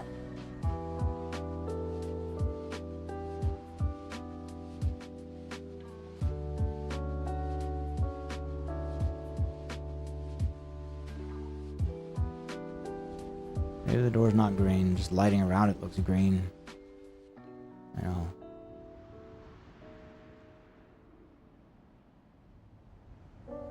Yeah, no, it's like steel color, isn't it?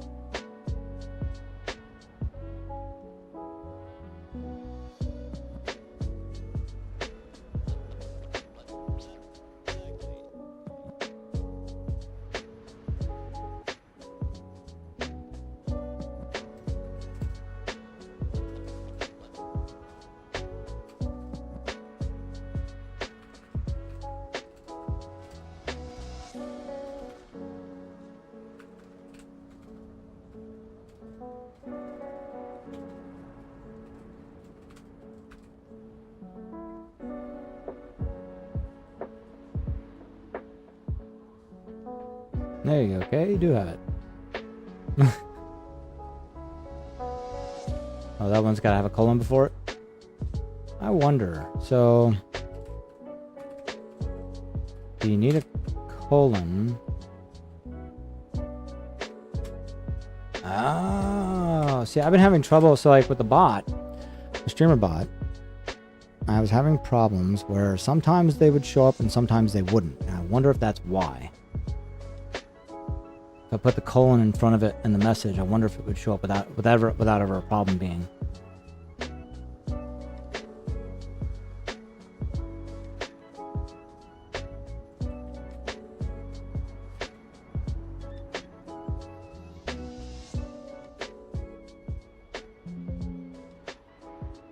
Let's see what happens if I do this. Is that some rose?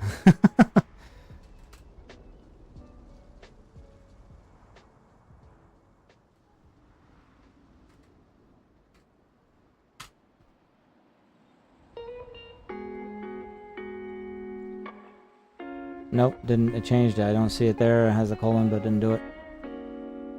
And before I didn't have the colon, so I don't know. StreamerBot, when sending it in the message like that, sometimes it just comes up fine. Sometimes it, I don't know, it just doesn't do it. So.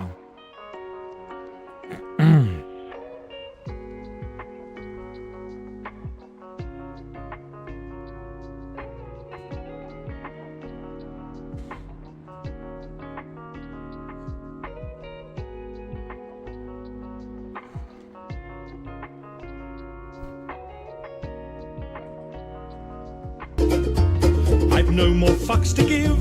My fucks have runneth dry. I've tried to go fuck shopping, but there's no fucks left to buy. I've no more fucks to give, though more fucks I've tried to get. I'm over my fuck budget and I'm now in fucking debt. Little fucks to give. That's actually a song. If you look it up on YouTube, look up "No More Fucks to Give," and you'll find the guy.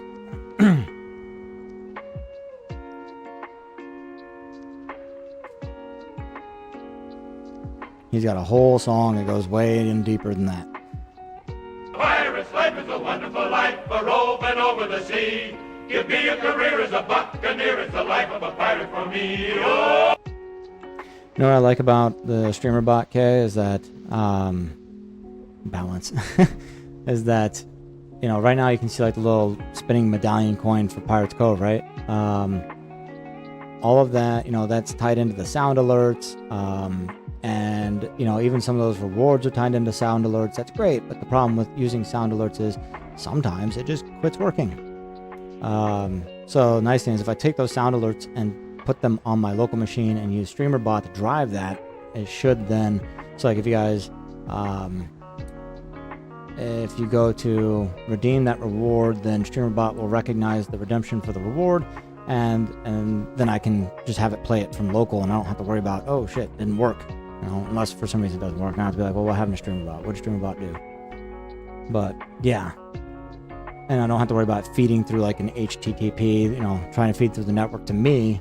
It's right here on my computer the whole time.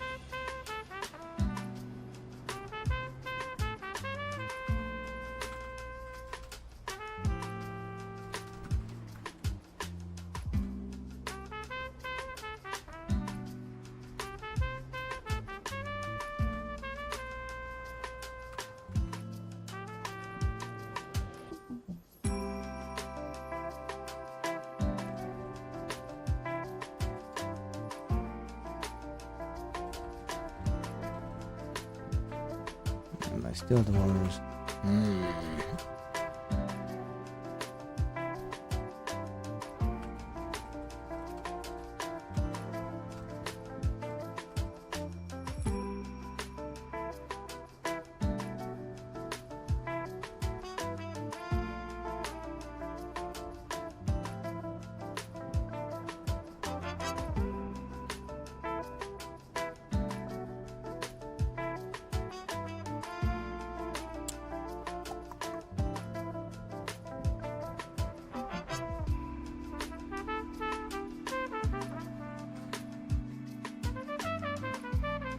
What's even more interesting is that, you know, the original wiki says that the doors bearing designs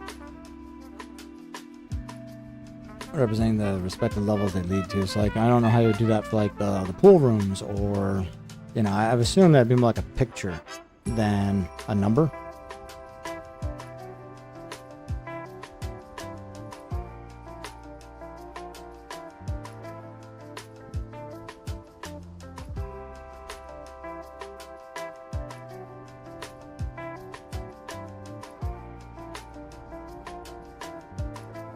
Offers MCDs, then offers CFA. Huh? Lost me on that one. CFA is offered. There is no MCDs in existence. Was that? Huh? Chick-fil-A? Oh.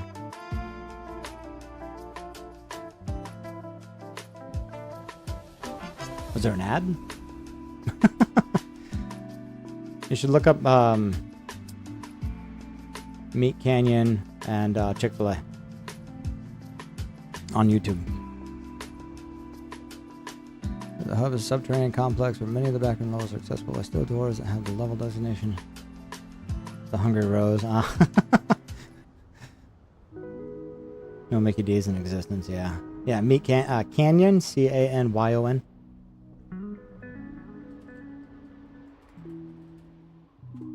There you go.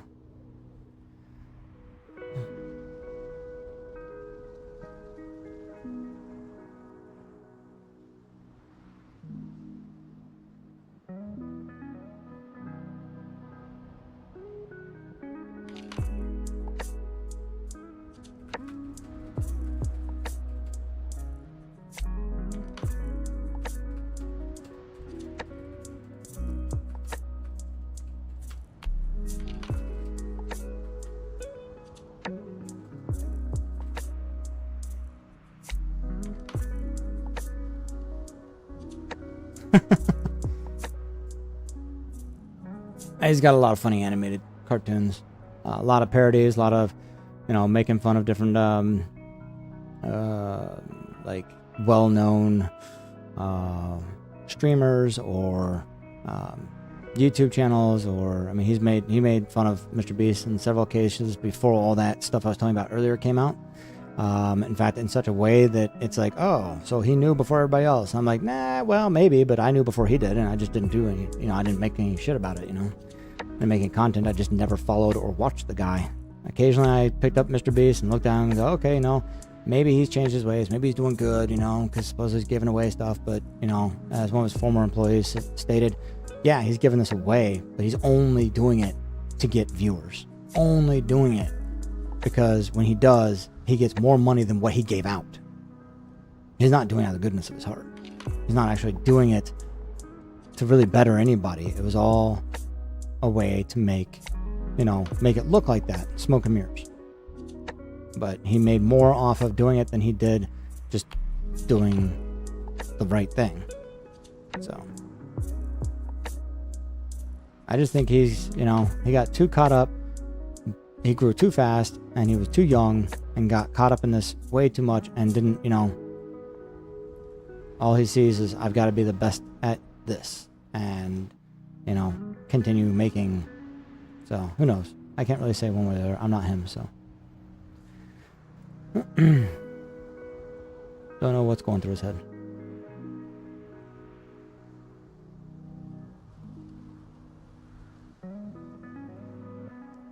No one level 2. The law. Keymaster is a resident entity.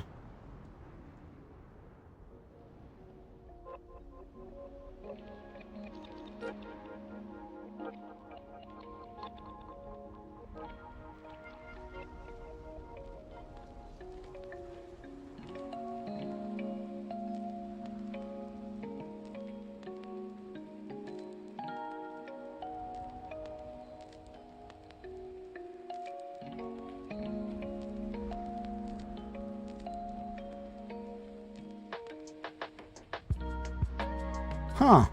Like that. Didn't even realize that was a thing there. That's why you don't encounter any hostile entities in the hub. So here you can check your progress. I don't know, at the hub main office.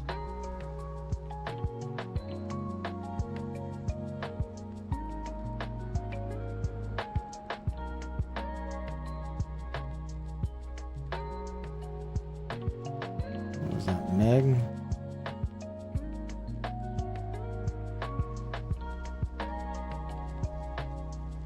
Yeah, okay, so they do use the word Meg on there.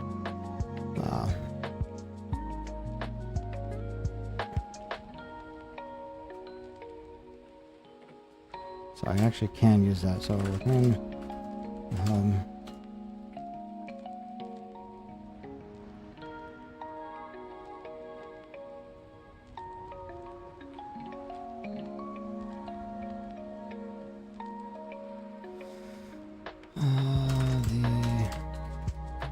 Explorer Group. MEG for short.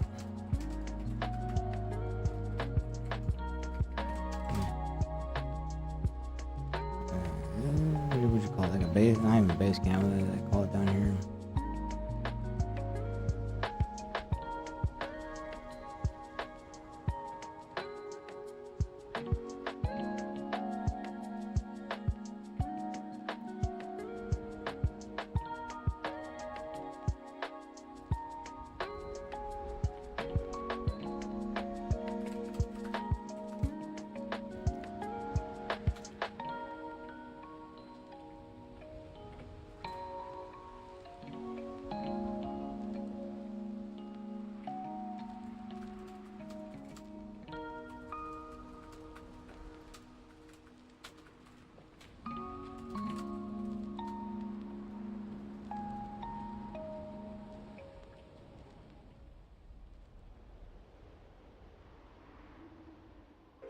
No? You don't order sauce with it, huh?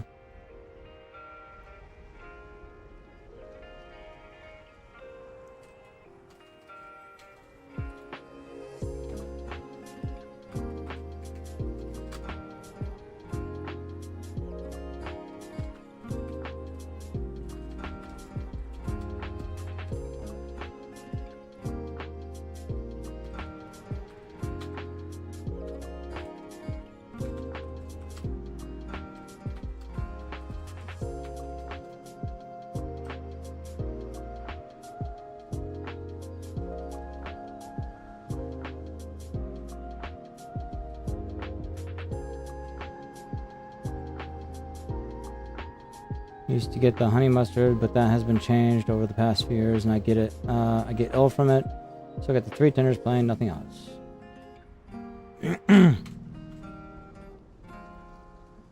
My dad was working for Chick-fil-A until he got sick, so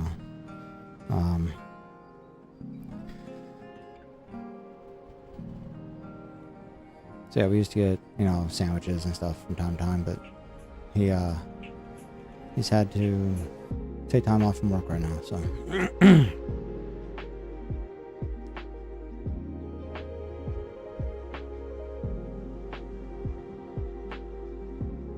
that's okay, kid. A lot of good things have happened in his healing process, but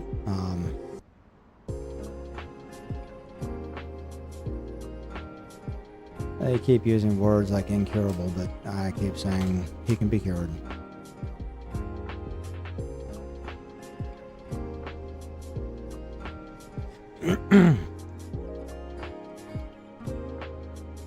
So here you can check your level progression. Right. Check your level progression.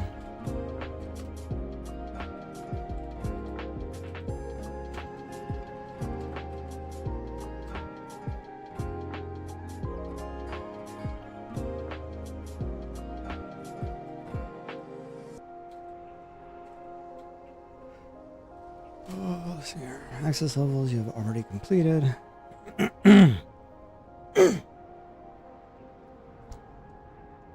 Access levels you have already completed. Make it, oh.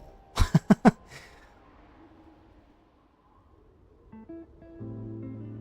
this point, there isn't much else I can use from this. I just need another Meg thing.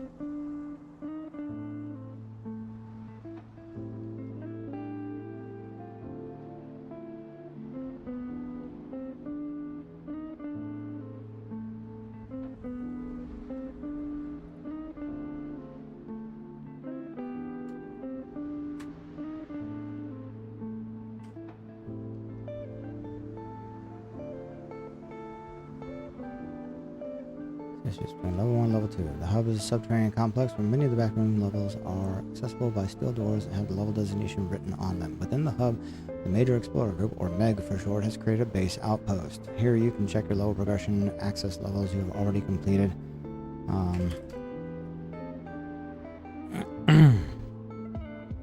Open the is it the gate? I guess we'll say the gate. See level 2. First entering. Actually, first arriving.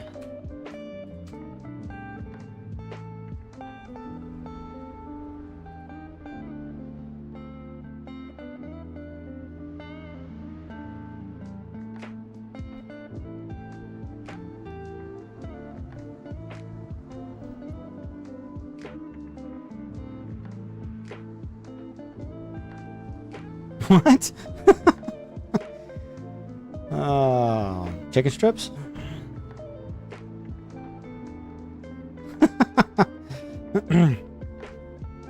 Here's a fun one, right, Rose? Let's see, level 2 and first. Yeah. First arriving.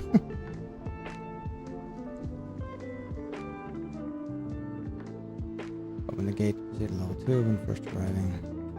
The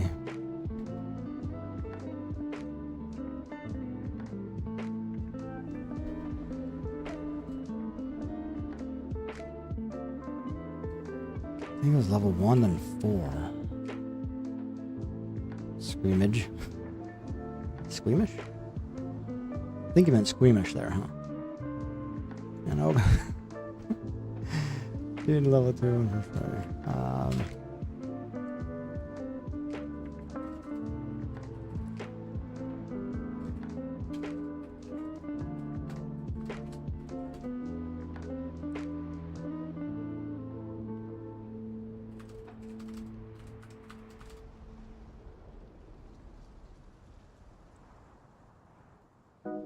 Not sure how often you frequent CFA, but now you'll remember. Yes, yes, I will. I'll walk in there and be like, can't get this out of my head. I'm not eating anything.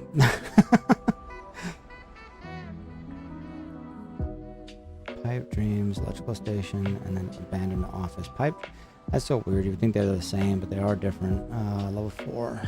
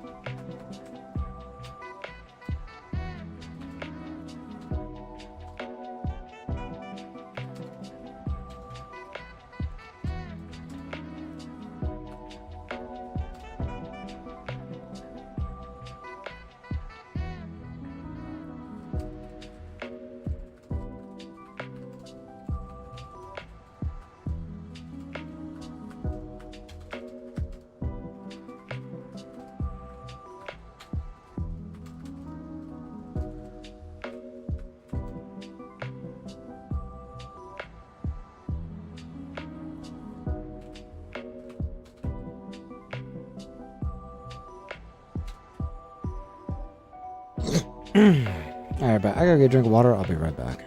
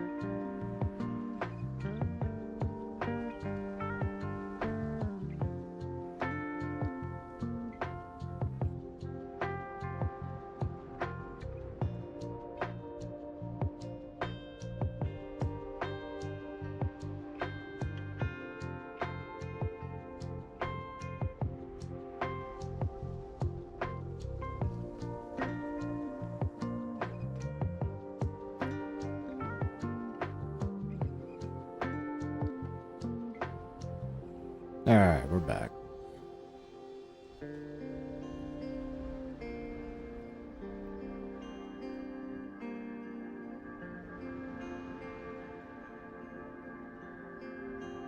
Let's see here.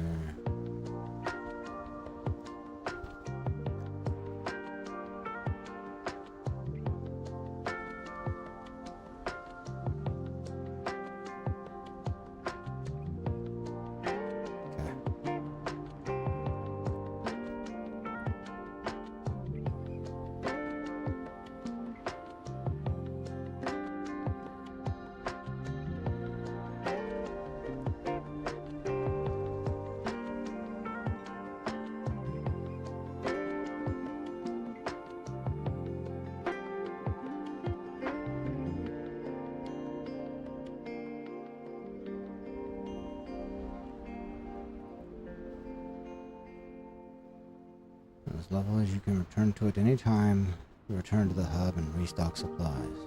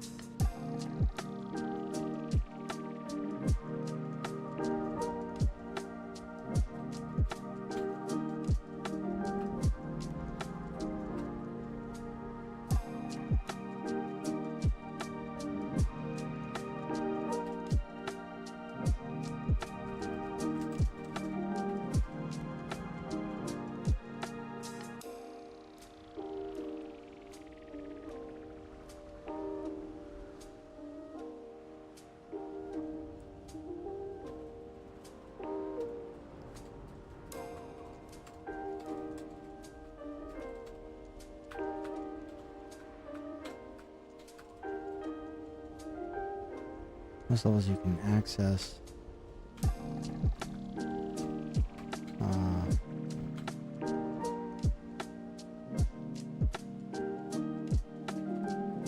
Turn the hub. Missing door. Some.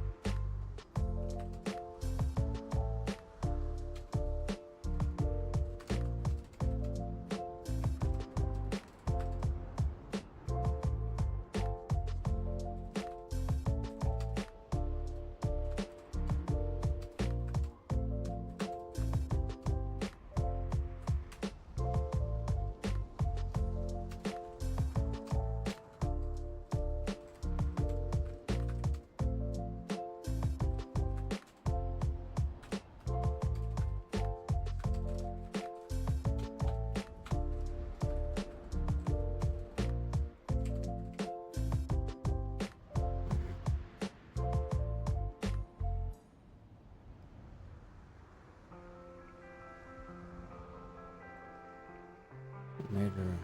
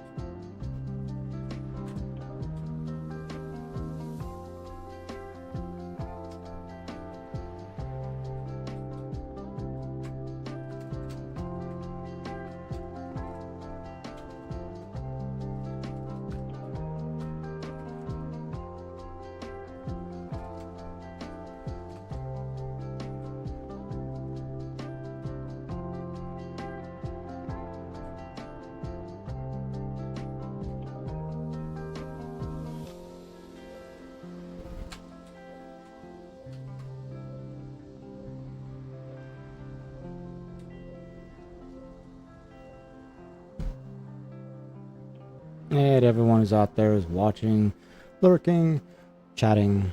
I appreciate all of you all being here today. Thank you so much for your love and support. I hope that you're having a wonderful Wednesday. We'll be on for probably another couple hours or so. At the moment, we are wrapping up this script, and then we'll move on to another one. We're doing a bunch of them for Escape the Backrooms, obviously, because it has a lot that can be done for it, honestly. For quick, short kind of content for my YouTube channel, which will help me at least kind of get caught up on things, so I can focus on longer form and some other kinds of shorts, other gameplay as well. So.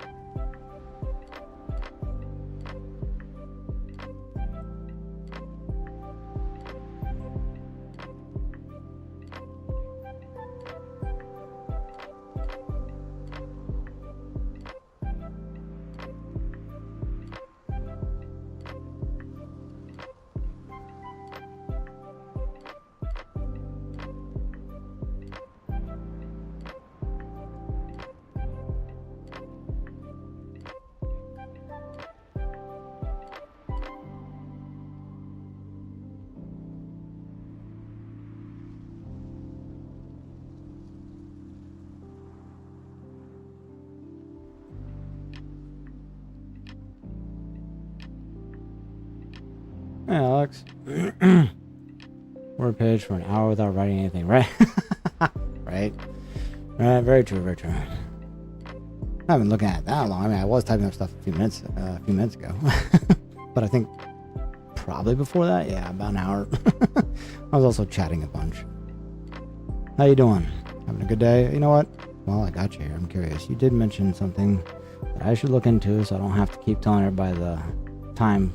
Now, is that a bot that I should apply to the server or to myself? Or I noticed that you were able to just put it in, right?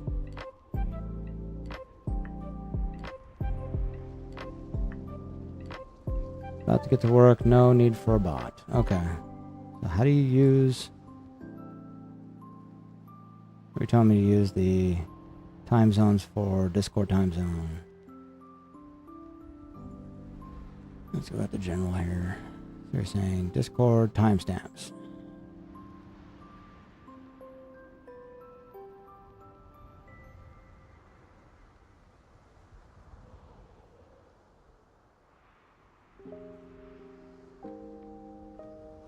Timestamp converter. Use this tool to create markdown text which displays. Make an event people can sign up and get reminders for. Try out sesh. Put in that time and copy the markdown below into Discord. Okay, but that means I have to copy. So as long as in that format, Discord understands or something? Oh no, it's this part here. That's the...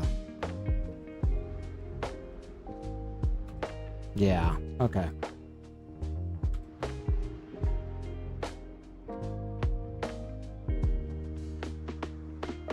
What if I add it to the server? What could I do with that then? Would it just run without me having to like go out to a website, copy paste?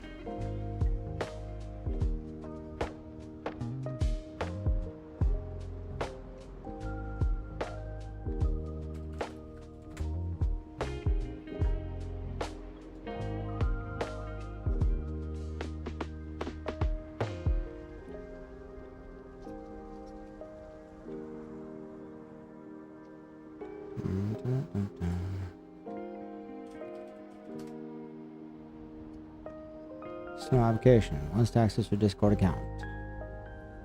Add a bot to a server. Create commands. Have an existential crisis. No, that's good. I don't want existential crisis. Just put Unix time and the format I want. Are you a developer? Unix time. I haven't seen somebody talk about Unix time in a long time.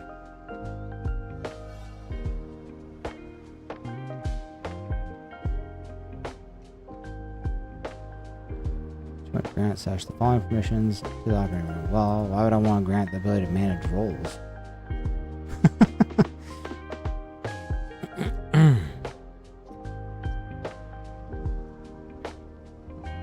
Like, I don't know why it needs to add reactions or external emoji. Just remind your youngest boy why murder is bad. What?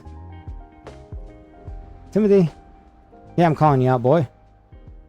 Why am I being told I need to remind you about murder is bad? What the hell?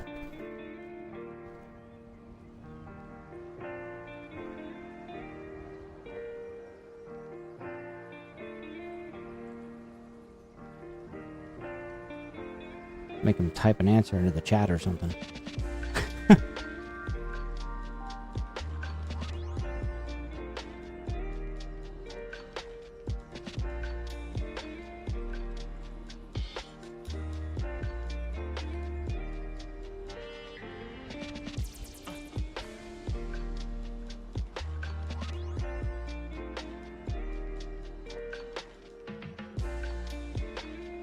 Why would I want to grant all those? Like, why would it need all those? Jeez.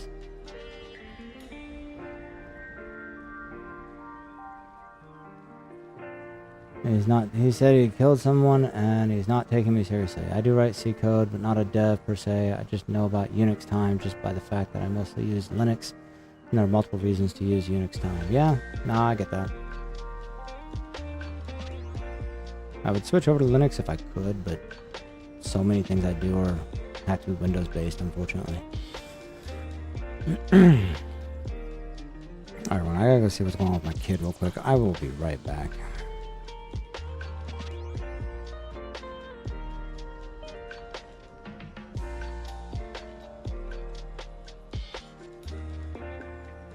Yeah, I thought about a dual boot setup, Alex. I definitely thought about that before. And one day maybe I'll get back around to it again.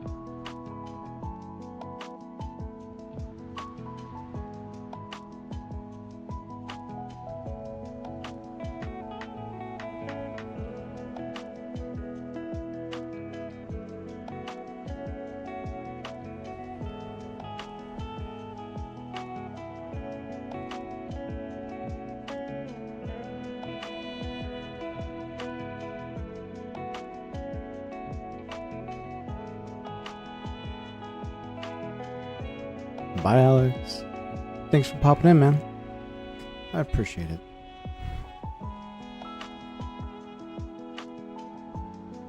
I hope the video for the ghost hunting stuff's been going good.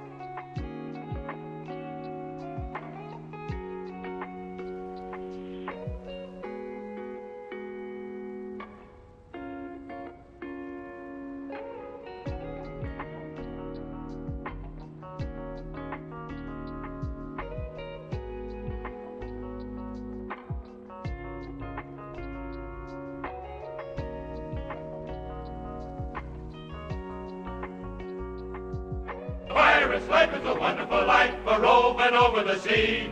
Give me a career as a buccaneer, it's the life of a pirate for me. Oh!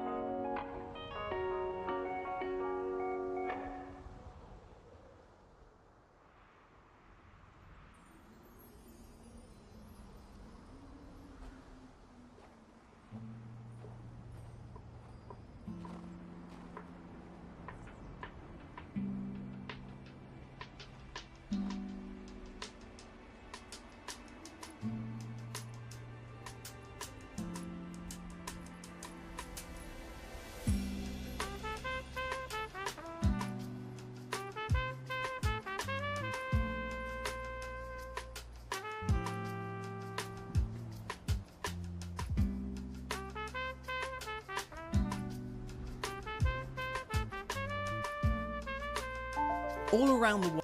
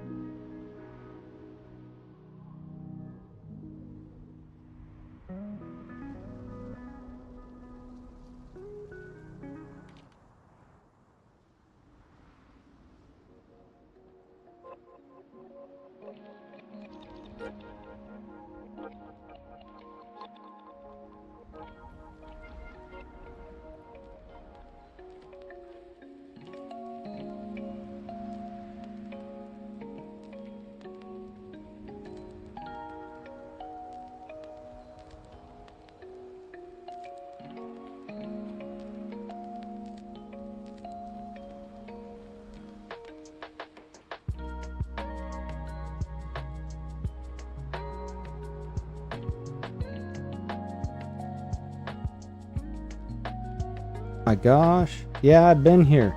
And I feel really stupid. I've been sitting there just talking to myself the whole time. I had myself on mute. And to be right back up, I'm just sitting there chatting away to myself. I was saying stuff. I was wondering why you guys weren't hearing me.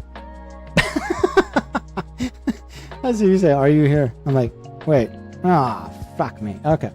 So, one, I had a great laugh at everything y'all were chatting about there. And I even said, Kay, I've seen a whole nother side to you I've never seen ever since I started streaming.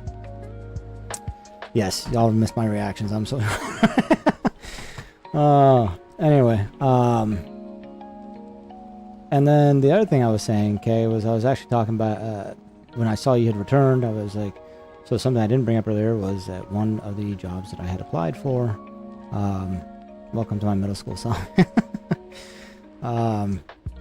One of the jobs I applied for was a job with Oracle. I actually know a guy who has worked for Oracle for many years. It's not an ideal job. It's a field job. So I actually kind of brought it up here. You might have seen me bring it up, and I'm just sitting here chatting away to myself. But yeah, the job was field support specialist 2, where I'd be going out into the field to support, the hardware that people have purchased from Oracle and stuff like that, the network servers, the stuff like that. So it's an on-site kind of job. Also, apparently, I was looking at that job description because I didn't realize it, but the job description was requiring, potential for on-call accessibility for 24 hours. I was like, oh shit, I didn't see that before. The pay isn't bad, but at the same time, it could be less than what I was making before, depending, So we'll see. Yeah, network engineer, pretty much. So we'll see. I mean, I'm willing to talk to him. Like I said, right now to fit, to make ends meet, right? But I have a buddy that I knew. We both worked for the same printing company here in the city. He left and he went on to go work for Oracle and has been working for Oracle for over a decade now. And I reached out to him and said, would you mind referring me? And so he did. An on-call 24/7 means it will never start? Will never start.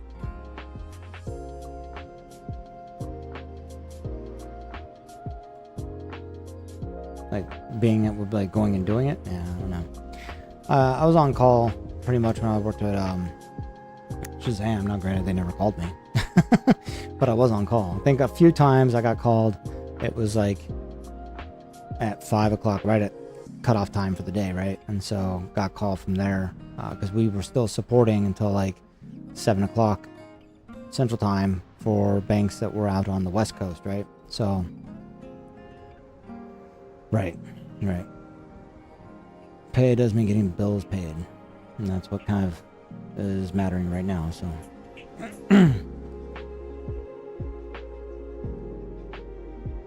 so I was debating this. Now I got you here. I was debating this. I was like, should I even make a short for this? Because this is level 2. Level 2 is essentially you enter this hallway, right? You come face to face with something to the left. I can't remember what it was. I think it says it here, the station. So station this way, fun that way. And level 2, essentially, you need to turn left and run down. That's part 1. And then you return to level 2 to then turn to the right and run down towards fun. I really don't see a reason to make a short video regarding that level because it's pretty self-explanatory. You'll know which way to go. Unless I just discuss about both versions of it in the same video, You'll arrive in level 2 2 different times, and each time, the first time you should be turning left, second time you should be turning to the right. I mean, don't hat.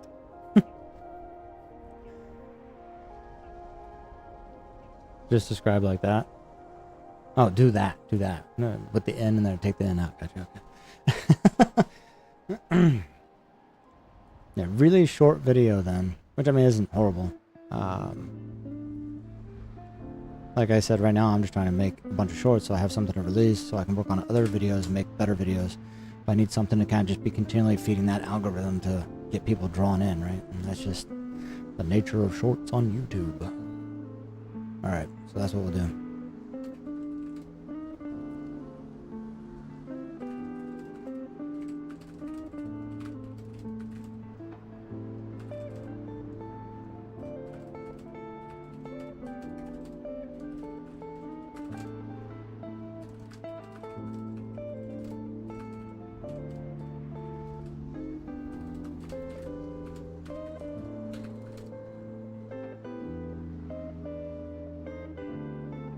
Letters, some other times I hit the letter and it hits spacebar. Are you talking about tapping, texting? I do a lot of swiping, and I don't know, some days I feel like the swiping is a bitch. It just sits there and keeps picking the wrong fucking word.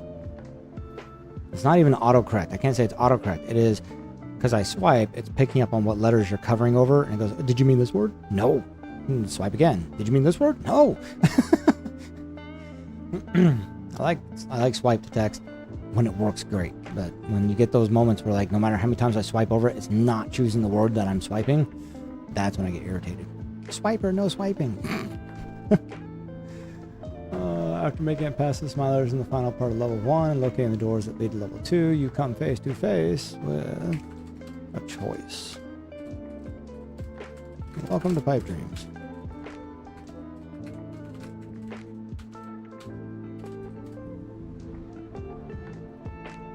Autocorrect and the suggestive functions, yeah. Pipe dreams where anything but your dreams can happen.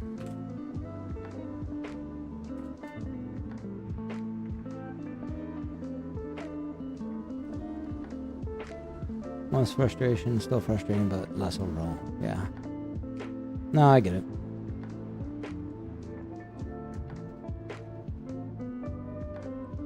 I'm gonna have to make a check-in just for you, Kat. Maybe I'll change the Pirate Cove sound and just make that your check-in. You come face to face with a choice because you really seem to gravitate to that one.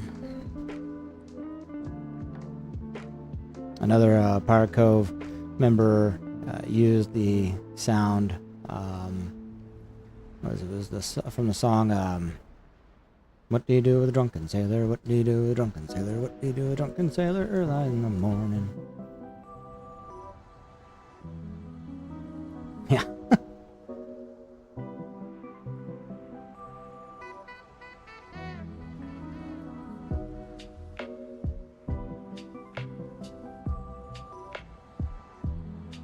What I do like about what I did with the whole Pirates Cove thing now is that before I had like an actual command to call up, hey, go join the Pirates Cove Discord, right? But now with everything else I did, you can actually, you know, when that particular award is redeemed, then it's putting in that message, you know, to go join. I don't have to worry about trying to type it in or announce it, you know. Toss him in the stew. Put him in the brig until he's sober.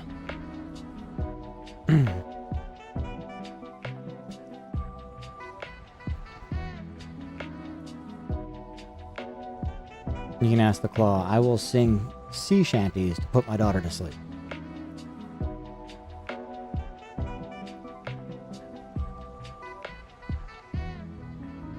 Alright, welcome to Pipe Dreams, where anything but your dreams can happen.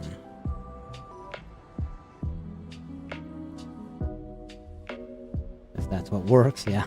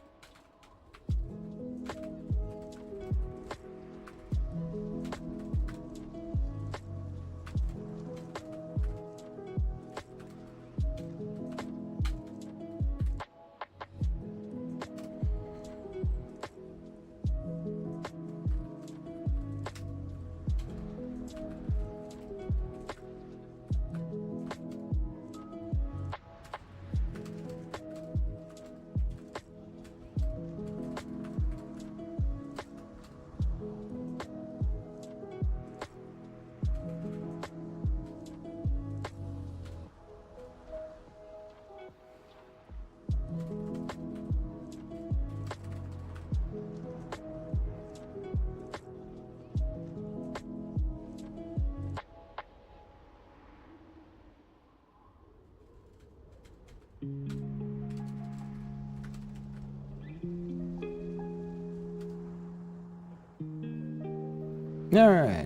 you're back. Alright, so far what I've got is, after making it past the Smilers in the final part of level 1 and locating the doors that lead to level 2, you come face to face with a choice. Welcome to Pipe Dreams, where anything but your dreams can happen. You will visit this level a couple times. The first time you need to turn left to head to the station.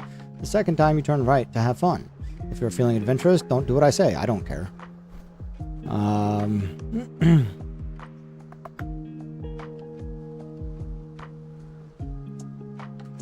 Let's see here.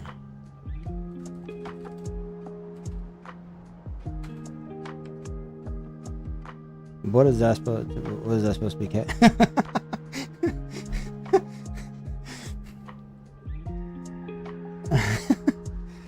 Oh.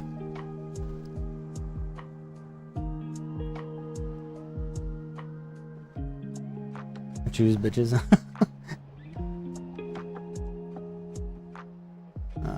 Turn left to head. Actually, no, I'll just say turn left toward the station. The second time, you turn right to have fun. If you're feeling adventurous, don't do what I say. I don't care.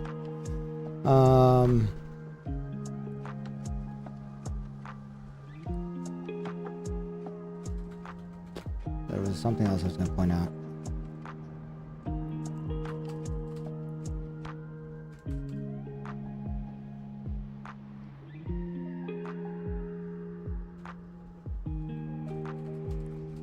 When you finally do the right thing, or when you finally go the right direction.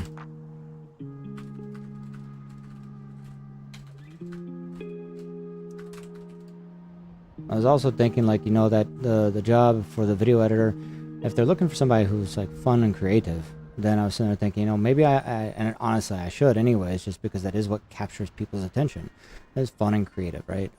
As well as informative.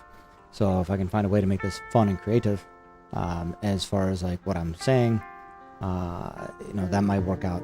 Especially since I do think I did give them my YouTube channel. Pretty sure I did. I don't think I gave them my Twitch channel, but I did tell them in the questionnaire that I had filled out yesterday that, hey, you know, because like what did I do recently to simplify my life, right?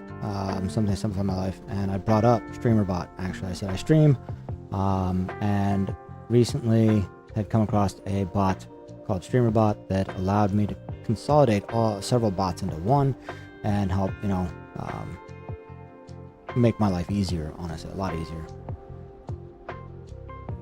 So they might go find me if they know. Well, of course, I mean, my YouTube channel is also, I'm streaming there currently. So, hey, if they do go there, it's all good. Ain't like I've done anything stupid. Not yet today.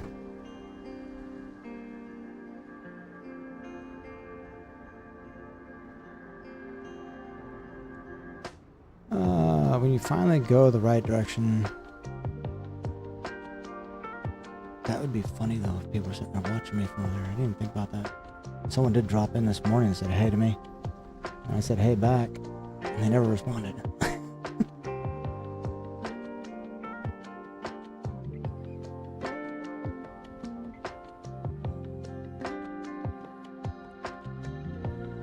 You know, Kay, the one issue with what Subliminator, yeah. One issue with what he does, where he waits until after he's done with his stream to then report those channels that came in, dropped links, things like that were banned. Yeah, maybe they did. Is that the issue with it is the fact that they can't. I tried reporting someone after the fact, but I couldn't find their actual channel or ID, right? And so that is a problem. You can't like directly find them. I can right click, like if I went out here and right clicked you, not right click you, come out here, I click your name, and then you got the little ellipses, and I can immediately just click report you, right? If I wait, you know, I'd type in to search for the person's name, and I might accidentally pick the wrong person, not realizing it was, you know, supposed to be them, right? So, how? Like, how can I report you? Is that what you're asking? I mean, I'm not gonna, but I'll drag it out here. Okay. No, that's not what you're wondering. Okay.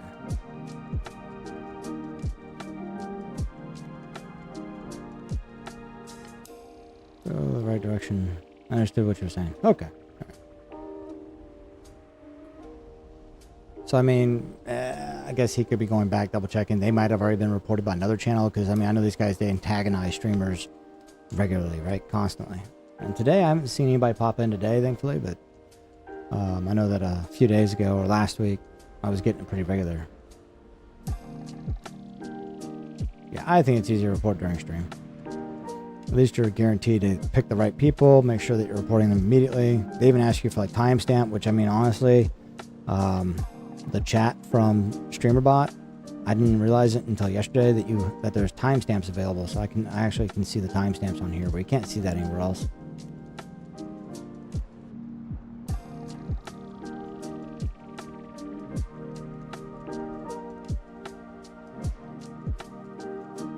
But yeah, Twitch asks for a timestamp. I usually just kind of look at the clock, give them a rough estimate of when I thought it was, like if the clock changed that minute or something. When you finally go the right direction,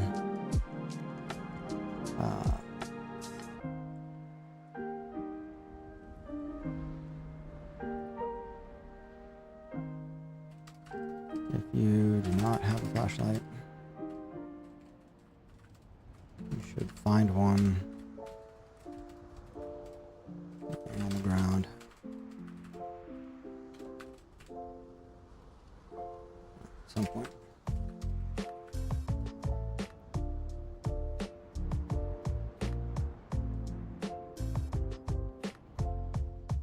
Oh, I didn't know that. I guess I didn't see a setting for it.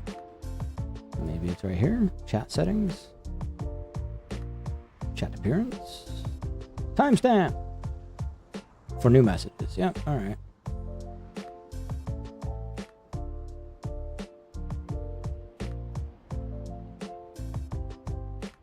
There it is. Doesn't give as accurate of a timestamp, but hey, it's there. I can give down to the seconds with with StreamerBot's chat. They popped in at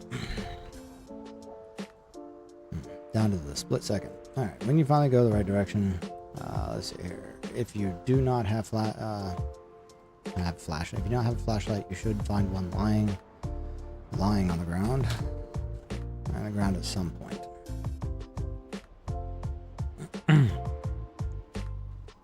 So do you remember what the trouble was that you had with StreamerBot when you were trying to set it up? I'll tell you this much, a lot has changed since when, like, some of the YouTube videos I find out there are kind of old. The interface has completely changed and things have, like, really moved around.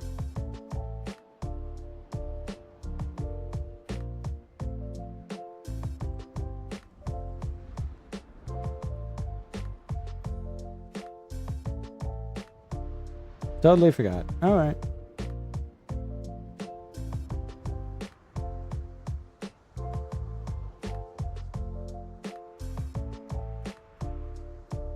When I realized that you could write C# code for like to do things with this, that just blew me away.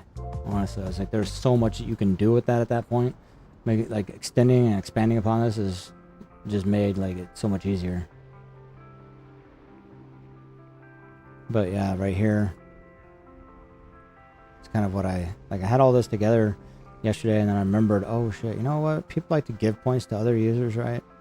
And part of, you know, it's like add points would be like it's a mod thing to do, right? I can add points or set points, but if I come in here, like this was already part of the add point thing, but I had to add the extra, you know, verification check. I added these few arguments for making sure that the points were allocated correctly, and then that I remove the points from the person who gave them, right? That was something else I had to add that wasn't already there for the add points function, because you're just add points, you're just adding points. This, you're actually giving points as a user to another, or to a viewer to another viewer, right? So I looked through my entire PC for the notes and reference and unable to be reminded. Oh no. Are you still using StreamerBot then, or did you just you moved on and said, nah, we're not gonna use this?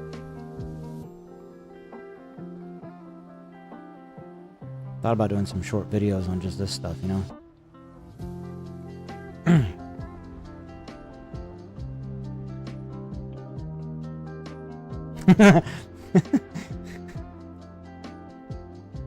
Yeah, I was thinking about it. I thought it'd be useful, especially with all the updates that they've done, because a lot of stuff I've seen is kind of outdated, you know?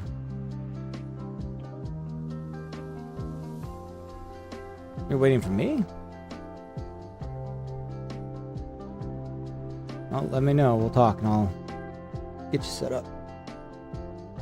The one thing that, like, I didn't realize, I didn't realize this, right? So now if you look in Twitch, the points on Twitch for a viewer called blue pills.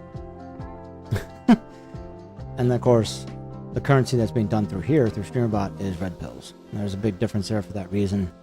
I didn't realize that you can't necessarily do these. So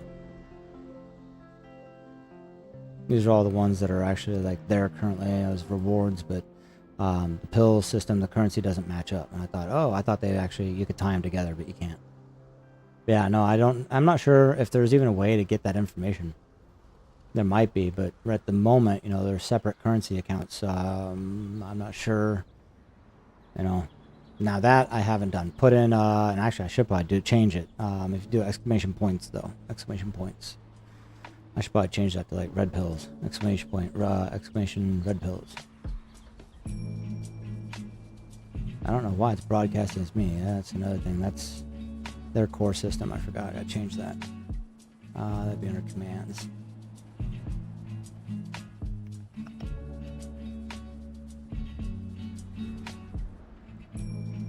There are a couple things I wish that they would do different. So pills, you think, is what I should probably put, right?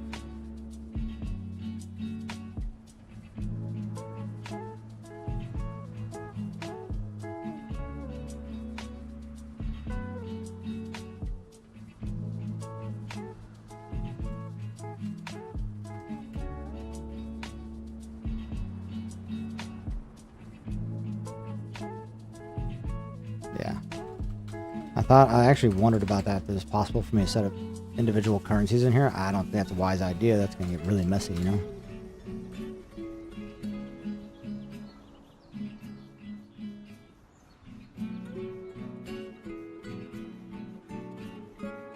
I guess we could do both, actually. Points or pills, whichever they choose to. It'll be the same thing.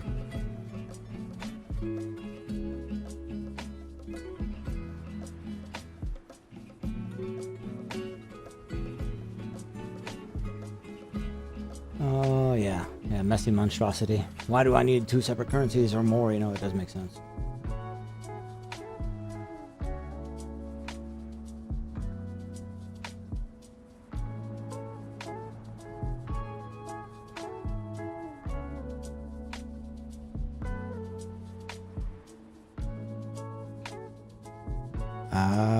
That's why. Let's see if I can change that. So when they send the platform message, it's sent through this code. Send platform message is part of the code here. And add points total, reset all user points, add watch points, get user points, set user points, send platform message, this.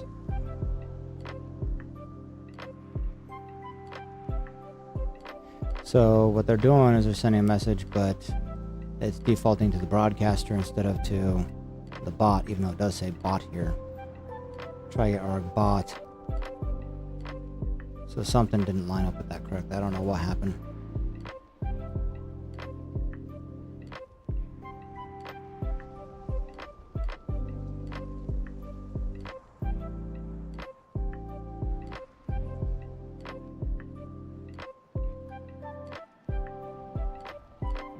There's a little hidden thing about the pill points that I don't want to reveal. I do want to create something like this. This is reset all points, but I want to update, add another function to this. Whoops. Ah, what the hell? Oh yeah, it's over here. I want to add another method. So instead of reset,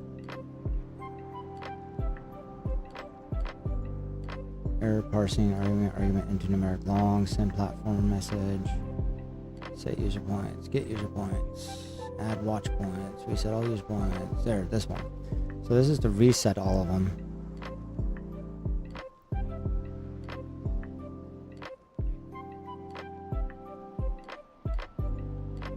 What I would like to be able to do is do a add to all.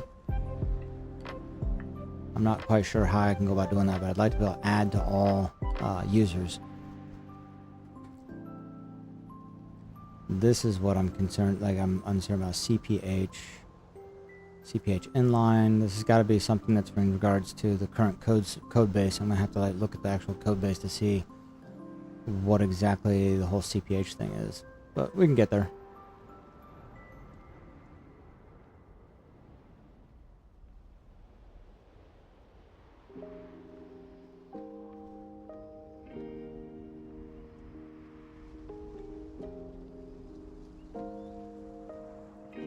No reset. See, what I'd like to be able to do is, like, you know, I seen another streamer I was friends with for a little while, and what he would do is at the end of every stream, for those who hung around, who were there to the end, he would add points, you know, give out like 5,000 points or something for the end of the stream, right? Pill pusher, yeah. This is my pill pusher. Have the death push point / pills. Well, and that's where like something like I don't know, servers, clients, no. Let's see here. Settings. There's a few things I'm still trying to figure out. Like timed actions is underneath settings, and it took me a bit to figure that one out. I'm not sure what file tails is, but let's see here. What I'm looking for is platforms. And so on Twitch here we have predictions. And so minimum of 2, maximum of 10 predictions. Prediction window of 60 seconds. I believe if I do this correctly that you guys can then, you know, make a prediction and, you know, like how many times do I die by the end of the stream, right? So then for those who got the prediction correct, they could get points for that, right? So I've got to figure that part out. And that would add a lot. That adds a whole lot more fun to the stream, I think. So.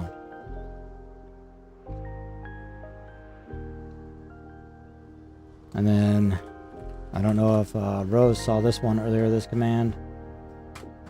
But this is the only one that kind of actually plays with your pills at the moment. Severe infection and you need to be quarantined. So there's, I think, like mild infection, severe infection, what is it, emergency surgery, and then a 10% chance that you trigger malpractice. If you trigger malpractice, you can win anywhere from 5,000 to 10,000 randomly of the pills. Otherwise, I keep stripping pills off you until you hit malpractice.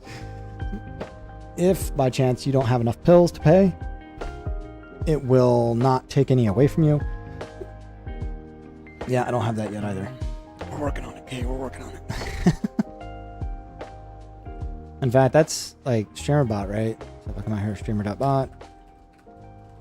I really should probably just do a stream talking about StreamerBot. But if I come out here, docs.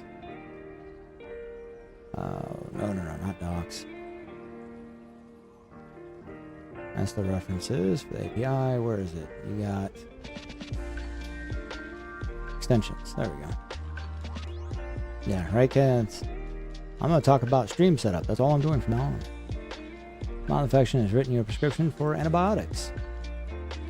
So that's like the lowest is going to be between like 1 and I think 150 for mild infection, 151, and I think, no, let me double check.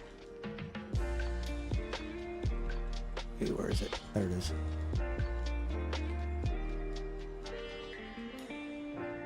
My checkup game.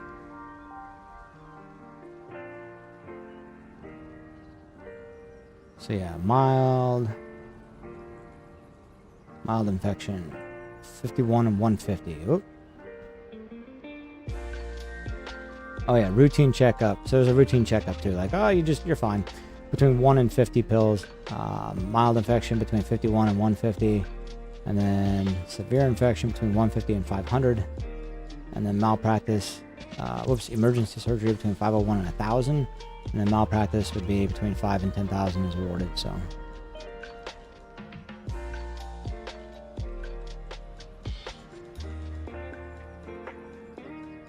And then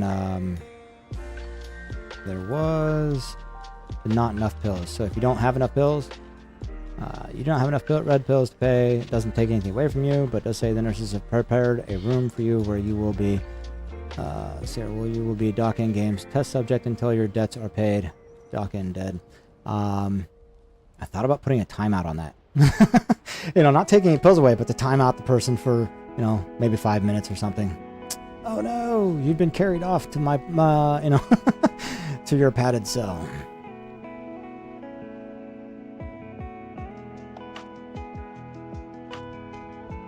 That's what you get for messing around trying to, get a checkup without actually paying.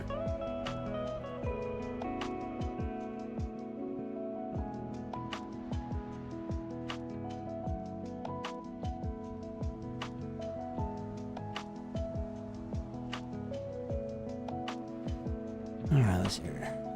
But yeah, they got all sorts of stuff, like the tic-tac-toe game I've seen.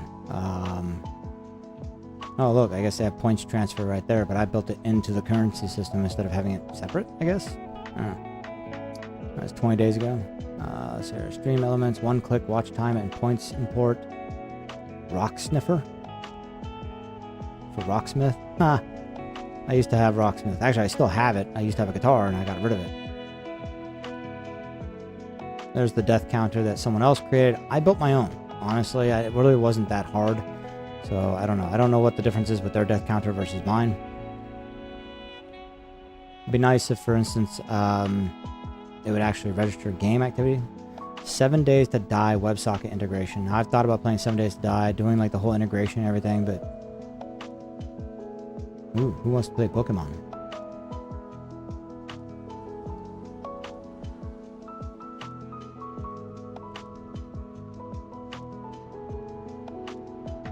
Idiot Steam game reviews. What is that? Oh, there's the fish and catch game. What? I'm listening to the doc. Click. Point system. I will get called again. Yeah, we don't have fish yet, Rose, but I did see the game listed here. Oh, I just saw it. Oh, birthday extension to celebrate the users. He is petting a boxer right now. Aw. Fish and catch game. Let's see. Oh no, I can't use this one. I forgot. This one literally says, where was it?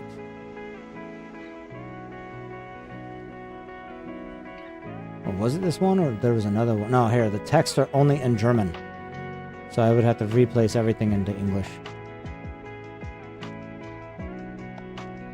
I guess I could use it. It's just a bit of translation required.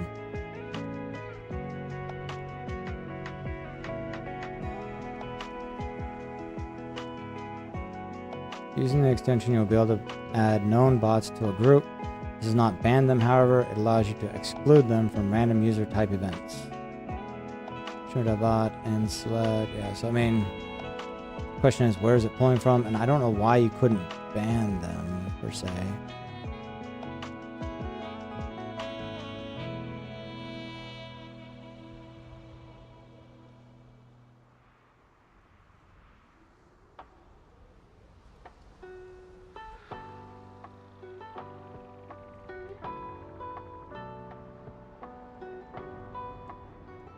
Anyway. See, right now I have a countdown timer I use that's like a website URL that's being played, but I could, go ahead and actually implement a countdown timer into the bot here, and I don't have to worry about someone else's stuff shutting down or not working anymore. Anyway, well, definitely got some work still ahead of us on this.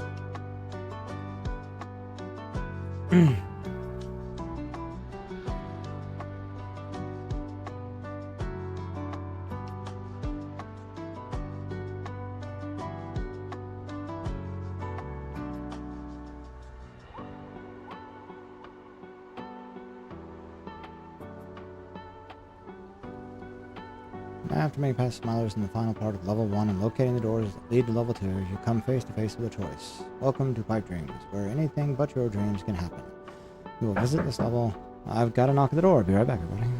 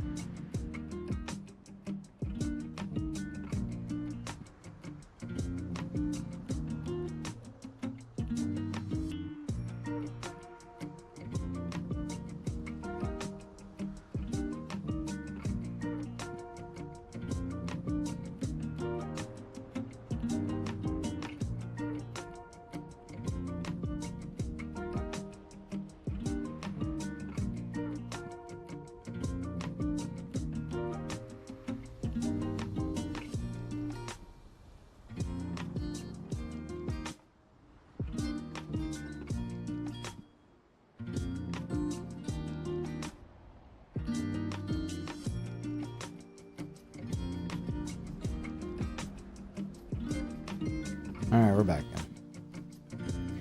So, hopefully I get enough of these done that tomorrow I can just, I'll be recording first thing in the morning.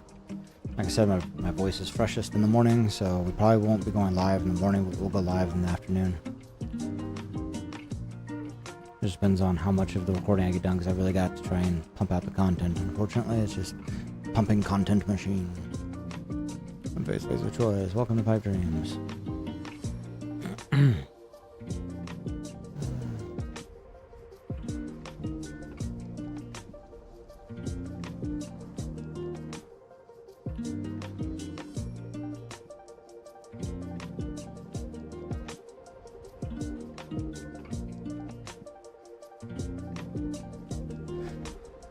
It says mic is on. So, and I do see response here.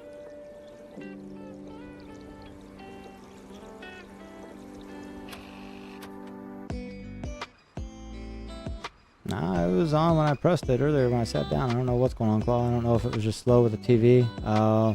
Could be. Yeah.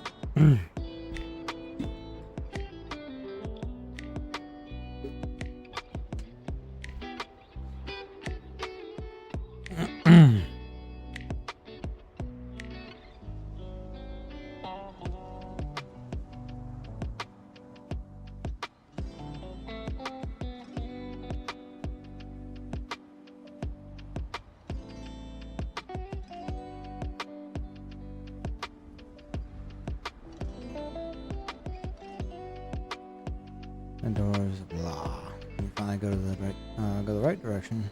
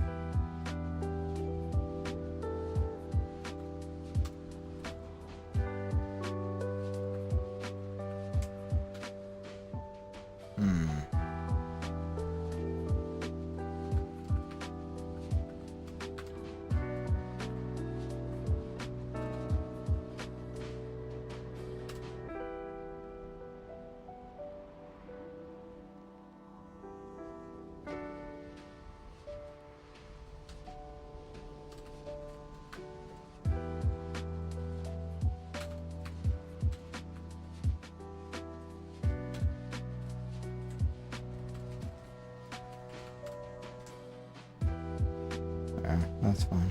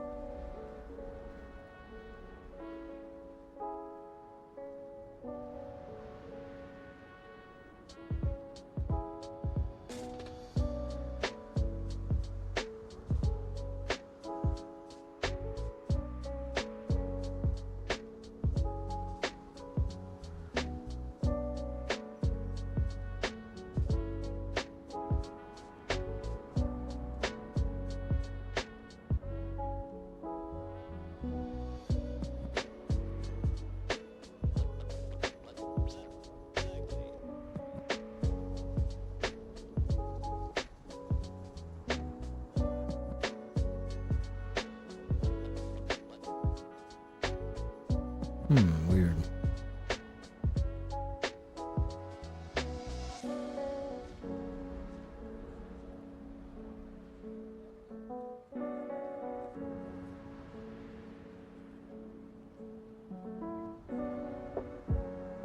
Should still be up.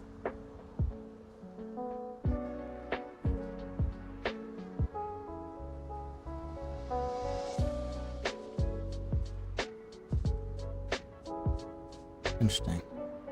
You would think that you'd be able to access like the YouTube stuff from your phone. You know?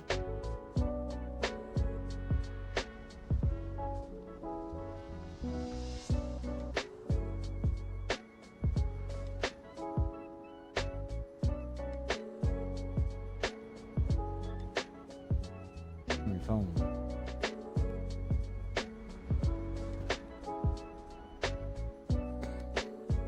Oh yeah, definitely want to fix that. That's what I was thinking was happening earlier. I mean, it's not a big deal. So like Rose, when you were doing the checkup thing earlier, it did put it pushed that message also out to the YouTube chat, which I mean it kind of shows that there are people there, but it doesn't actually.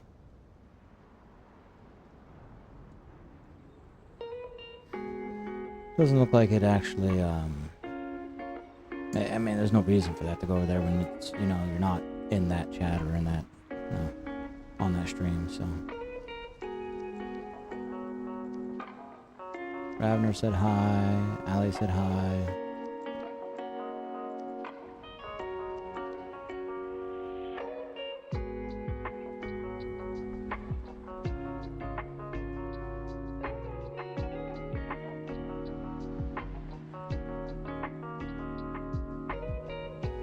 Anyway.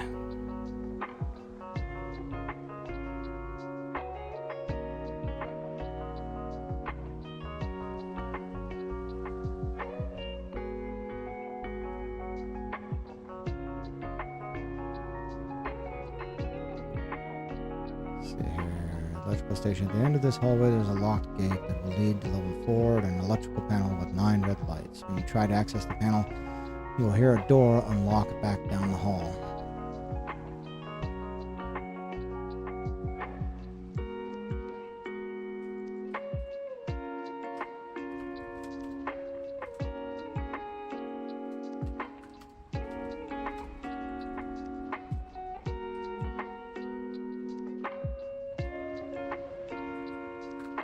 Breaker boxes for each zone of the map.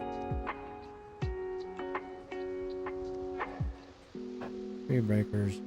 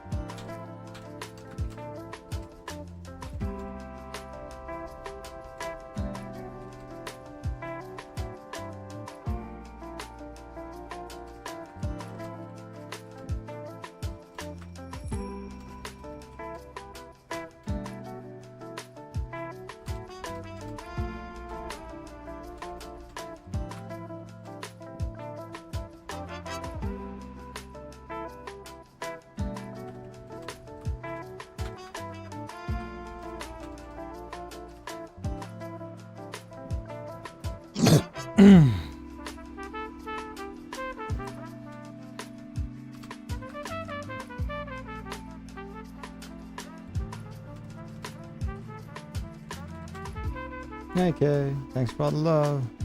Lurking about? I just want to use uppy mode. I love the little penguin, dude. Oh yeah, I've actually thought about doing something like that where you can do like the emote pyramid.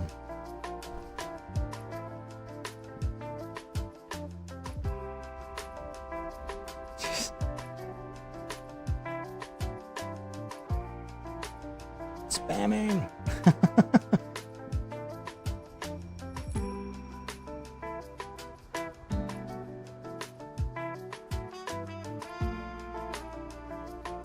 Blinded and run, but if you do, you will die. Stand your ground like you're in Florida.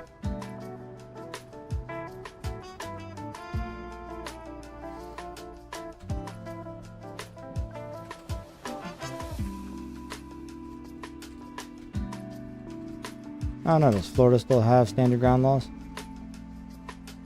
You having fun, okay? Blind run.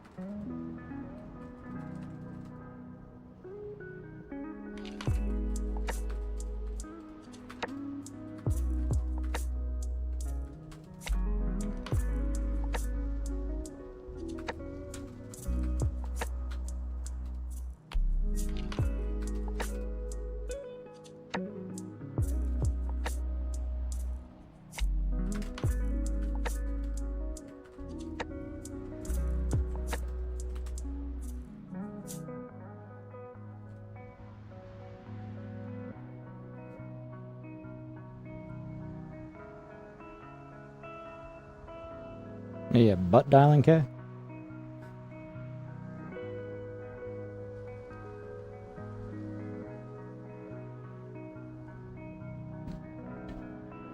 You waiting to see if it'll time you out or something?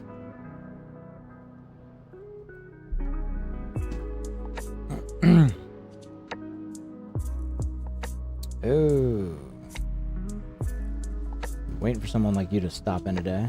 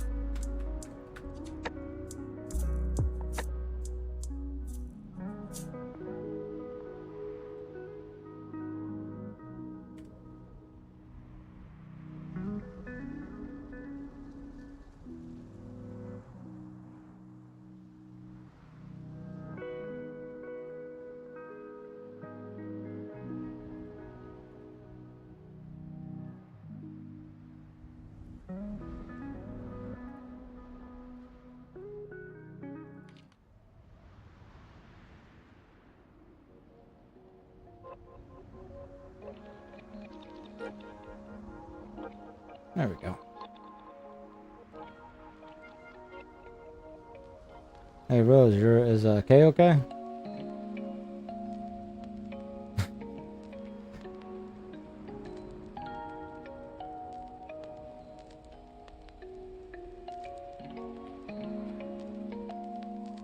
After running the hallway that is level 2, you arrive in another hallway for level 3, the electrical station. At the end of this hallway, there is a locked gate that will lead to level 4 and an electrical panel with As there's a locked gate that will lead to level 4.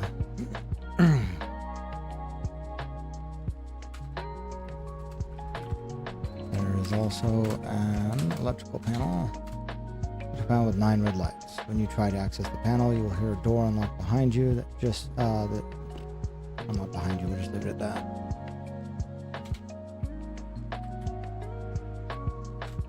At this point, you must find 3 breaker boxes for each zone of the map. After you turn on 3 breakers in the first zone, the second zone opens up, and so on. Once you have turned on all 9 breakers, the gate will open and you can move on to level 4. Beware, there's an entity roaming, and you are warned of it when you open the second zone. Yeah, she just put in all her emoji. I'm on phone with it, and then was sharing all the emotes, either subbed or earned. You're lucky I don't have anything there to, like, you know, time you out or anything. I know there's a lot of people that do that kind of thing. They'll time people out for continually going and going and going.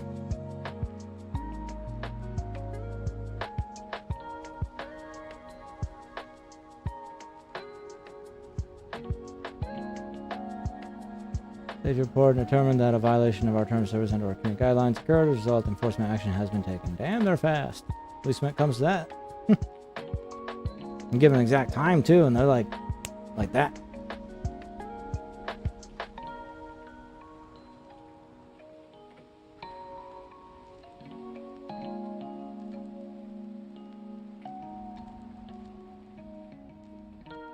You gotta wonder, like, what goes through those people's heads, like, why they think that it'll work doing that. That there aren't people like they expect people in the community aren't actually going to actively do anything about it, or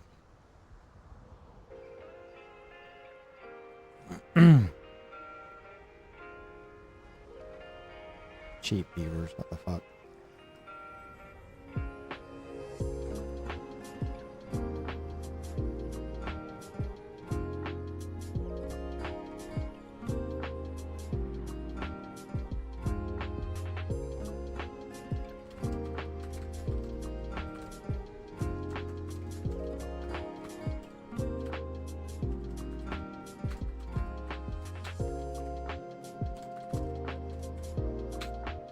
Warning says to blind it and run, but if you do, you will die. Stand your ground like you're a gun owner in Florida and blind the entity 3 times. On the 3rd time, it should run off, but be sure to watch it run away, or it will still attack you.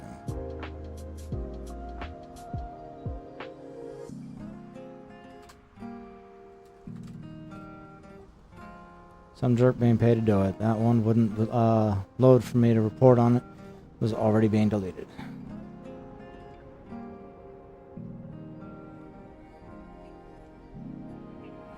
Yeah, that's probably because I did it. I reported it like the moment I saw it come up.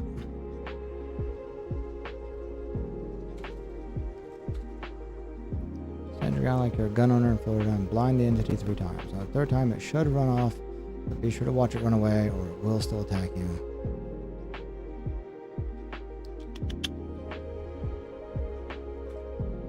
Subscribe for more game lore tips and news.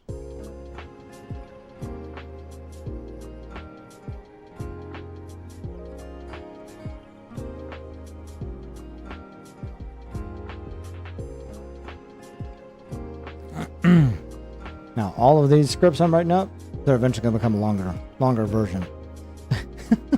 I'm going to write up another one, or at least take those and kind of reword them so that they're a little bit more, there's probably a little more context to it, given there'll be a longer video. I don't have to worry about time, but I still want the longer version to be short, you know what I mean?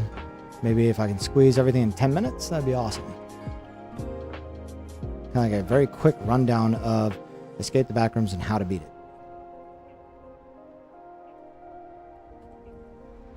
Or how to, like, proceed.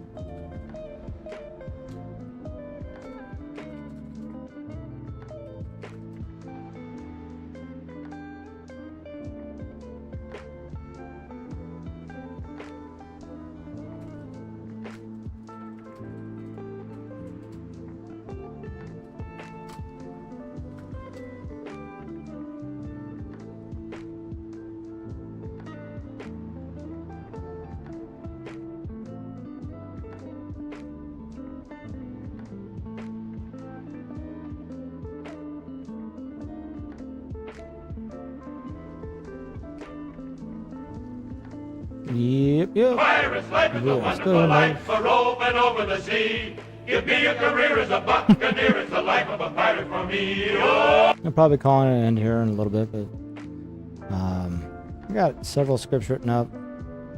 I need to get more done, but we got several written up. I might take a little time this evening tonight to write a few on the fly, but I was asked by my sons to play Alice Madness Returns. Don't know if you saw that earlier. Let's see here. Alice Madness Returns. I've played this a few times on the Xbox that we have, and they've really enjoyed the game. Now, focus. Where are you? I'm trapped in my past. Come now, Alice. It's only a dream. It's not a dream, it's a memory. It's kind of like it's Alice in Wonderland with a twist. My wonderland's shattered.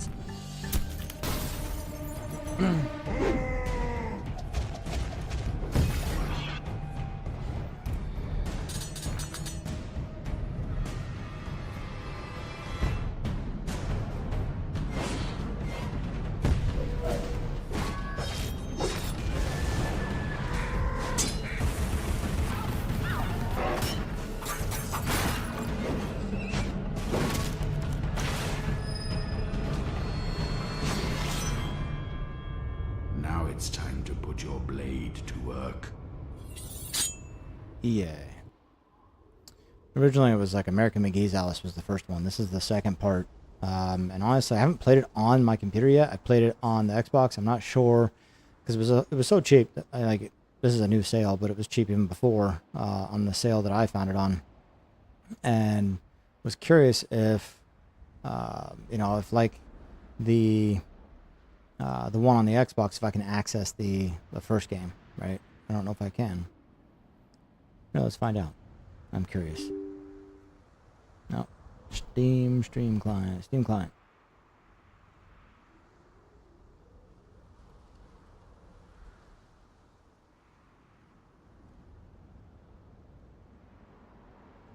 I'm curious if I can access the first one. We may do a live stream, I think, where I have to play both. The first, then the second. If it even starts. Bit older game. There's a game I have on my wish list on Steam, one that I hadn't played in a long time that I missed playing, called I think it was Shogo.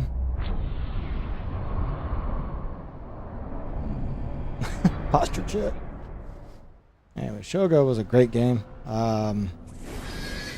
but people just they haven't kept up with it. It's like it's available on Steam free to play, but they haven't updated it for play on newer hardware. So I don't even know why they didn't have it available out there, but that was like the biggest issue a lot of people were complaining about. Was you have to like tweak the game and the files in order to get it to work. But they're selling it. I don't know. That's so weird. The game's like crammed up there in the corner, but it's full screen on my computer. No, I'm sitting there staring at that like I'm waiting.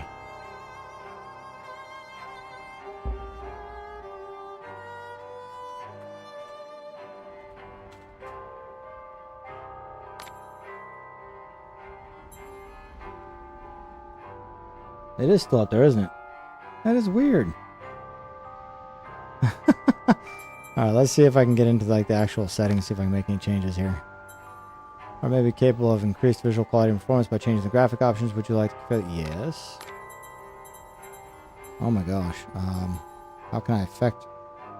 I can't even see anything because of the way this is set up. I don't want to go less, I want to go higher. Ah, there. Oh shit. Alright, let's go back around the circle again. Slowly.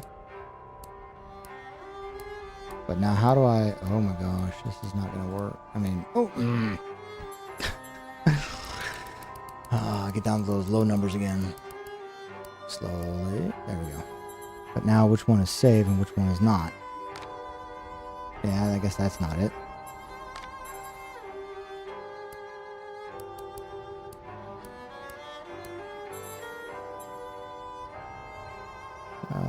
Nope. This one? Nope. Is that accept? I can't even tell.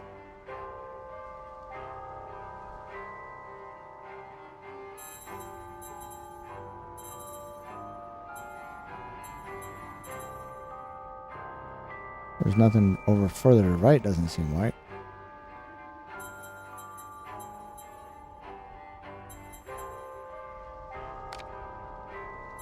So why...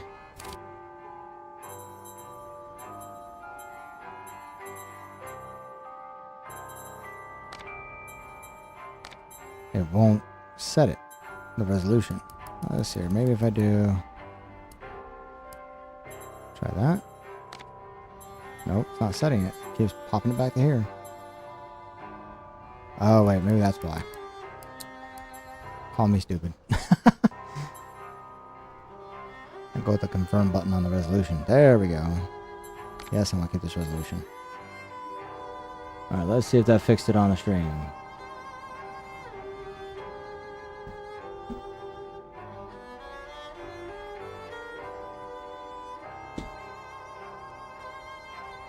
Ah, that looks better.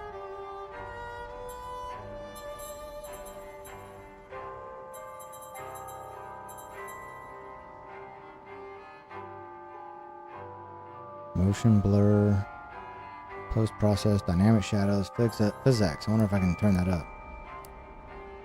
Or how high I can turn it up. Do medium.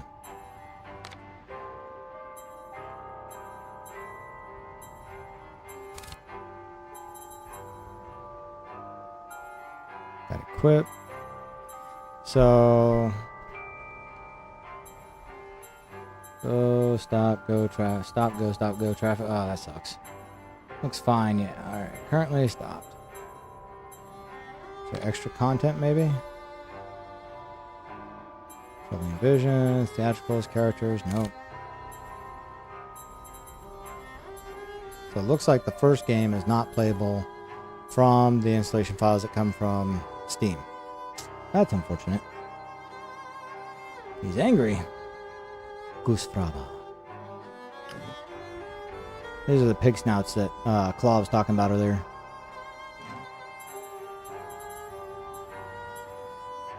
Game manual? What's a manual? Oh, I don't think we need this.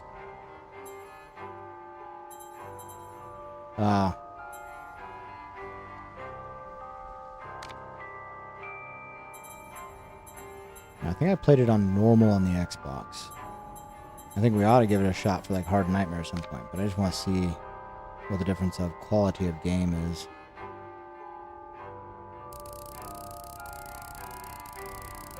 So all four symbols are visible.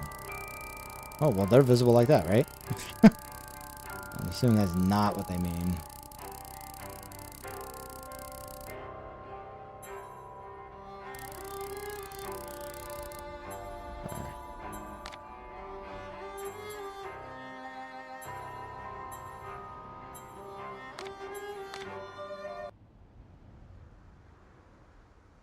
told Rose we would like to try Fortnite. She got all excited and such. Yeah, I mean, I'd like to give it a shot again. We'll try it again. I mean, anything's possible. I might enjoy it more. Play with Rose and IJ.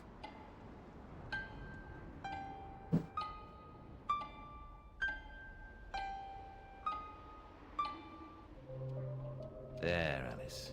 Better now. Yes, it is My much. head's exploded Graphic and quality? there's a steam hammer Considerably in my better. chest. Yes, well, the cost of Don't get me forgetting wrong. is high. That's kind of the My point, right? memories Console make me versus vomit. PC. What can I? Remember other things. I want For a game to that came out in forget. 2011, Who this would choose is, to be alone, imprisoned by I don't know if their they broken updated the memories. graphics or I'll not. set you free, Alice. Memory is I'm a not recording this, curse so maybe more I should often stop than the a gameplay, blessing. but I So figured I'd you've just check said out a little bit of it many real fast. times, And And I will say again, the past must be paid for.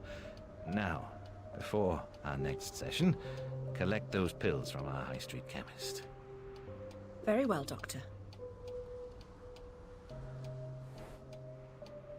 I didn't think IJ would be so much into Fortnite, you know? It's my turn to forget, Alice. Now, Charlie, your pa was hung for killing your ma who beat you. Let's forget that, shall we? The past is dead, Charlie. I think today they try and help you to remember, not forget. You know, try and play, but warning, if I get overstimulated, I will bow out quickly. Yeah. Let's see. Configuration. Controls. Where's the mouse?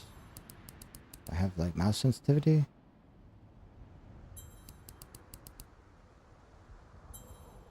Camera? Ah.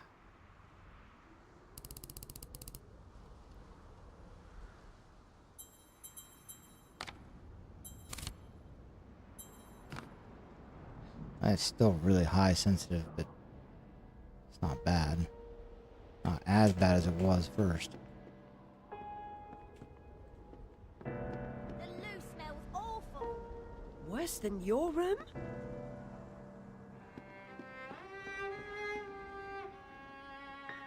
Can't really look down. But we'll have Baby Yoda backpack. Rose gifted me one. Nice. One pinch me small. Wear bloomers. Alright.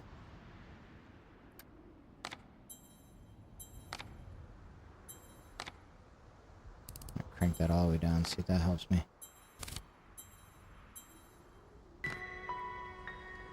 Yeah, it's a bit better. Sucks when like your vision is like swinging all over the place so fast you can hardly keep up with it. What's wrong there? Can't find the door.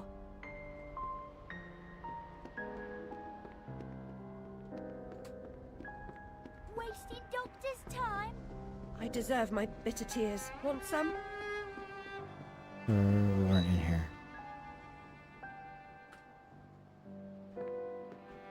Well, I don't know if I got first person camera mode Still sick in the head. I'm past a cure. on console. Terminal condition. She's so nice. AJ used to hate Fortnite because of the building, but since they introduced Zero Build, it's been a lot more fun. And yet he loves Minecraft. Anyway. Sometimes I get confused. Oh, geez. Okay, so like the camera sensitivity really changes when you change mode. Takes a lot more to swap around. Go back to third party here. Or third person, I mean. Illustrated news feeds. Illustrated news feeds an insatiable appetite for domestic mayhem and industrial disaster. Fire at match factory. 6 girls missing. Is there anything more predictable? The world's gone quite mad. 10 years in the loo bin. No, Mum, no relation. She's an orphan. Yeah, I know. He was, he and I talked about that before. He was kind of against Mr. Kane had no Minecraft at idea first, how going, humble ugh, a home could be. who would Not want to for go my back to like low drawings and graphics like that? photographs. And This could pass for my room at the asylum. we got blown up trying to give a gift to a creeper and quit. Yeah, I remember that too. He told me about that one. Doctor's pet. Too good for the asylum. Mad as a hatter without the charm.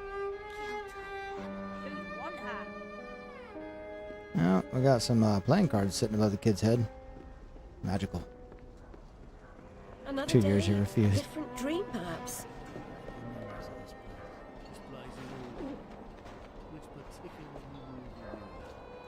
Wait, what the hell? Oh, is that blowing across the street? I was like, what the hell? Just stuff kind of floating. I call work noble. This way, go round. Nice, so thick you could build a flat on it.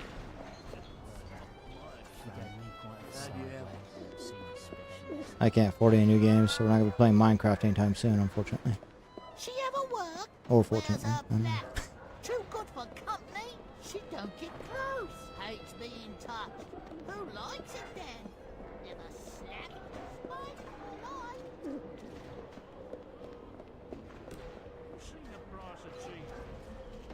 But yeah, I would have to say that the graphics here are much better than they are on the console for Are you sure. afraid? Children play, me get addicted, and then him really like Terraria.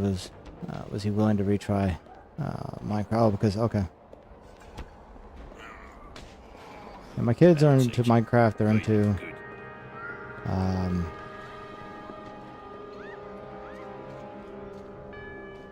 I saw you, Kitty. Where And has that cat gone? they're into Minecraft. They're into Fortnite. I just haven't really played it.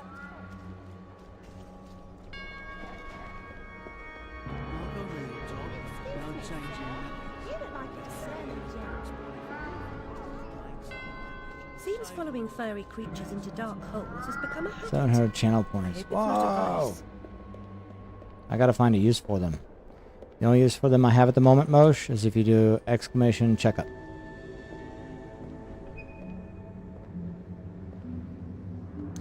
Yeah, you know, that's something that kind of bothers me, right? The reward system in here, so they don't sync together. So I've decided that yes, if you do earn the points from my point system, I will put those towards the reward, right? Actually, I was even thinking like, you know, either the end of each week or the end of each month, I would convert those from the internal currency counter to the Twitch currency counter, because they're actually separate. I didn't know that until recently, and I was really kind of ticked to learn that. And I can't just convert them either. So, but I definitely think I'm going to set up that same reward, but in Not doing the well. actual Not really. currency system I have built into the chat. So Pigeons, pretty birds. I believe the ultimate reward she's talking about I don't is think so. Our last mod? visit cost me several pounds and got me nowhere. I might recall where your mangy rabbit got to. Still a mess. No surprise. Her kin roasted like chestnuts right before her eyes. 10 years in Rutledge Asylum wasted everyone's time. Dr. Bumby won't do better. Still hauling out her questions. The fire, her memory. I deserve consideration, don't I? Who found her new clothes? Who got her a place at Bumby's? Where'd she be without me? On the streets, selling her backside. Yeah. Bless my pigeons, though. She's doled out the odd pound or two, but what I know is worth Right? more than that. Kept her taking one secret, too many hits to haven't the I? face, I think. Heard her say, "Oh, died on my account. I couldn't save you." I've told her my silence is. No, okay, shame. that's more for me to like discuss I'm a about good permanent soul, mod. really. Not like Mod a for a day, I could that probably do. uppity I should probably do for less, or that right? Make it loyal a fellow smaller rat one. took a stupid rabbit. Fair if somebody's willing to go the Money mile for that, won't you know. hurt. Tell the cops if she didn't make To a earn that many points, they donation definitely to have, my you know, they're there for the long haul, upkeep. not Goes just, off oh, her well, head. I'm They here should when I feel like it remember kind of her thing. name, what I heard. I went through that with somebody a while back and gave them mod, and then they started watching a channel of someone who was in my chat, which is fine. I mean, I got a problem with that, right? But they became mod over there, and then suddenly they just stopped modding for me, and I'm like, all right, obviously we can see that, you know, you went off to go do your own thing. Yeah, 500,000 for a day would be a scam. That's a lot to earn, right? All right, what are you looking at? Oh, there we go. Oh, wow. Alright. We have to exit the game. We're just kind of giving it a test run, kind of show it off. Save progress will be lost. Ooh, yep, I guess. Not sure where it saved last. It's worth it, right? Oh no, what did I just do?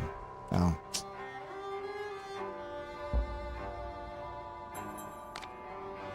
We'll come back and play this game again for sure. I think it would be fun to do. I wanted to see the graphics though. Their failure to communicate. Yeah, well, I communicated with them about it because I started noticing that they were in that other streamer stream, that they had become mod over there, that, you know, even when I was live, they were were showing preference to the other person, right? And I'm like, okay. You know, they actually talked me up, like they wanted to be mod. They really wanted to be mod for me in that. And when I called them out on it, they got butthurt about it. And I'm like, uh-huh. And what's interesting is, like, when I would go live anyways around, you know, for like late nights, like 6 to midnight, I would see them also in that stream yet still. So I'm just like, okay, obviously, you know, you're just, yeah. You didn't really want it as bad as you said you did, so. Not save enough points. Yeah, you're gonna blast away that shanty check-in.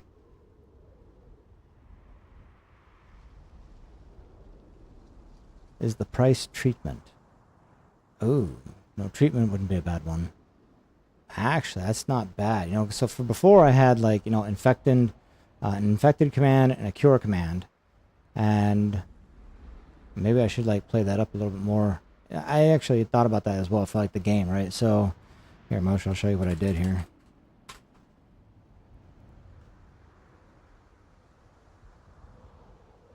So routine checkup costs anywhere between 1 and 50 pills. A mild infection costs between 51 and 150 pills. A extreme or a serious infection costs between 151 to 500 pills. And emergency surgery will cost anywhere between 501 to 1,000 pills. However, there's a 10% chance that you'll get, and no one has, not even I have had it trigger yet unless I sit here and just keep running that command. There's a 10% chance of getting malpractice. So if you get malpractice on that, you can win anywhere from 5 to 10,000 pills, right? So if I do checkup again, oh, still got a clean bill of health.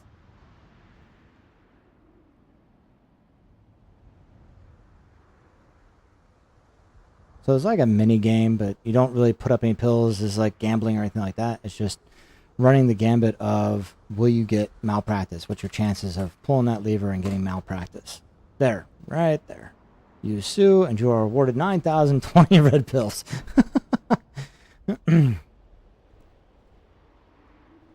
So you might lose some, but the payout's pretty high.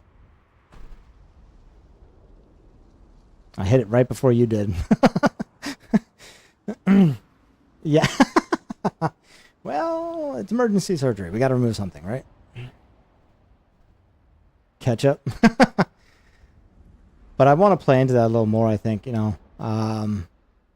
Where, like, for instance, oh, you know, you've got a mild infection. You can try for a cure or something. Yeah. I don't know. That idea, like you said, of, oh, what was it? There's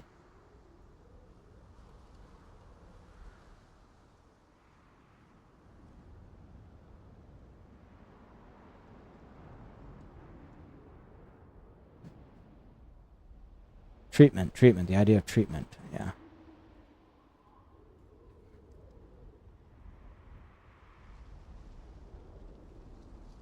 Yeah, dual used to be one. I haven't rebuilt all the commands yet. I shut off CloudBot so I didn't have like competing issues. And so, yeah, last week dual was there, but I have to rebuild it into my actions, right? So I gotta rebuild that game. Pretty sure I know what I can do about doing that. Shouldn't be too big a deal.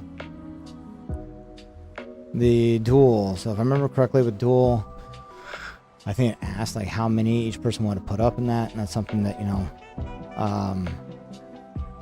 not to like, or who wanted to do it. Like you could leave it open as duel, and then somebody could accept a duel. So that's another like whole caveat to that. And I think you can put up X amount. Or maybe it just automatically determined. I can't remember, but I'll have to. I was gonna piecemeal all that together and figure it out.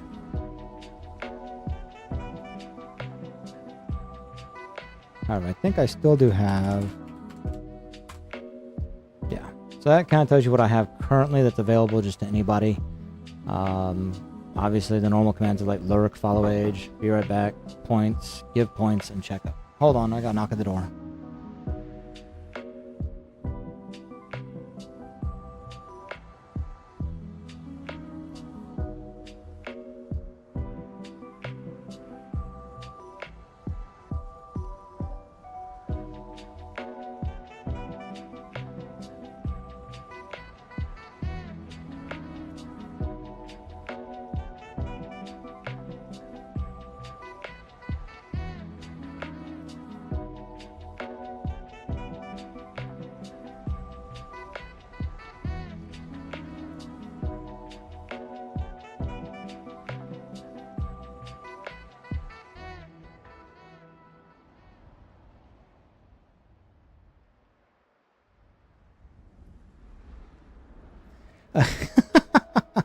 Yeah, muted. Thank you, Mosh. So what I was saying there was, okay, did pills. I said check it again, but I guess points is also one there. And then Mosh, you asked, aren't you hot though? And of course, I wasn't quite sure what you meant. I was sitting there thinking, I mean, I think I'm hot, but I didn't think we were getting into the conversation about my looks. So let's hear. Like, because I'm wearing the coat.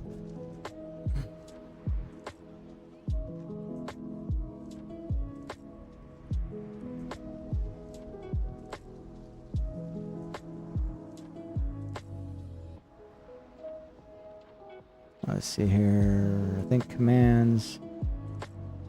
Yeah, points. Where are you? So yeah, points or pills will work to call up how many points you have. Yeah, the scrubs. Actually, I did get a scrub shirt. I'm just not wearing it right now. You still have yours from nursing practice, huh?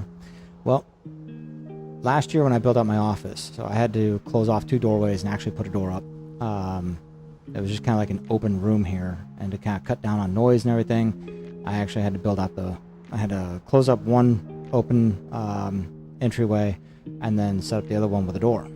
And when I did that, it got really hot in this office, especially during the summer. I ended up buying a small portable AC unit, so that's hooked up on the wall here in my office, and yeah, it's 74 degrees in here right now, so yeah, I'm staying fairly cool. Plus, I'm wearing shorts. Let's see here. They gave me male ones because the female wouldn't fit me. What? Practice. Oh, nursing practice, yeah. Usually male clothes last longer. Alright. I was just warned the knock at the door was dinner will be ready here really soon, so I'm going to start kind of wrapping things up. Unfortunately, we have to call it an end of the day already. Hopefully I get a few more of these scripts written up.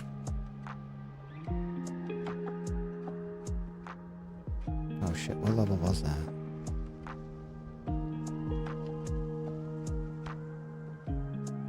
I was in nursing in uni, and we did practice in a health center. Next year was hospital. That's really amazing, actually. Like, my mom was, she went to school to be a nurse, and it just didn't work out for her. Not sure what happened, but she left doing it when I was a kid. This is what I was looking for. Level 5, right? Level 5.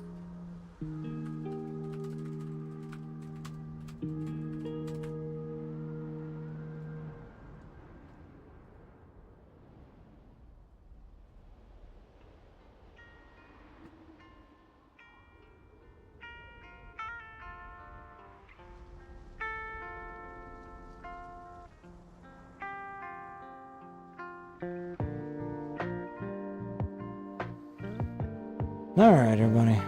We have to call an end of the day. But I will be back tomorrow. We will be live again. I should hopefully be on a little earlier tomorrow instead of later in the morning. But oh, wait, no. Actually, I will probably not be on until the afternoon. All the scripts I've written, I need to actually record them. So I'll record them tomorrow. I'm kind of debating whether or not I should be putting on... I don't know if you saw this, Kay, last time. I know that most has already seen this.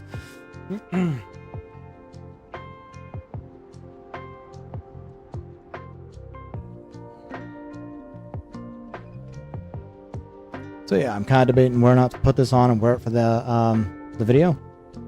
Enjoy the rest of your day too, Mosh. Yeah, thank you. I appreciate it. We'll get more done. We're getting there.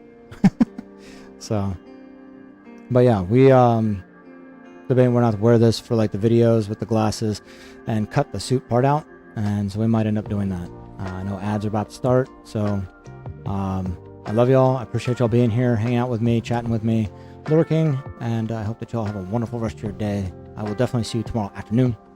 So take care, and I'll see y'all again here real soon. Stay blessed.